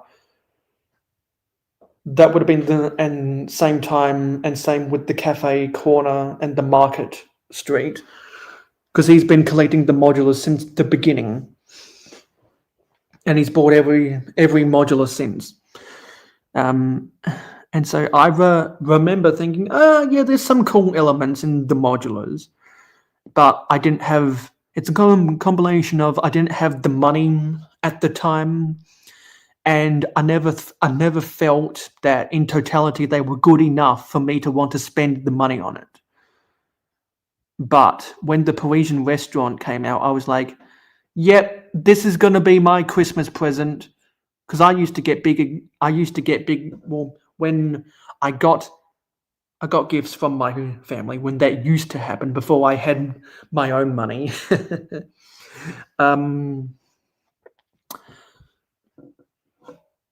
I used to get sets. I used to get multiple sets from multiple people in my family. But then when the modulars came out, when the Parisian restaurant came out, I told my parents, okay, instead of you guys buying me this, and my aunties and uncles buying me this, and my grandmother buying me this, I want this set, the Parisian restaurant, to be from everyone in my family, because it was that more expensive. Because the Parisian restaurant in Australia back then would have been, I think, a $250 set. And the modulars have gone up in price over time. So now the baseline for a modular here is, I think, 300. And eventually, I think I think the baseline is 350 now because of all the inflation stuff that happened during after the C word. So right now I could go out and buy the jazz club, the boutique hotel, etc. for $350. The what is it? Natural History Museum, that's 1.5 base plates, so that's 450 Australian dollars. I always wait till the end of financial year sales in July to buy the modulars. I don't buy modulars from the Lego store because they always go on sale later at some of the retailers here in my country. So you don't have the museum? Yeah, it looks... I mainly bought it because of the interior. I don't really care for the exterior. I like olive green as a color, but like how I said, some of the older modulars are a blob of one color. I think the architecture of the Natural History Museum is really just an olive green blob.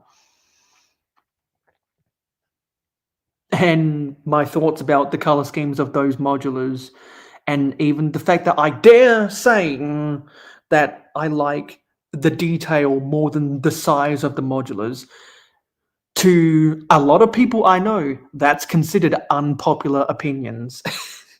So yeah, there's a reason why that's in my title.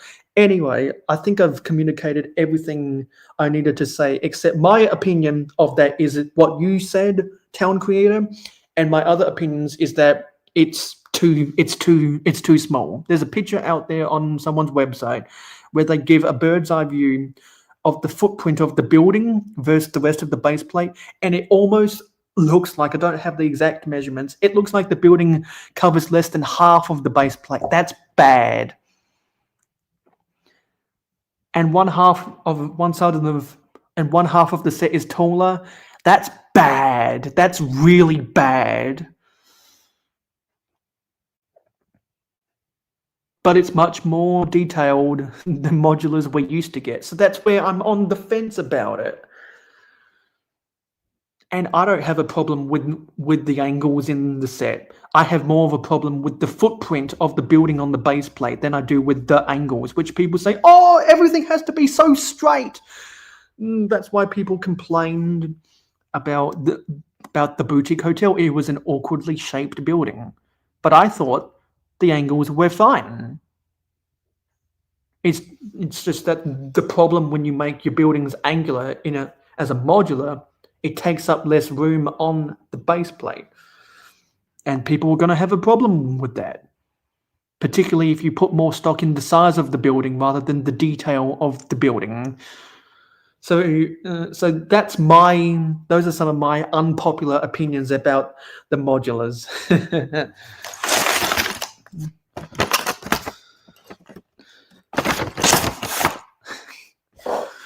Anyway, yeah. Good conversation, folks. Good conversation.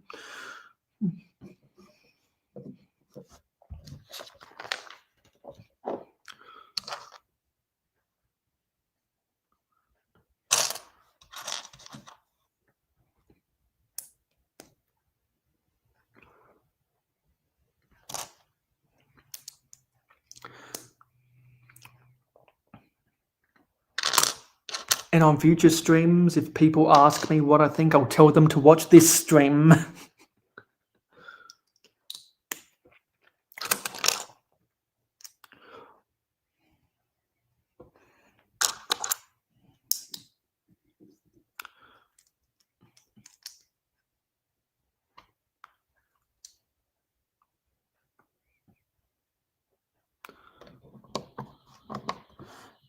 And I think I'll get this out of the way so you can see what I'm building at the back here.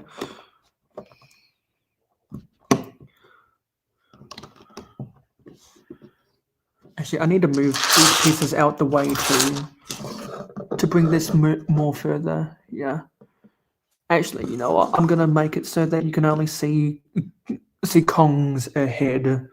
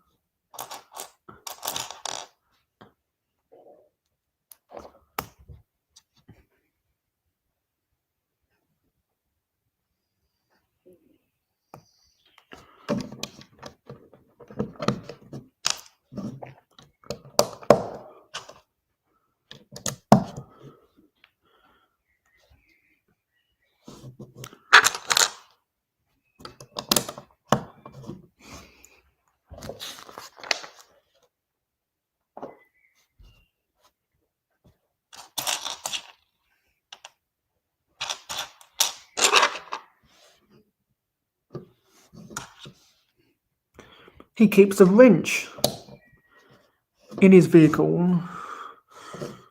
That's interesting.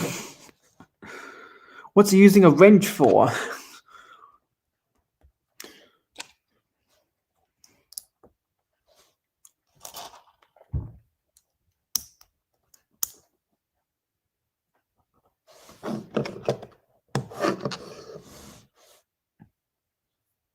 This is a ×2 build.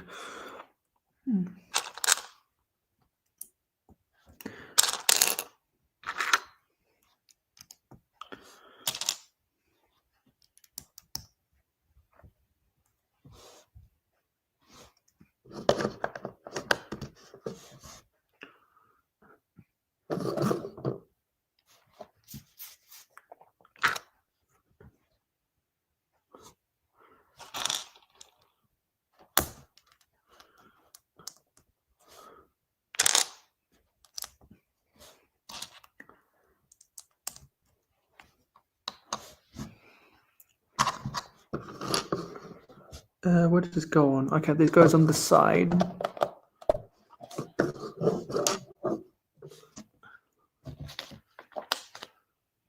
Actually, hang on a minute. No, it goes on this side.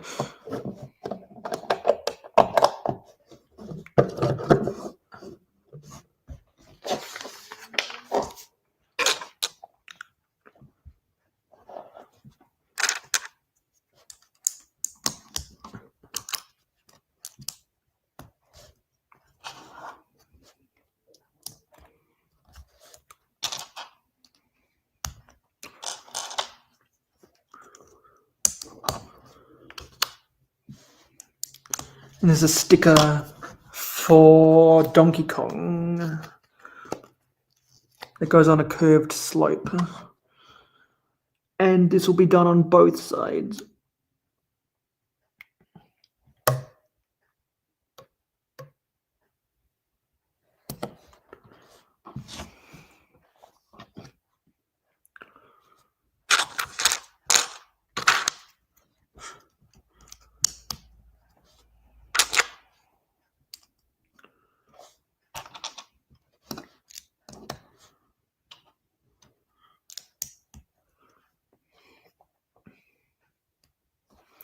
then that goes on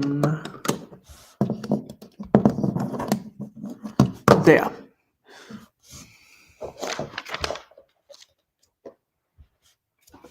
And now we're building the other side.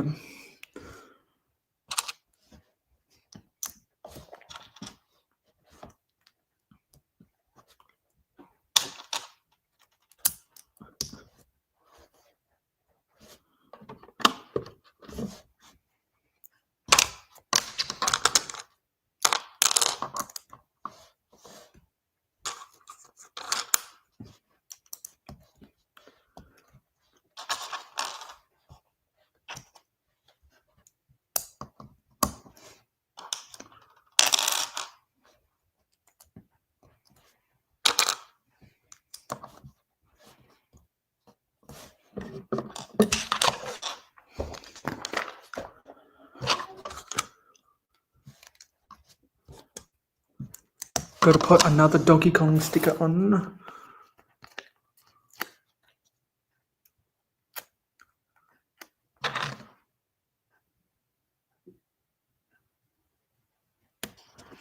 An unpopular opinion I expressed earlier on in the streams that I prefer stickers over prints. So you can take that to the bank.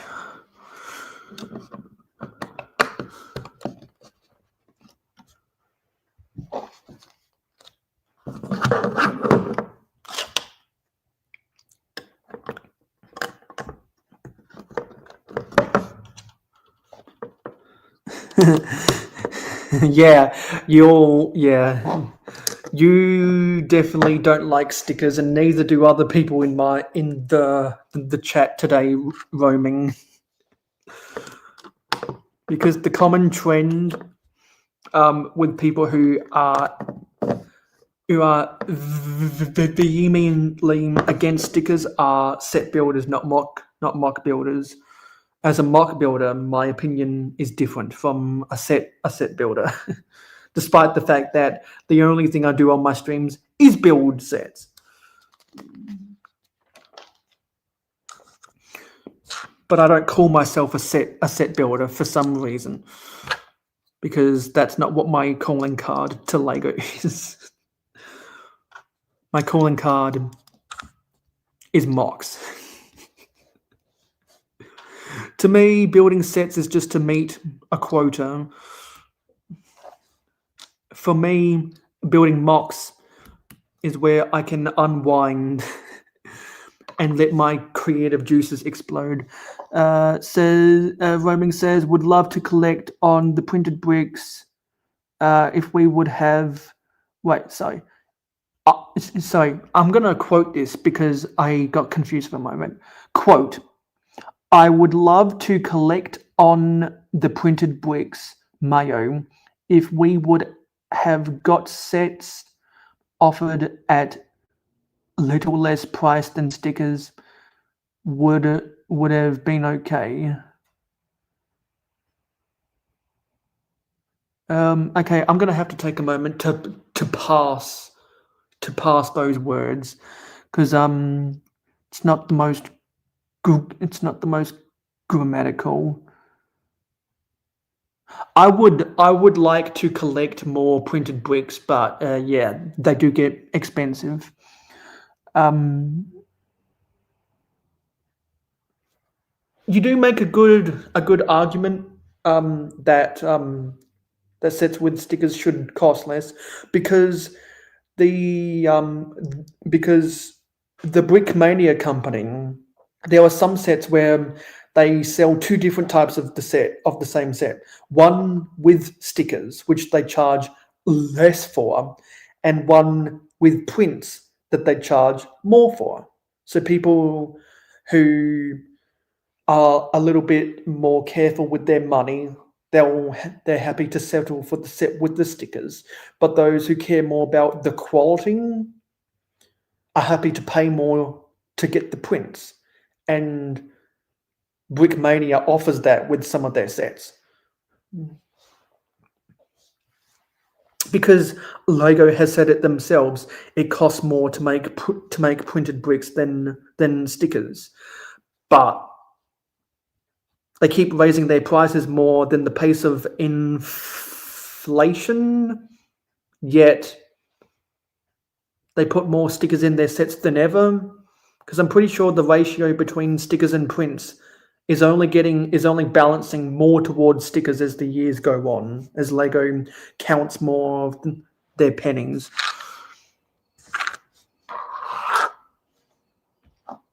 I've only seen a couple episodes of that series because once upon a time um I asked a JDP. So I told JDP that I was in the mood to watch videos by anyone, and so I asked him which video. It was probably after. It was probably during one of his streams. I asked him, "Tell me a video you want me to watch, and I'll watch it." And so he suggested one of his camping episodes where he built a set while he was camping. And so it was structured in a way where he built it as a podcast format, like a visual podcast where you don't need to watch the video, you just need to listen to the video and you can still enjoy it. And so yeah, I watched that. No, so I viewed it while I was probably playing Forge of Empires, and it was fun. That's why I like it when my friends start doing podcasts, because it gives me something to listen to while I do stuff. But the difference between the Lego group and Brickmania is Brickmania doesn't make as many sets, so they can afford to give customers the option. Do you want to pay less and the set comes with stickers, or do you want to pay a high price to get the printed elements? Lego releases almost 1,000 products per year, so that's not feasible for them to do that.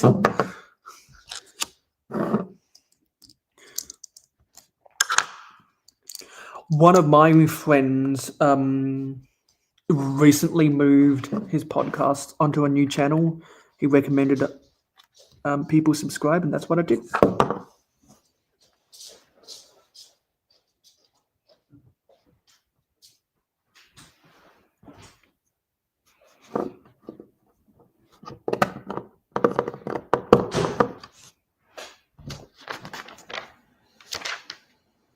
Is that all the pieces?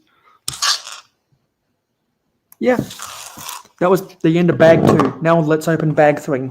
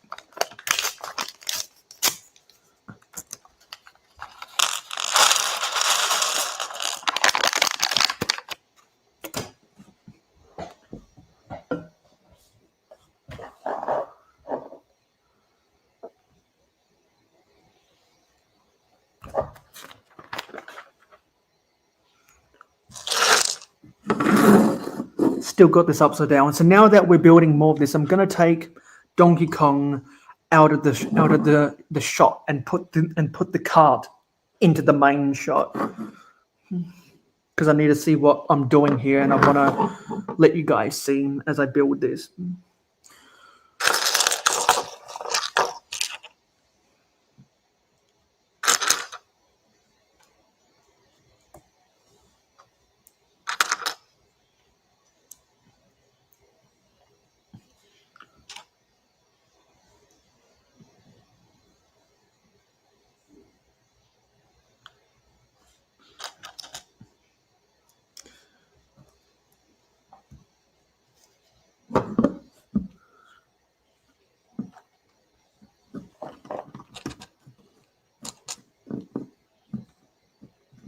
Oopsie. So stuff that needs to go on the bottom there. There we go.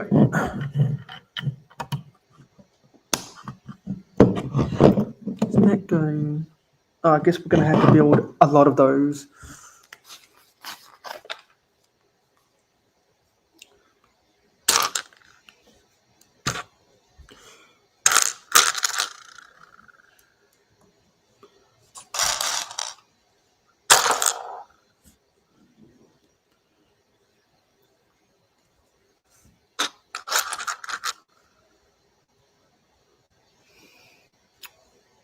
Let's go on the other side.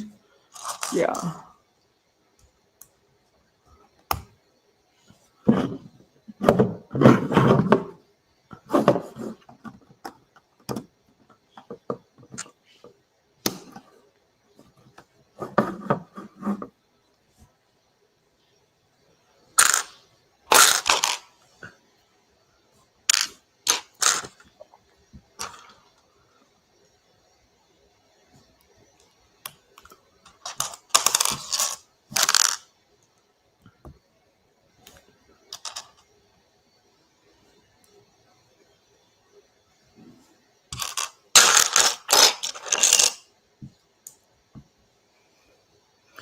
Okay, how does this attach? So this is my, oh, okay, so these go in there. Wait, no, sorry. Oh, damn it, I put it in on the wrong side. Let me take this out and do it again. Actually, no, I'm going to have to jelly rig this.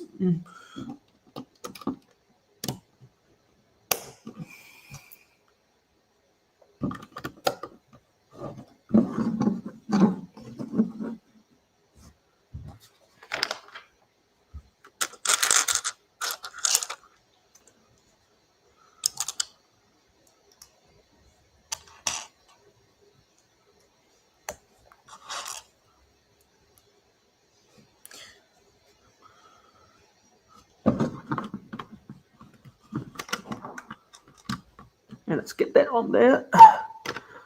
Why isn't that going on? Damn it. Come on, get on there. Oh, now that popped off.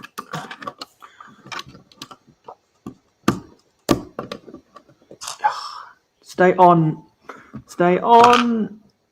There we go. Now it's clipped. And pull that up. Do you have the soapbox races? Yes. I own one, and I'm gonna go away and get something to show you guys.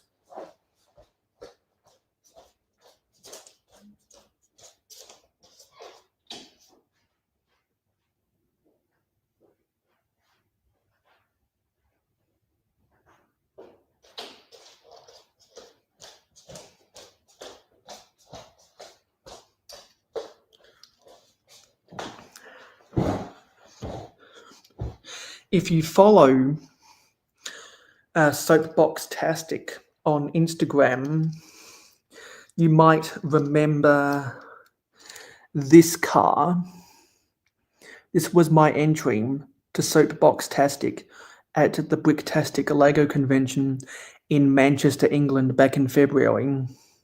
And you might think, what the hell is this car supposed to look like? Why has it got that awkward shape at the front? That doesn't look very, very aerodynamic.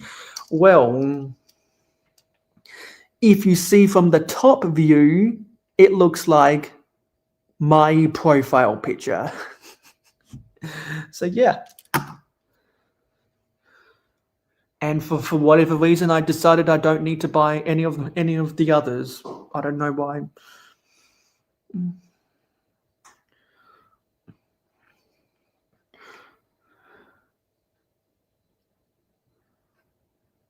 Is that your McDonald's order, Owen? So, built that. Now we've got to build the ones in the middle.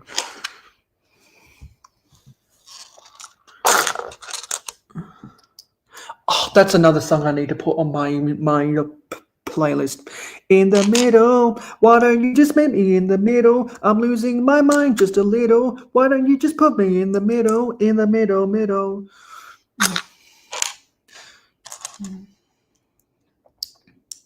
Super annoying song that was on the radio once upon a time.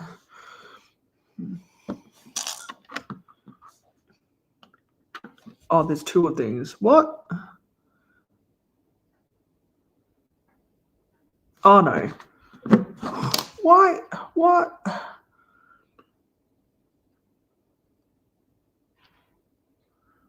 Hang on.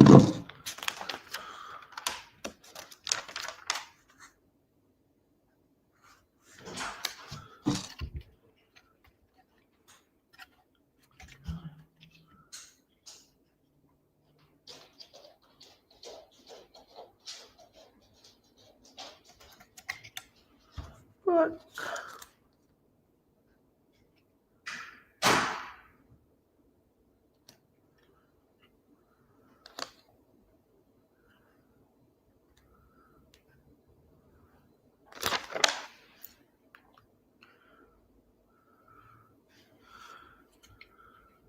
Okay.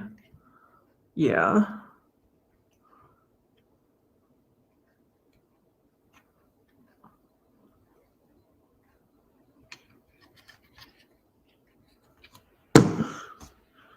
Sorry, I'm getting confused.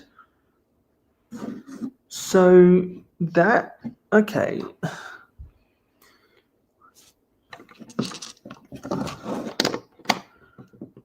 Get this right. So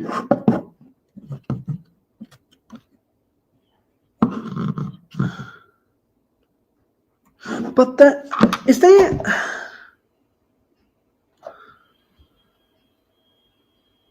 okay, you do see the outlines of the studs in the instructions, but that's an interesting placement.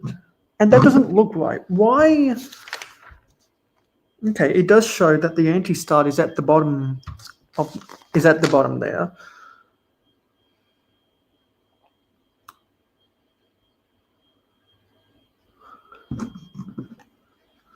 As is the stud there.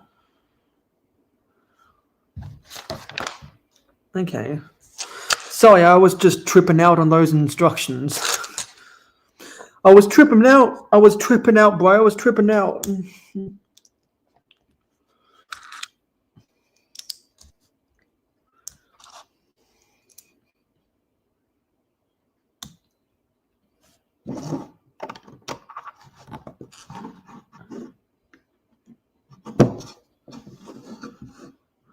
Because the front of the card is supposed to look like a barrel, because that's what Donkey Kong uses in his game to stop Mario from saving Princess Peach.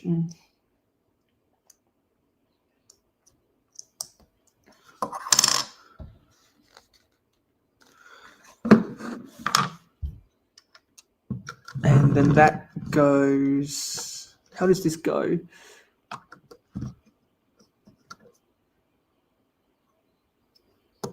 Okay, so that goes. I can't see this. Okay, there we go. So the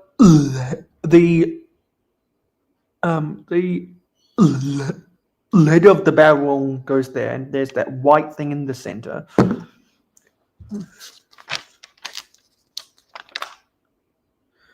Because there's a red 3x3.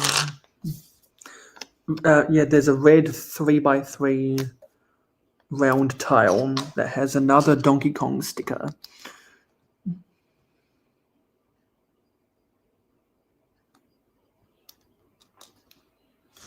Which goes in the middle of that. Like that. Donkey Kong.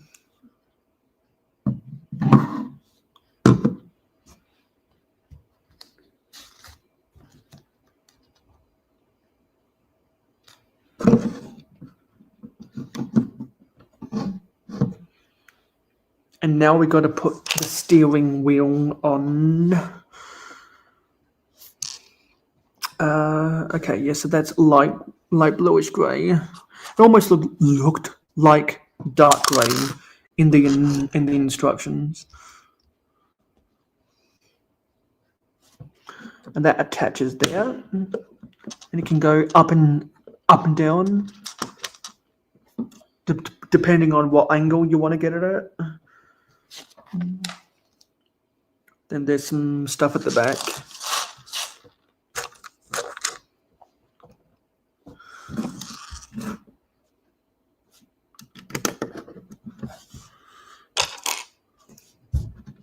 There are some rather strange shapes in this set.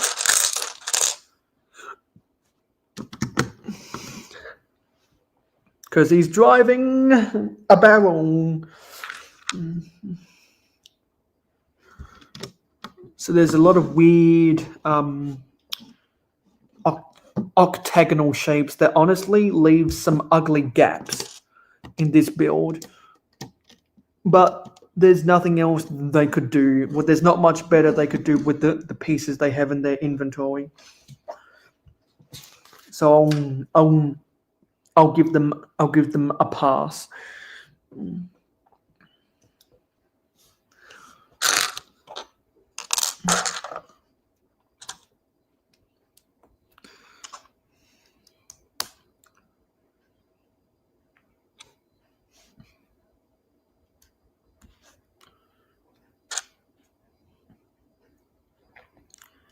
And 5, 4, 3, 2, 1. We have been streaming for 4 hours.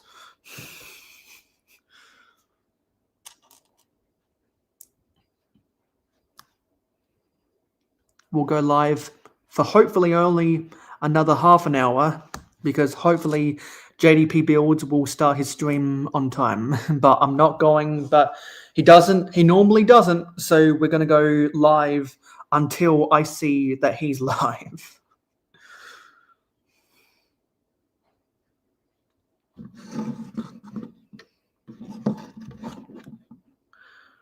And we need to turn this upside down,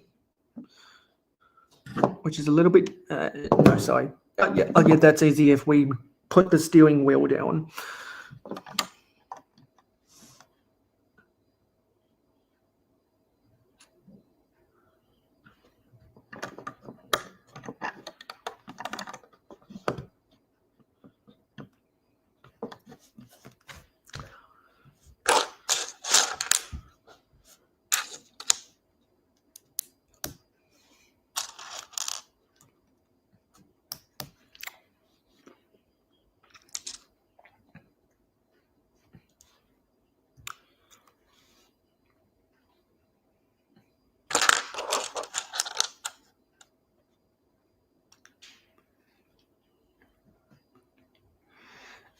There are brown wheels. Oops.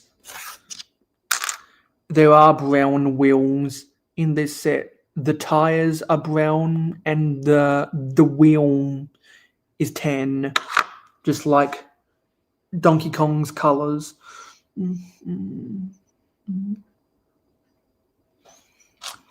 There's lots of old wheels.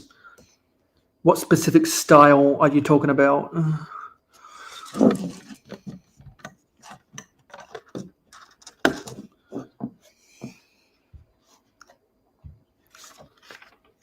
Because Lego constantly reinvents the wheel.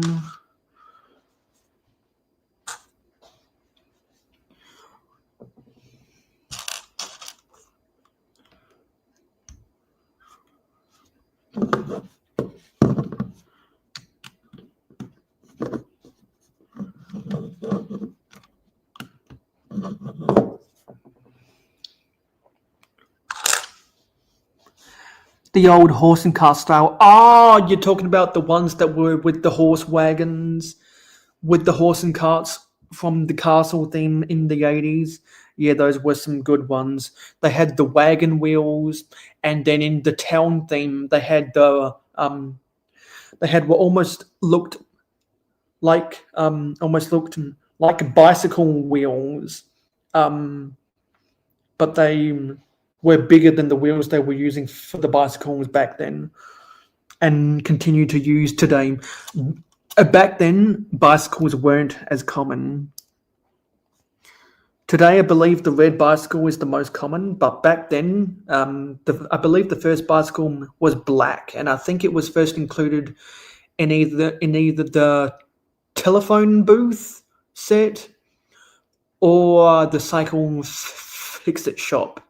I know I can't remember when the telephone booth came out, but I'm pretty sure the cycle fix-it shop came out in 1986. I would have covered it on my golden age streams. And also, I'm not sure if you've watched any of those golden age streams, Owen, but what do you think the golden age of Lego is? Personally, I say 1986 to 1994. A lot of people have said 2008 to 2014. Some people have said 2012 to 2016. Other people have said other years in the 80s and the 90s. I know once upon a time someone said 1995 to 2002, which I think is crazy. You think the golden age is 82 to 98. See, my issue with the early 80s is when you compare what they were doing at the start of the 80s, except for the train theme, to what they were doing at the end of the 80s. The end of the 80s beats the late 80s beats the early 80s by a country mile. The next episode of the Golden Age, I'm going to get into covering the Pirates theme. And oh boy, that opened the floodwaters to not only great concepts for sets, but transitory upgrades for the minifigures, which changed the Lego forever. I'm really excited for part 4 of my Golden Age stream series. And you should, and everyone watching who likes Lego should be too. And also the late 90s, everyone and their uncle has complained about. A lot of people like the Pirates theme, and the Pirates were in that era. For what you think the Golden Age was, every one of the original Pirates theme sets was in those years, because the original Pirates theme was from 1989 to 1997. Then there was a pause for a few years, and then they came back in the 4 juniors, and then they came back as minifigures in 2008, I believe. Or it might have been 2009. I can't remember off the top of my head. Maybe it was 2009 because they were in my 2009 catalog.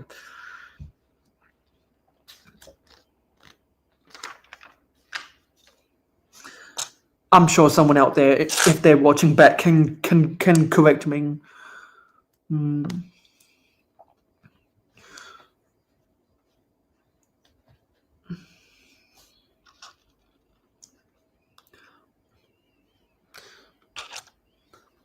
82, 92 is the only golden age in my eyes, as we see Blacktron. But you just said 82 to 98.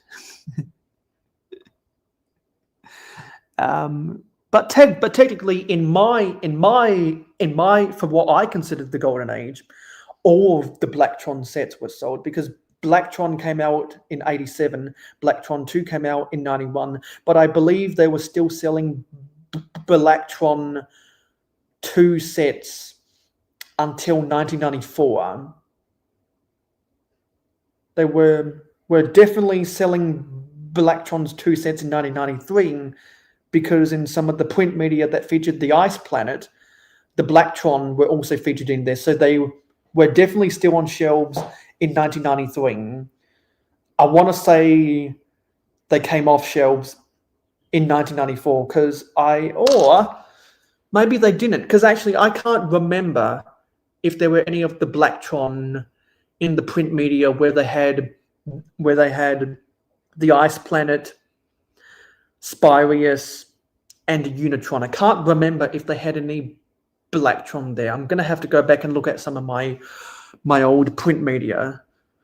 So yeah, because I'd like to say they were still sold in 1994, but maybe they were taken off shelves in 1993 because that would have been its 3-year run, and almost every set back then had a 3-year run. Because when the Octan sets came out in 1992, in the catalogs, you saw the airport shuttle. So that's proof that set was on shelves for 3 years. And I want to say the airport shuttle was sold from 1990 to 1992, because I don't remember the airport shuttle being in the 1993 catalogs. So I want to say it had the standard 3-year run from 1990 to 1992. There was proof of that. The UFO that you really like, I think that came out in 1996. And I think some UFO sets came out in 97, because I remember, and I believe they were on shelves until 1998. Because I remember there's 1998 catalogs when the insectoids came out of them and the UFO together.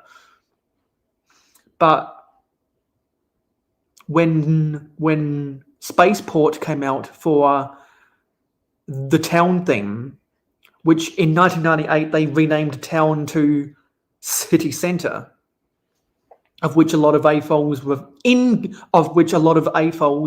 incorrectly refer to as Town Juniors, but in LEGO's official marketing, it was City Centre. And just like in LEGO's official marketing, the quote-unquote Lion Knights, because I see someone in chat where I can that gets on my nerves about this. Hey Zelda, it's good to see you here, buddy. I'm doing this specifically because of you, Zelda. In LEGO's official print media in the 80s, they called the quote-unquote Lion Knights the Crusaders. And my unpopular opinion is you should not call the Lion Knights Castle the Lion Knights Castle. LEGO wants you to call it that, but that contradicts their print media. They are rewriting their own history. They retconned themselves.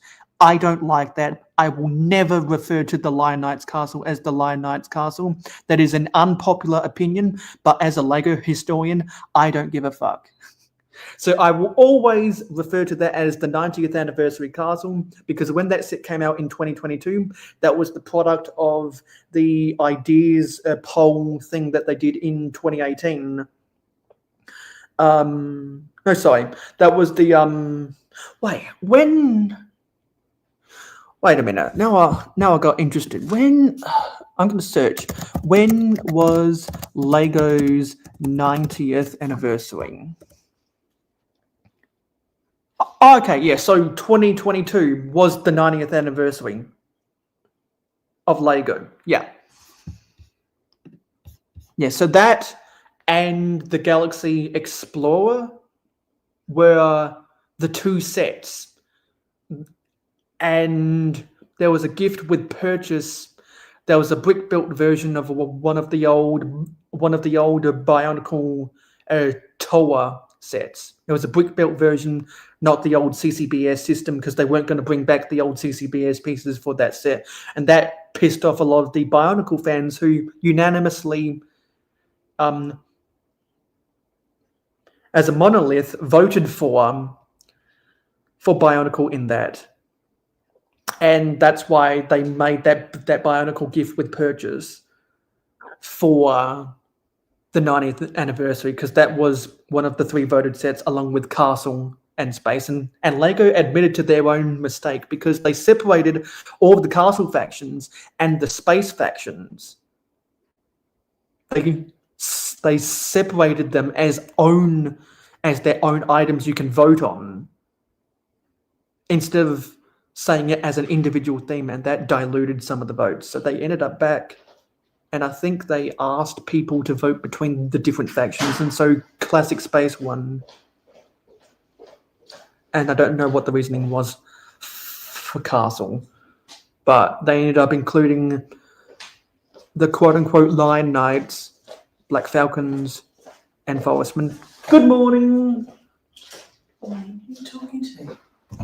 I'm talking to my viewers.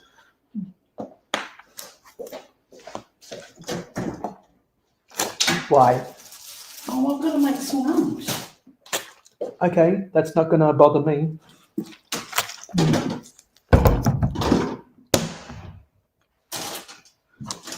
I'm building sets.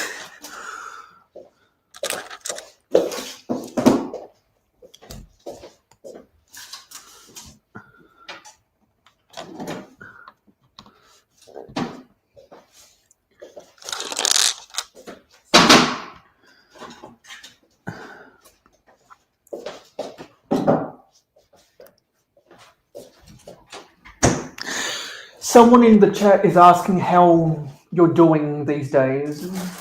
Sorry, I've got my headphones in. Someone in the chat is asking how you're doing these days. I'm good, thank you. She says she's good.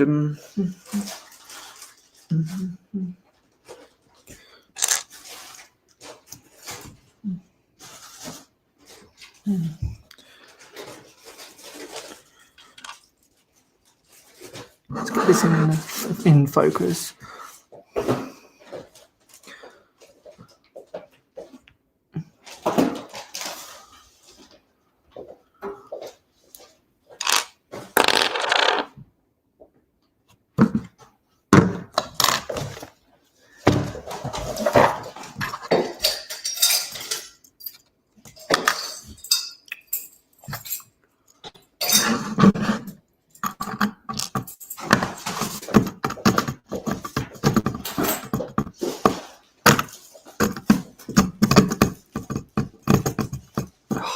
This won't go on. Oh, I put it the wrong way.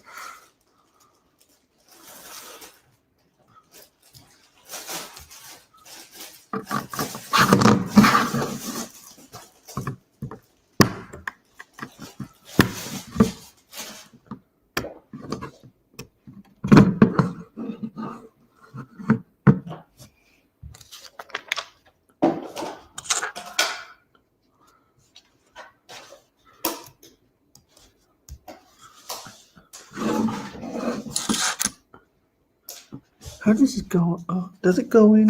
Yeah, it goes into one of these open studs.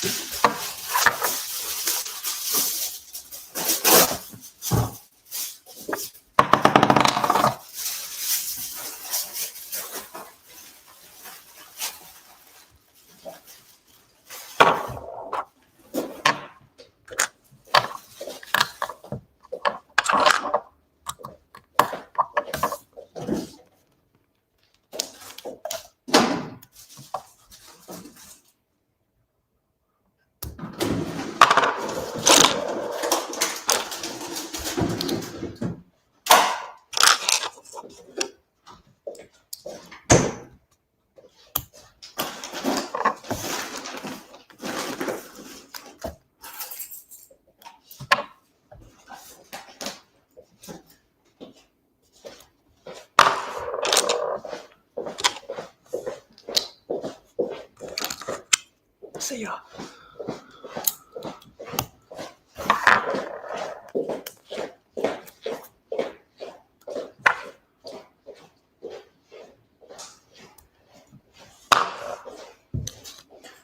And my mother's going to work because the time is 6:19 a.m. and we've been streaming since 2 a.m. Now we got to put the shell launcher on.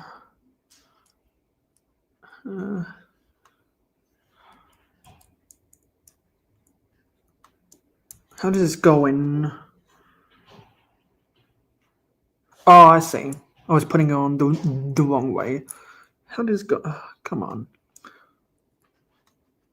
Okay, there we go. And the shell launcher attaches into this open stud right there. And for the sake of it, we're gonna put the green shell in there. Okay, so now that my mum's gone, what are people saying in chat? Yeah, because I was talking about I will never refer to the Lion Knights Castle as the Lion Knights Castle. That will always be the 90th anniversary castle for me because it was released for the 90th anniversary. And I remember when they called the Lion Knights the Crusaders. I remember that. Lego's not going to pull a fast one on me. So my unpopular opinion about that set is the people who refer to it as the Lion Knights Castle are one of two people. No, sorry. They are either someone or they aren't someone. It's either that they aren't a Lego historian, or it's just that they're an idiot. Because you can be an idiot and a Lego historian at the same time. You can not be an idiot and not be a Lego historian. You can also be an idiot and not be a Lego historian. You can also be a Lego historian and not be an idiot. So yeah, that might rile some people up. That's my unpopular opinion. So Power Miners was a few years before Galaxy Squad and Monster Advisor. Yes. So the timeline with those 3 years, with those three themes, is Power Miners came out in 2008 as a redress of Rock Raiders, which came out in 1999. So I believe Rock Raiders was sold from 99 to 2002. I believe Power Miners was sold from 2008 to 2010. Or it might have been 2009. I can't remember. And then Monster Fighters came out in 2012.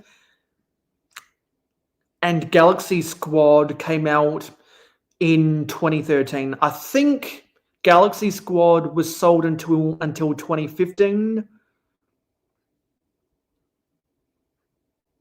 And I think Monster Fighters was retired after the Lego movie came out.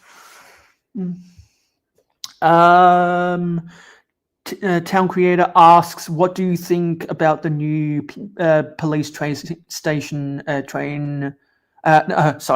the new police train heist set coming out in March?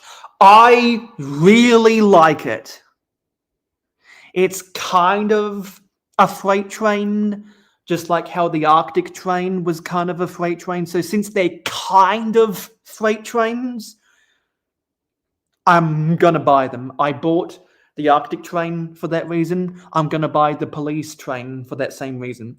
What I like is that it borrows a lot of the same concepts that Jane Briggs used on his police train mock that he made in more than 10 years ago.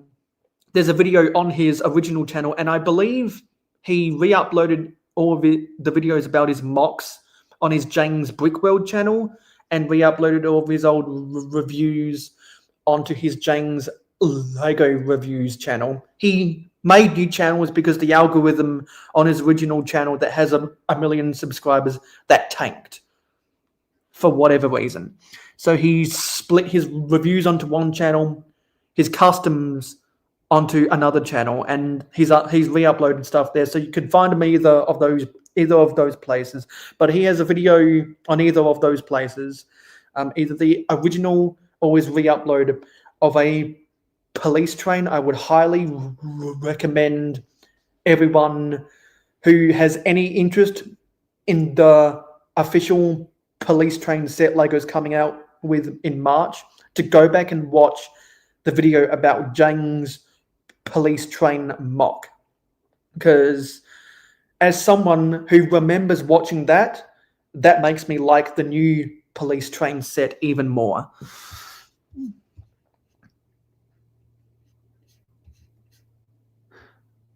Yeah, because the alien conquest theme that came out in 2011, that was after Mars Mission, which was sold from 2007 to 2009, and again, and there was a year gap between getting a dedicated space theme, and then so Galaxy Squad was the direct replacement for Alien Conquest, and after Galaxy Squad retired in 2015, we haven't gotten a new space theme since.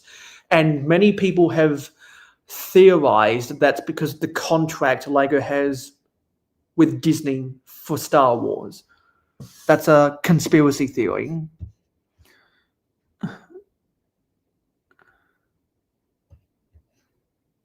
No, Alien Conquest is not to Galaxy Squad. It's not. I'm not sure I understand some of those comments.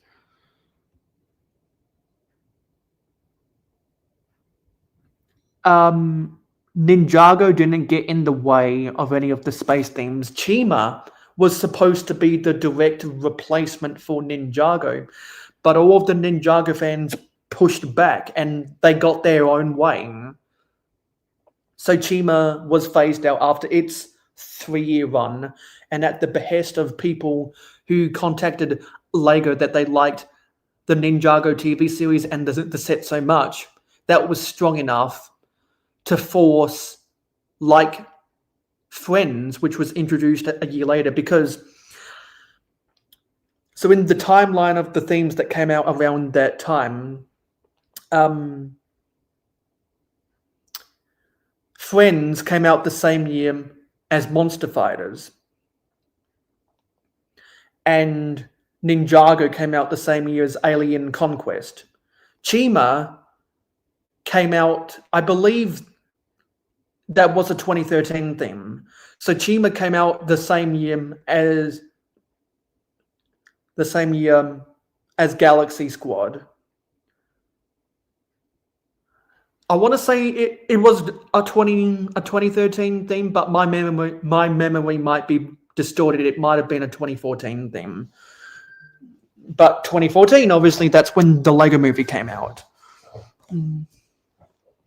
So we're going to finish building this car, and then we're going to go right on over to JDP Builds, which can be done semi-automatically because I set up the YouTube redirect to go to him afterwards.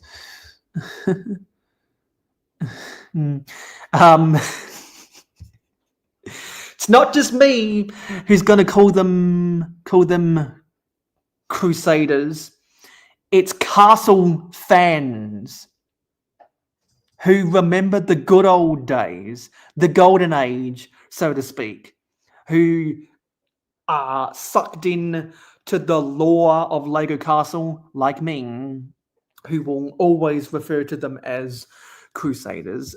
It's more of the casual people who will call it the Lion Knight's Castle, and people who want to go by the official documentation, of which Lego has rewritten and retconned, which really grinds my gears. But that's my unpopular opinion. In my opinion, the only reasons you would call it the Lion Knight's Castle is either you're not a Lego historian or you are an idiot. Ninjago Friends sets got in the way of Alien Conquest Second Wave and its future plans. Well, Galaxy Squad was the direct replacement for Alien Conquest, as I said. Alien Conquest had a planned exit. Friends, I believe, was supposed to retire in 2014, but they sold so well, like Ninjago, that the fans of those themes forced them to becoming evergreen themes. So Ninjago and Friends did not get in the way of the space theme. They created Galaxy Squad after the first wave of Ninjago and Friends. Yeah, that's true. Yes, things evolve and change, but the lore doesn't. The lore is still in the print media. With the Crusader Knights name, as a Lego historian, I will die on that hill, which makes it one of my more unpopular opinions ever. Which is why I put unpopular opinions in the title. But before I go, I've got to address all of the other things that I put in the title, so that I don't forget about them. So we covered Star Wars. We covered the modular. Sorry, I just need to get my phone back up. I don't know why I got into this app. I need to turn on low battery. So I need to go over the thumbnail. Yeah. So we covered Star Wars. We covered the modular. Any users on Twitter X is probably equally annoyed by this. I'm sick of getting these notifications on Twitter X. If I'm not active, I don't need to be notified of who people is posting if I don't have notifications turned on to their posts. I hate this. Stop it, Elon Musk. Stop it. I don't need these notifications. Stop it, Elon Musk. Stop it. That's probably one of the only times you will ever hear me say something bad about Elon Musk.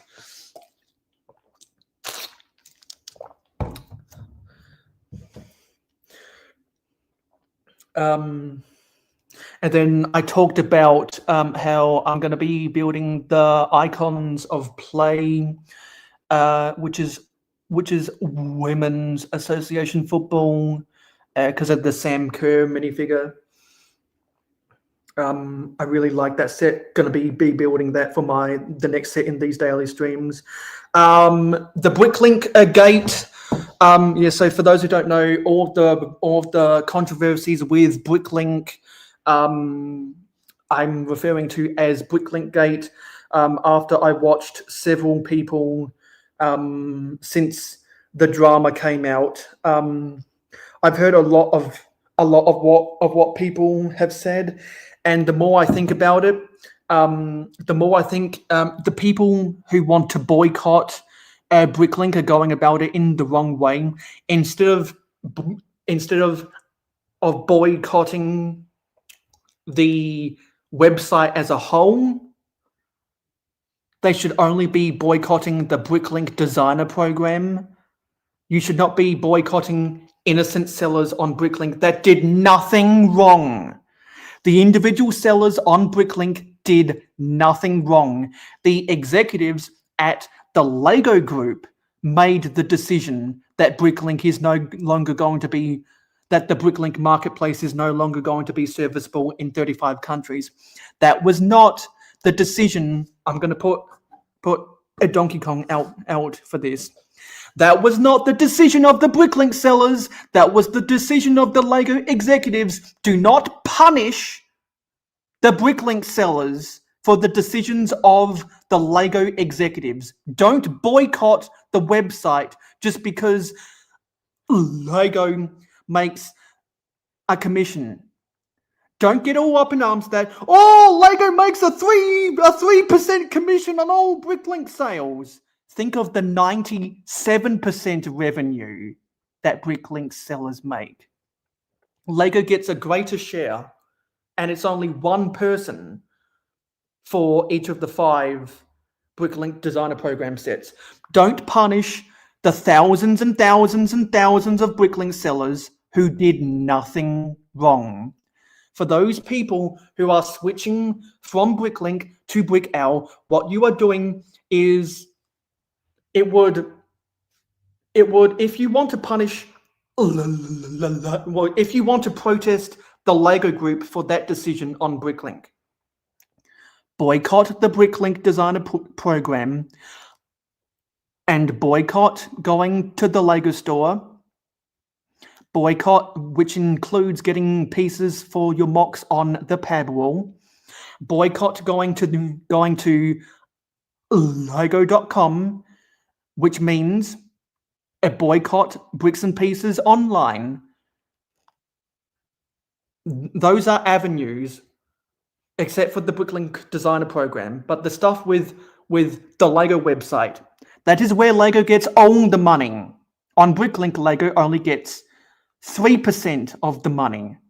If you want to put a dent in Lego's $2 billion annual profit, a boycott where it hits the most, which is them directly.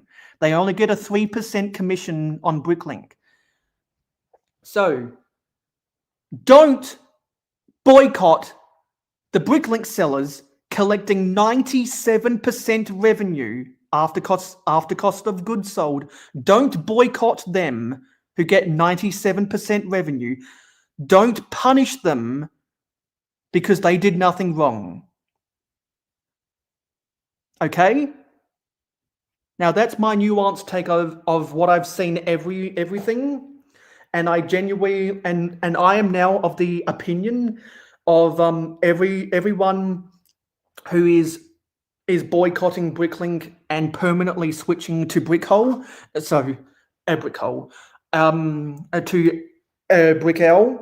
I think you're not thinking it through correctly, and I think you're going to hurt thousands of innocent people, and about 1,000, I'd say, Bricklink sellers who, you may or may not be buying from them. So if you don't buy from them, it doesn't really matter. If you only have a Bricklink account for Bricklink designer program and you don't buy sets from sellers, then you can boycott that as a whole. If you don't shop for pieces on Bricklink, you only use Bricklink to buy the Bricklink designer program, then yes, boycott the website, because that's means you can only boycott something if you once bought it before. I have never bought a BDP set, and after all of this Bricklink drama, I will never buy a BDP set. I liked the look of the Forest Hideout, or whatever it was called, from the Bricklink designer program, but I didn't feel the need to buy it. I don't like the way that it's a limited time window to buy them. I always hated that in Bricklink designer program, and after Bricklink Gate, I for sure will never buy a BDP set ever again. Lego executives screwed over all those sellers. That is unforgivable. That is unforgivable. But you have to have a nuanced opinion before you say something with a controversy as bad as Bricklink Gate, What the Lego executives did is inexcusable. But the Bricklink sellers did nothing wrong. And to be honest, the big countries like Brazil, who have a lot of Bricklink sellers, and I mentioned Brazil in particular because there was a Brazilian Lego seller on Bricklink who made a post on Reddit about this whole thing and how he was affected. So I have the utmost empathy for him. What the Lego executives did to him is tragic, and if Lego wasn't counting every single penny in their coffers, they wouldn't have made that decision. So my conspiracy theory is some bureaucrat at Lego is responsible for it. And there's all sorts of other conspiracy theories going around. The only one I'm going to mention is some people brought up that PayPal doesn't have sellers protection in a lot of the countries of those 35. So I want to believe that as one of the better conspiracy theories, but I have to think deep down, someone at Lego analyzed the numbers, because this is a decision based on the numbers. Yeah, so that's my opinion about well, that's my more nuanced opinion of Bricklink Gate.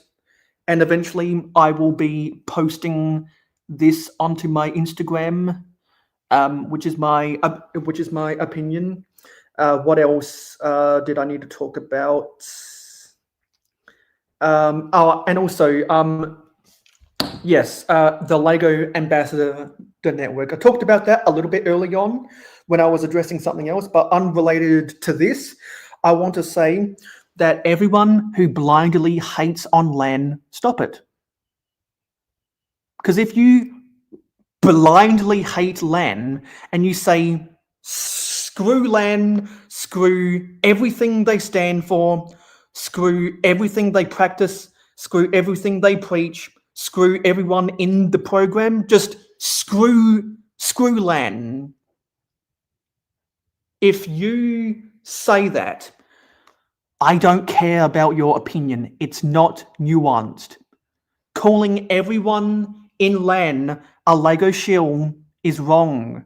There are plenty of people in LAN who hold Lego accountable and are frustrated with what they do. And some of them have left LAN because they didn't agree with how LAN was handling the valid complaints they were getting from their viewers. So everyone who blindly hates on LAN, quite frankly, fuck you. That is a lazy take, and I do not value lazy opinions. I value nuanced opinions. Anyway, that's everything I had to say about that. I have now covered everything in the thumbnail. Let's very quickly get this set built. Oh,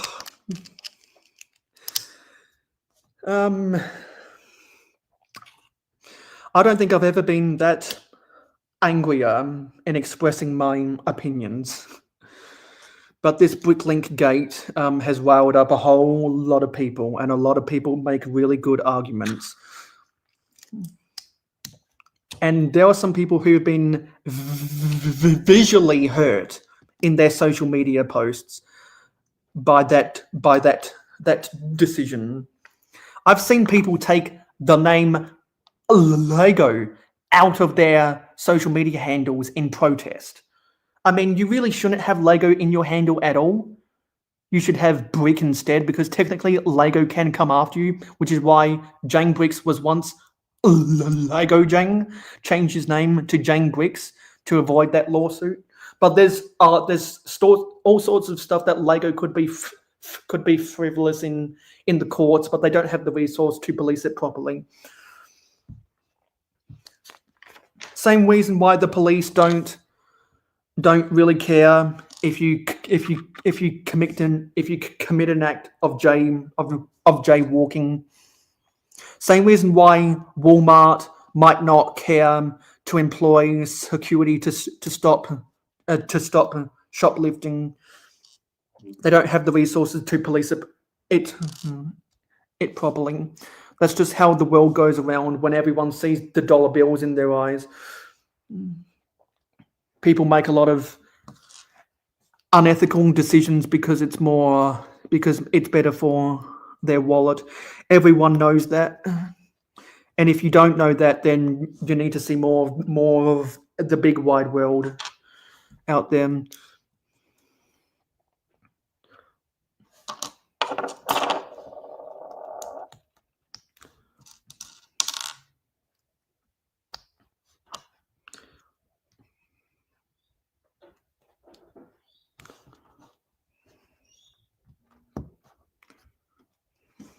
Yeah, so yeah, I've been airing out dirty laundry this whole stream. And so if anyone else wants to hear more of my dirty laundry from today, you can go back and watch this stream on replay. I know he's live. I just had things I needed to get off my chest because there's a lot of shady businessmen out there, and there are a lot of dumb people in this world.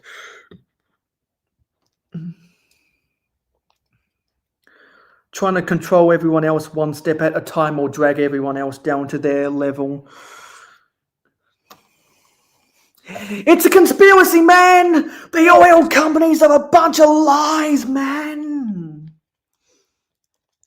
And if you know what that is a movie quote from, then you get a cookie.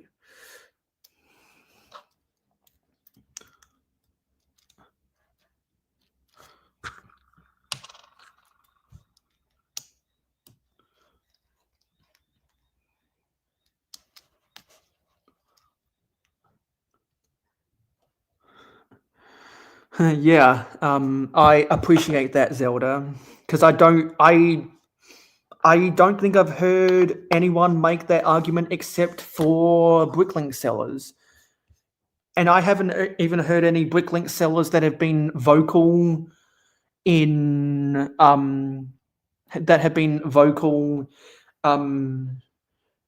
about the morality. I've seen Bricklink sellers who have been vocal about the business wise, because I think the most balanced take I've seen was Brixar, who said there's plenty of countries registered with Bricklink who really there's no activity. So if there's no sellers in a country, but there are less than half a dozen buyers, that's not really hurting anyone. But when you ban countries like Brazil, who have recognized the Lego communities on social media, that's a problem. And Brixar talked about Brazil, also talked about some other countries that have a decent amount of people, and 1 or 2 people, I'm sorry to break it to you, is not a decent amount. Yeah, so that might rub some people the wrong way, because people will be like, oh, well, you're going to exclude this one particular person. Well, one is a drop in the bucket. No, sorry, one isn't a drop in the bucket. It's nothing. However, multiple dozens of registered sellers like Brazil, that is a drop in the bucket. That is actively excluding a big enough community, and I don't like that. So we got to put the wheels on. I think I forgot to put tile underneath here.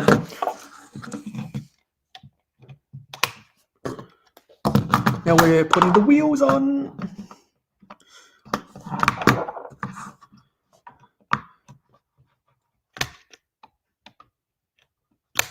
Who's Mackenzie?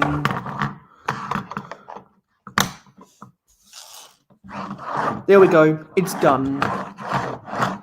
I'm gonna make this a 5-hour stream. I don't care now. I'm gonna make this a 5-hour stream.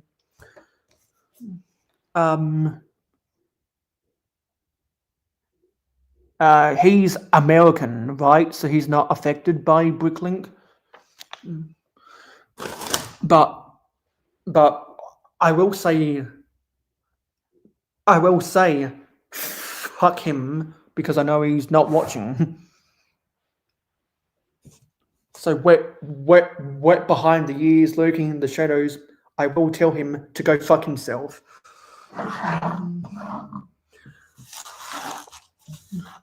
Because I know he's not watching.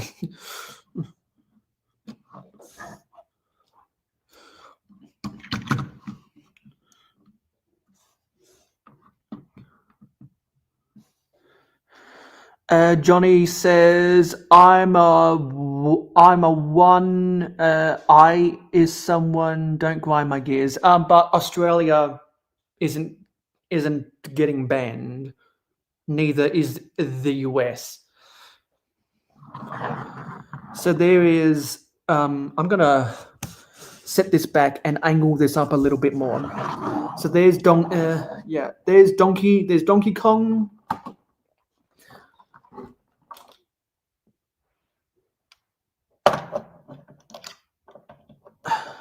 There's Mario. There's a Goomba. No, sorry, no. There's a Thwomp, I believe it is. There's a Goomba. There's a checkered flag. There's a target. There's a piece of I don't know. There's an item box. There are there's some fences,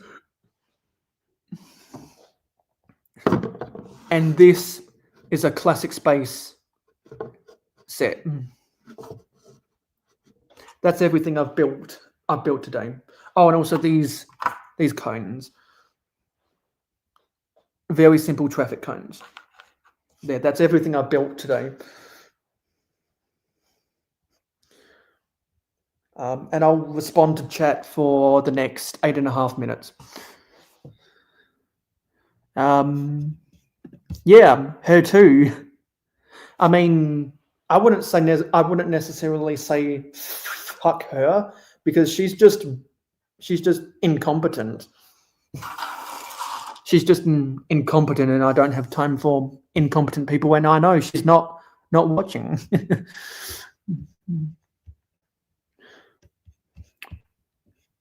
Yeah. So anyone else have any questions or last minute things they want to talk about in the next 8 minutes? Because I'd be happy to talk about it and answer questions. Got 87% charge on my phone. Yeah, so JDP is live, and Never Too Old for Lego is on his camera.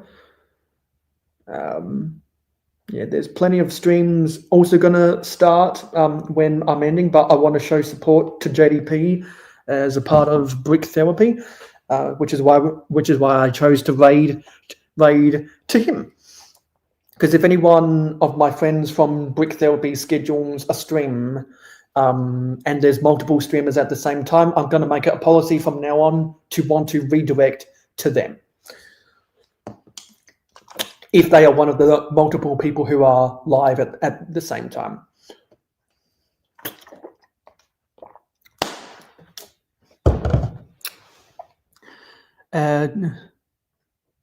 Yeah, she is probably doing that, Owen.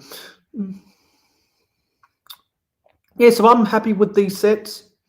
Wonder how many likes we got on this stream. Let me go to my YouTube browser and see how many likes we got. We got 14 likes, so thank you So thank you for more than 10 likes, everyone. Exactly. Her horrible echo, her horrible 144p camera, her microphone that buzzes like crazy, her stupid spam. The fact that she's fooled so many people into liking her is outstanding. It's terrible. It has been a great stream, and I'm glad you've enjoyed the moments you were here, Town Creator. And I look forward to your next video. And I'm sure you've been doing some good things with your winter village. Someone who is streaming after this stream ends is doing a stream where they're working on their winter village. So I guess 'tis the season. Everyone's working on their winter villages. Everyone's working on their winter mocks. Everyone's getting ready for Christmas. Everyone's about to have a happy holiday. You see 16 likes? Well, that's even better than 14. Perhaps by the end of this stream, perhaps by the end of the week, some people might choose to be part of the replay gang and get that to 20. Normally, I get more likes on a stream if I stream for longer, because especially when I go through the prime times of a few different time zones out there.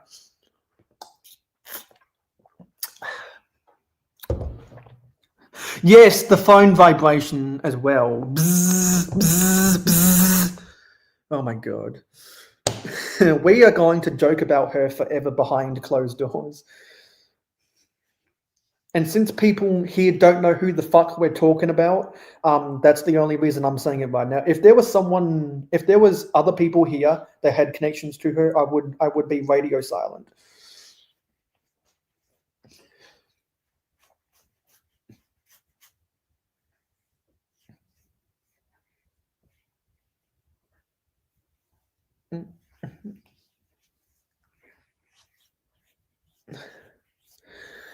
Well, the sun has come out now because it is 6:56.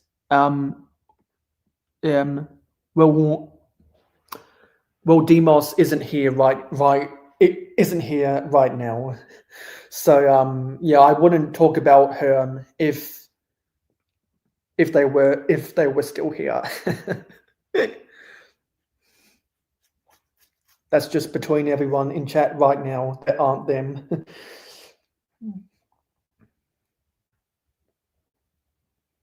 And if anyone doesn't know who the fuck Owen and I are talking about but wants to know, DM me about that later. So I think what I'll do is I'll take these sets out of the frame. Really glad I spent my insider's points to get this. This will go nice with my classic space. Well, with the half of my shelf that's devoted to classic space stuff. Really happy with this Donkey Kong car. Really happy with that. The standard cart is stock standard. There's no real thrills about it. That's why they call it a standard cart. I'm just glad to get the electronic Mario, so I'll have to mess around with the electronic functions of that at a later time. And from a combination of these sets, I'll give some of my thoughts about the accessories. Good to have more of these traffic cones. Good to have more of the shells. Good to get another banana. It's good to get a Goomba for the first time. Or actually, this might not be a Goomba. It might be a Bombot. I don't know. It's nice to get a first. It's nice for me to get the item cube for the first time. The flags are okay. This target thing is okay. The start thing is okay. It's nice to get this guy. I remember this character from... Oops. Yeah, sorry. I remember this character from some of the Mario Kart tracks I grew up playing, so it's nice to get that. And I think people who get more of these sets will be happy to add to that fence line. And now I can enjoy building this set on my live streams for the foreseeable future. So thank you for watching this stream. It is appreciated. Don't forget to like, comment, share, subscribe, and ring that notification bell. We will be raiding over to JDP Builds' live stream through the power of the YouTube redirect tool. So please enjoy his stream after this stream. I will see you on the next live stream, which should be on Monday night at 9 p.m. Eastern, which in Australia is at 1 p.m. Australian Eastern Daylight Time on Tuesday. And I'll see you in the next video. Please enjoy being redirected to JDP Builds. Goodbye.